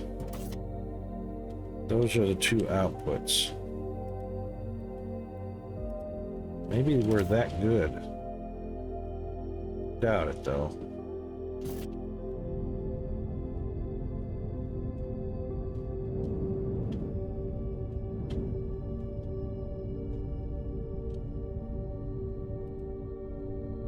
Yep, that's full up.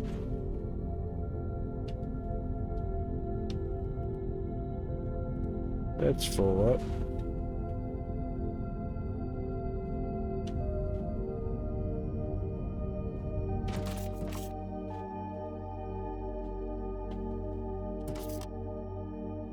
Liquid fuel. Yep, that's full up. Okay. So it's just a matter of,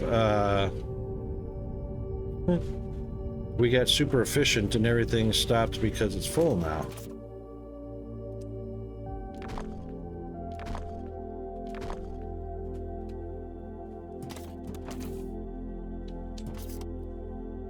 Polymer. Liquid polymer. These fonts are still really, really small. They need to... This font, output content, input content is just fine. This stuff down here needs to be a bit bigger.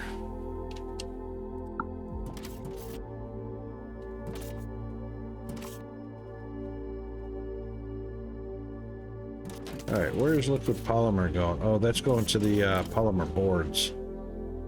Okay.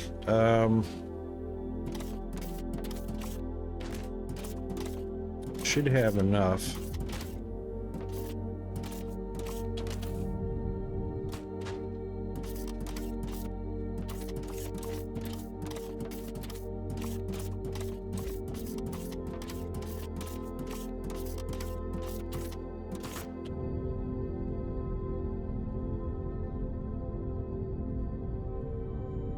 We've got enough for one more stack, right?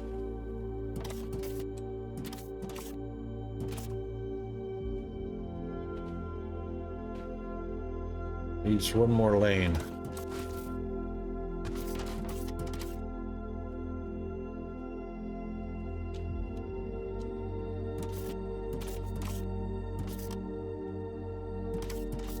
Maybe. Yeah, it needs one more lane. There's 1, 2, 3, 4 lanes.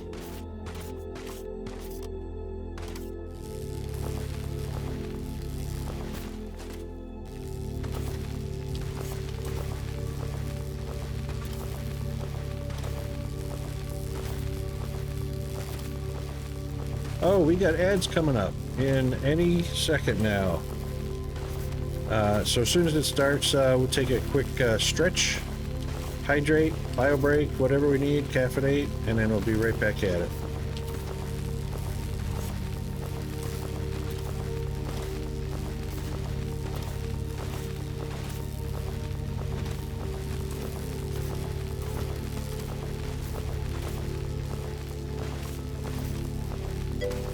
All right, here comes our break. We'll be right back.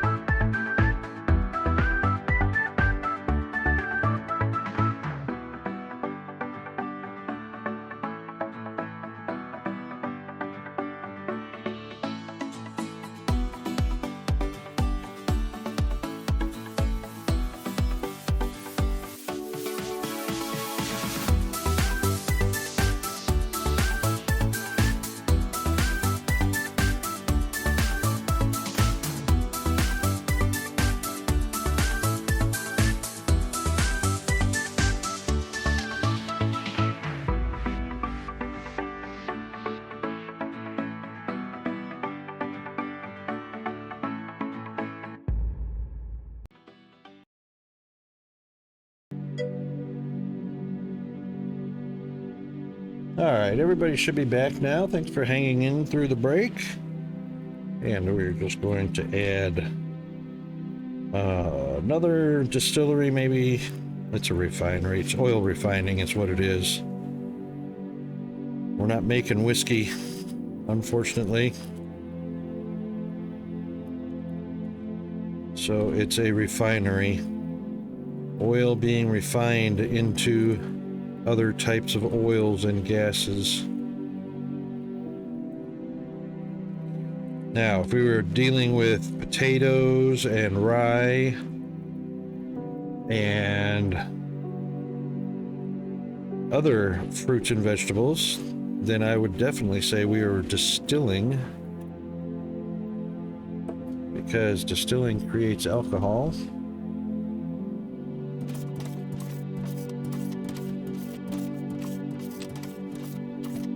All right, let's just take this bad boy here.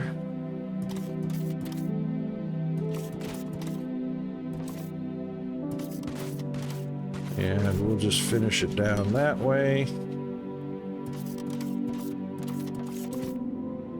Now, liquid polymer. So we can now rotate these so that the output is blocked. Is blocked by sealing obstructions, which we can fix quickly.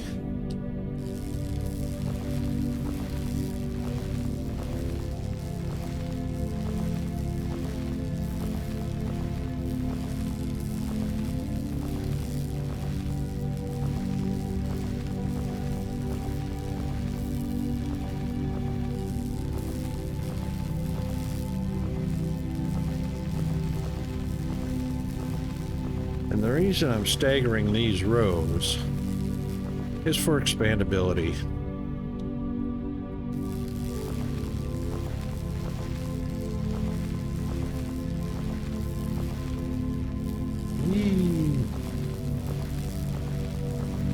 But I left enough room on the other side to put chemical plants because olemic acid and something else I can't remember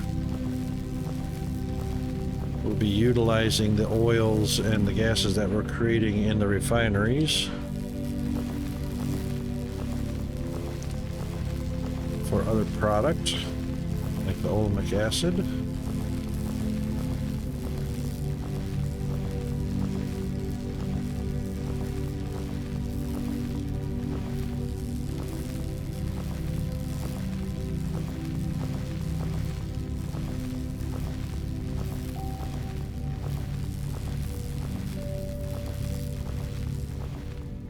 That's good enough for now.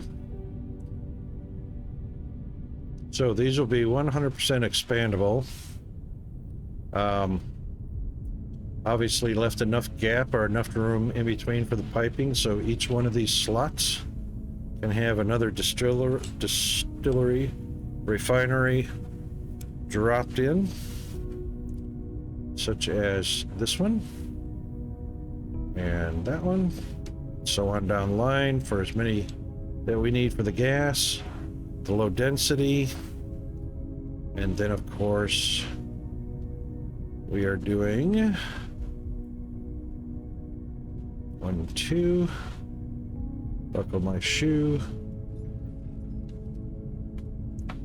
This one will be polymer. So I guess it's only 3. Yeah, that's 3. 1, 2, 3 products from the refineries. The rest are from the chems.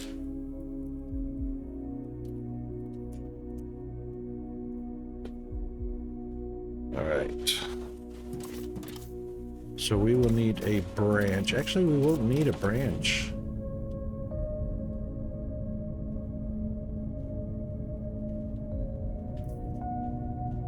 This one can take a T from right here.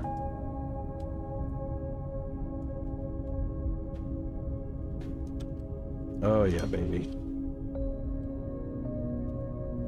Of course, that's going to be in line with an output. Let's see what the outputs are saying. They're not being picky so far. Oh, we didn't, there we go. Yep, that's the waste gas, and that's the polymer. Okay, so what this will look like is...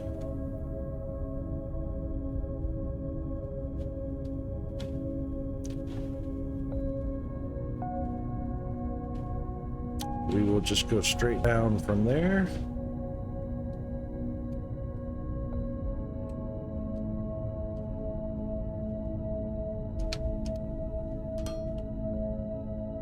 This one will be a straight in.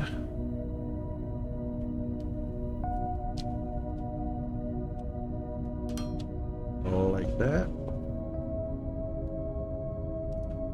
Actually, no, what we're gonna do is we're gonna take that one out.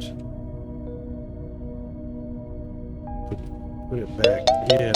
Oh my god, already? Holy moly, that was quick as. Oh, that's not break. We're at the end of stream. Darn. Dang, didn't even realize we were that close. Unbelievable. Alright, so let's quickly build this pipeline. So this will go like this. This will go like this. And then we will do straight pipes out.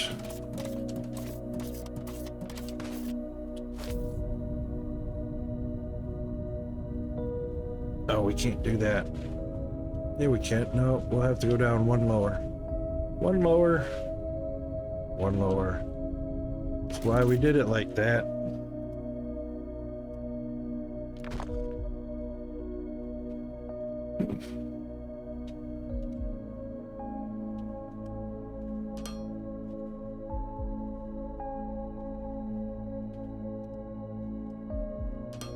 There we go.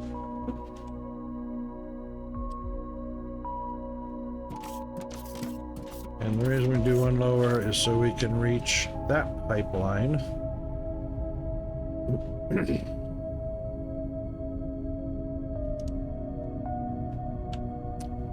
Or the liquid polymer.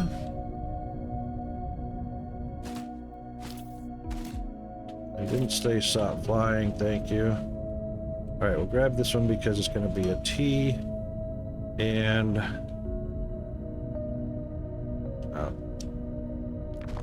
it's going to be T, but it's going to be pointing down. Oh, like that.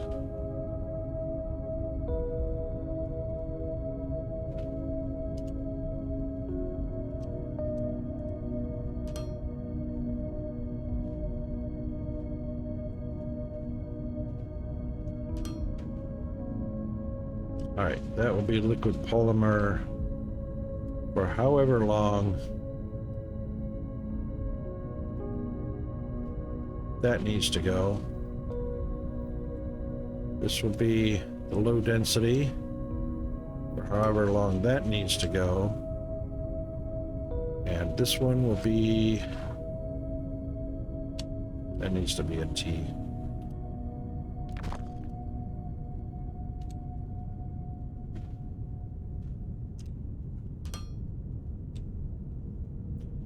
And that will be liquid gas for however long that needs to go.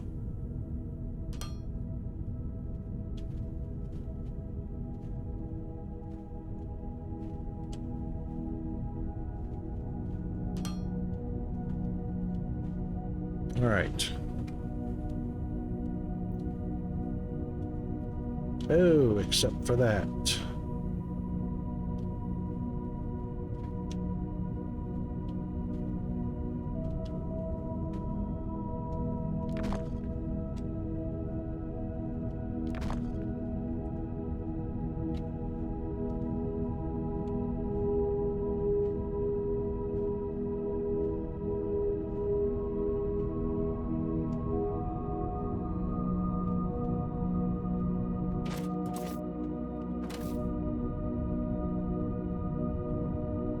Yeah, they have to alternate. One up, one down, one up, one down. That's right.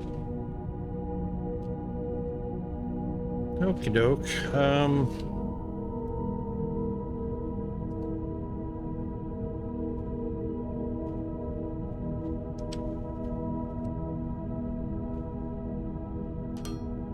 One there.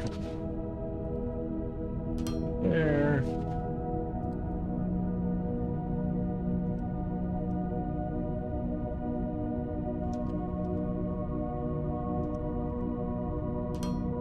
There.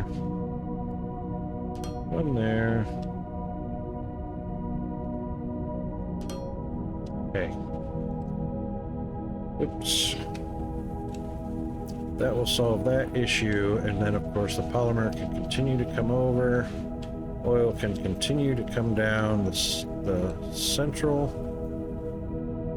and then feed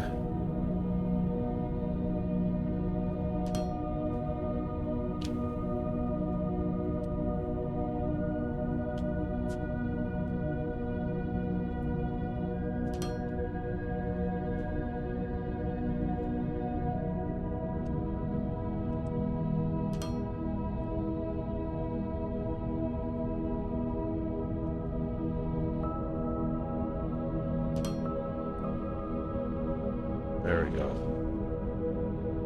This, of course, will be a T.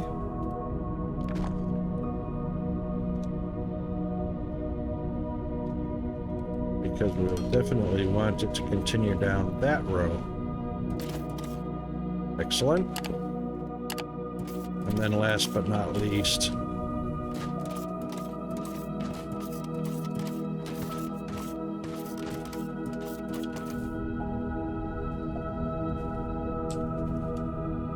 thank you, autosave.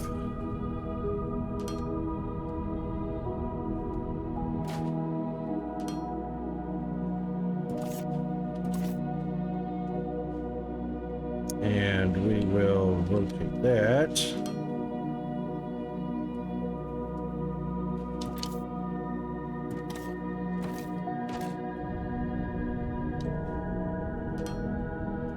Connect to that exhaust.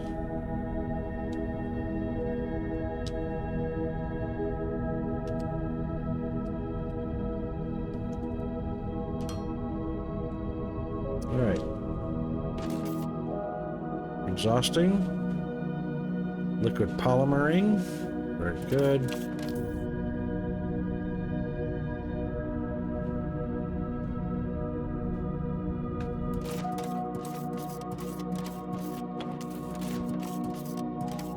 Acid. Fuel. That's got to be liquid polymer. That's gas. This has got to be the liquid polymer. Yep, liquid polymer, which already has an input over here. But we're going to change it a tad. So we'll put the... Shoot, we need 3 directions. Okay, we'll put one of those in.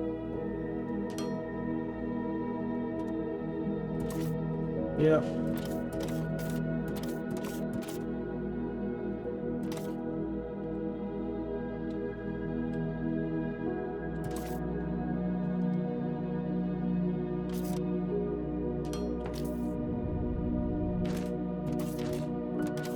Oh, blocked. Oh, not blocked.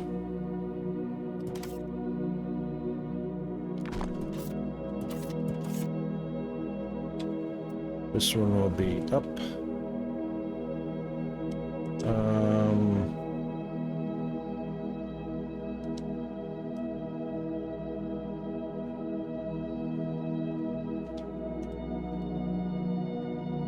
That. Then we are going to rotate that way. Then we will run along. Oh, blocked again. Crazy. Oh, where are we going? Oh.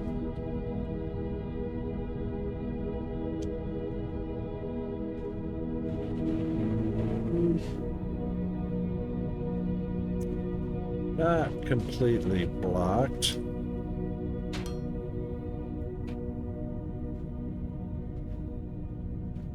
Not completely.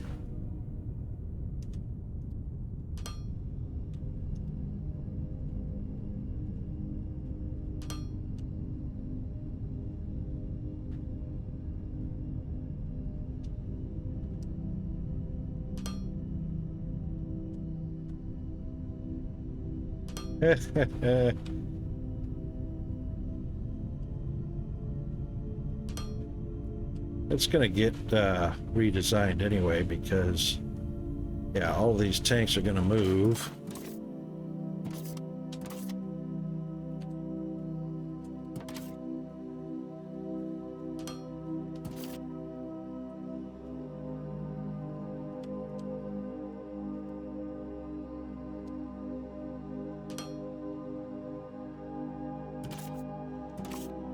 Oh, we don't need that one right there.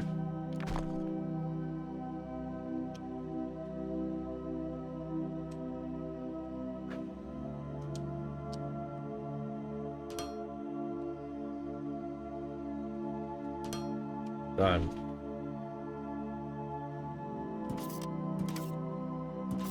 Excellent.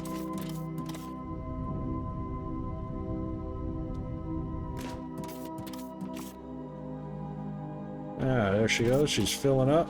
That's the way we want it.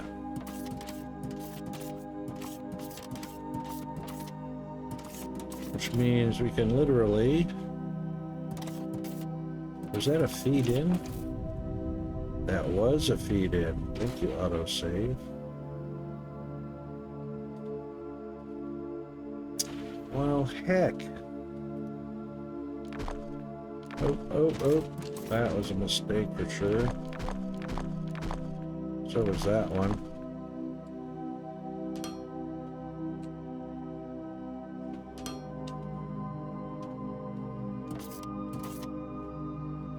We've already got the feed.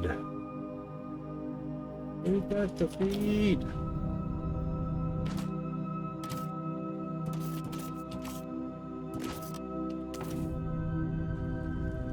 Really? I can't walk on that belt?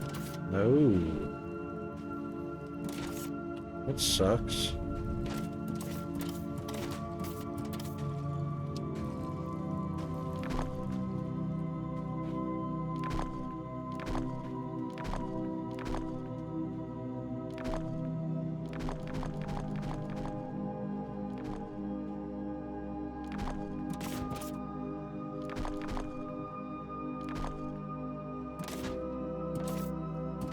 But we don't actually need these.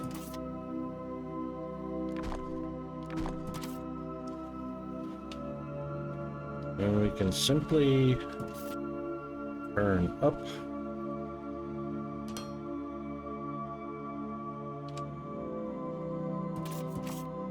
And connect right there.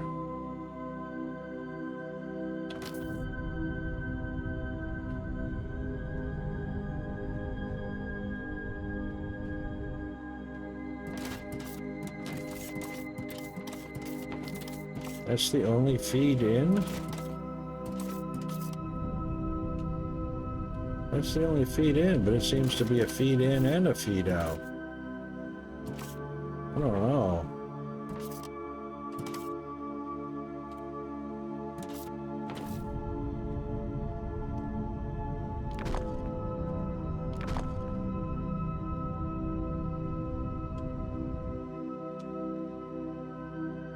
Yep, underneath down.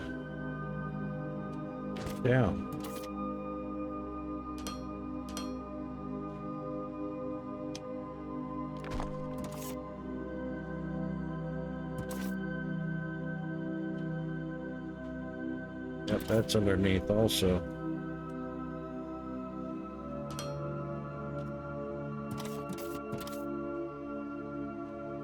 All right, Rocket, let's get this sorted, buddy.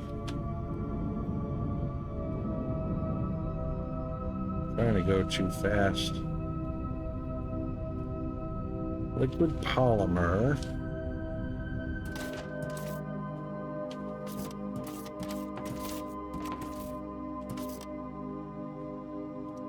We no longer need that.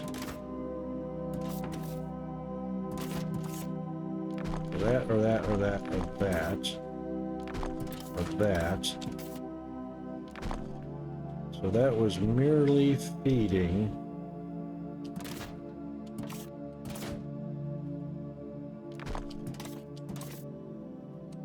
Get in the hole.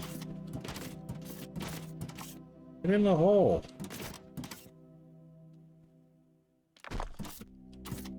Thank you.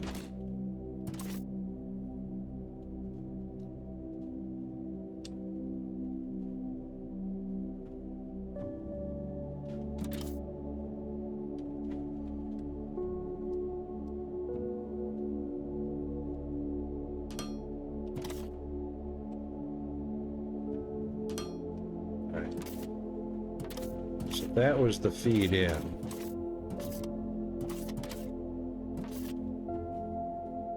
From over that away.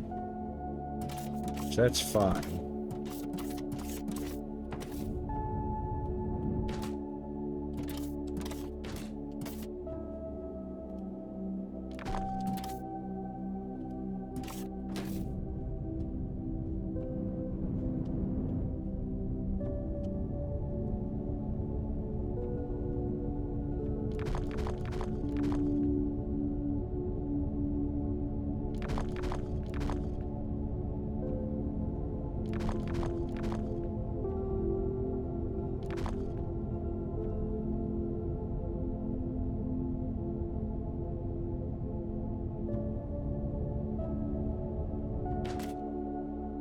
That's fuel. That's not liquid polymer.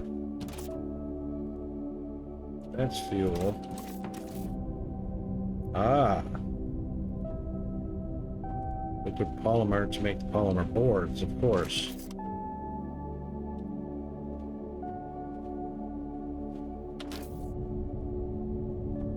Alright, so that input needs to stay there for that machine.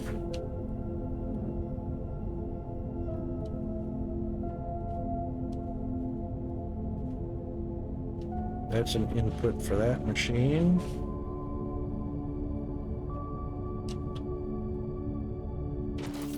Which is, that's fuel. Oh, okay. Which is tapping off of. Ah. That's why.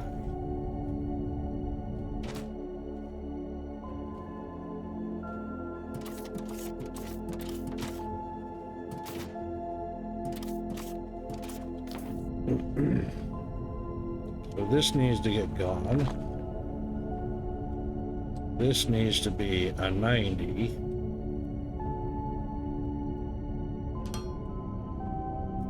This one needs to get gone.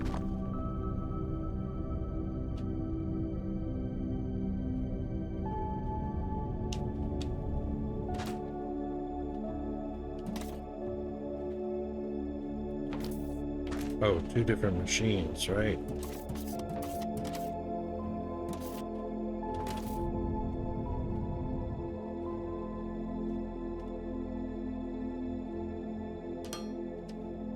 That was an accident.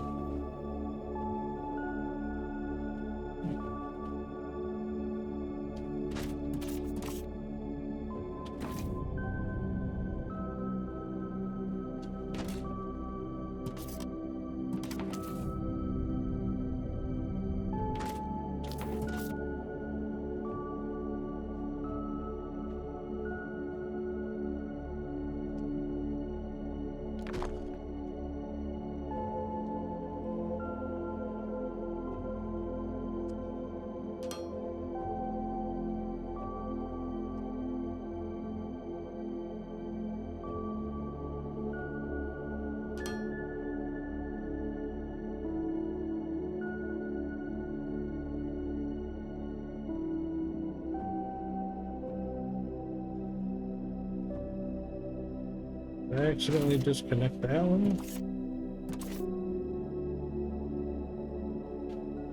That's gas. We don't need the low density coming this way.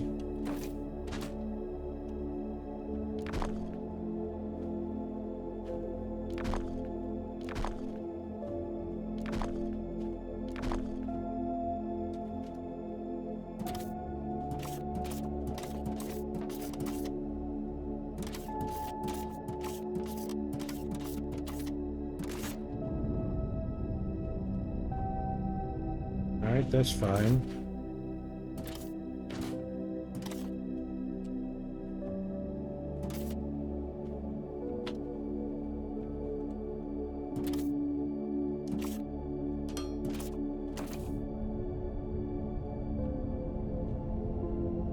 Hurry, Rocket, time is running out.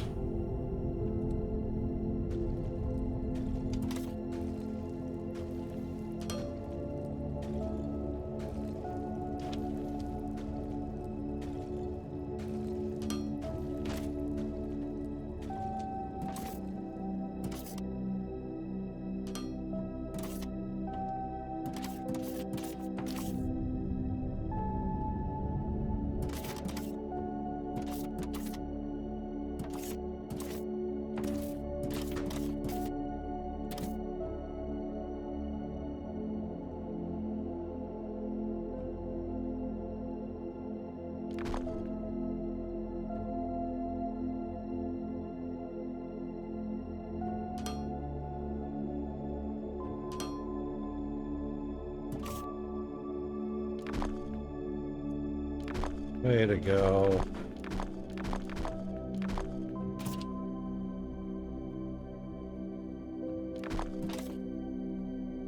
I think you ought So save.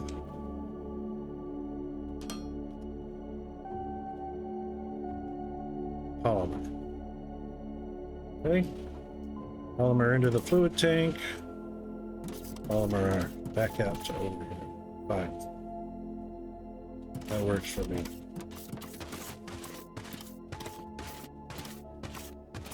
All right. Expandable. 3 lanes of distilleries, all expandable in this direction. On this side would be the chem labs for the rocket fuel and the acid. Yay! All right. Success. Do a save and a yes.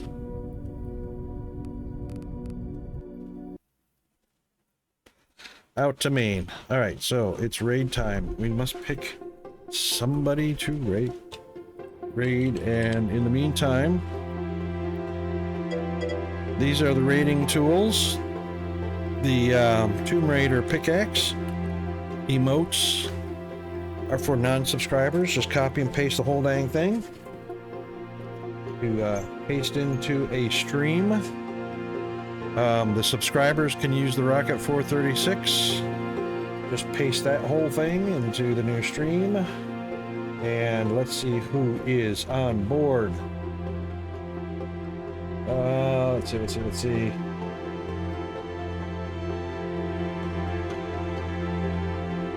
Who have we got doing what?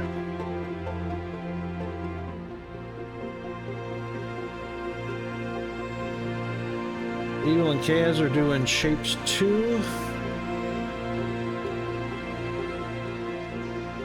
And Toxic is doing Dyson Sphere.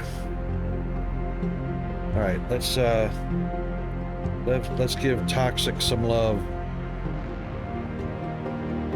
All right, I have got to jet out of here before the 54 cents per kilowatt hour kicks in. Thanks for everybody that came by. Great to see Kevin again. It's been a hot minute.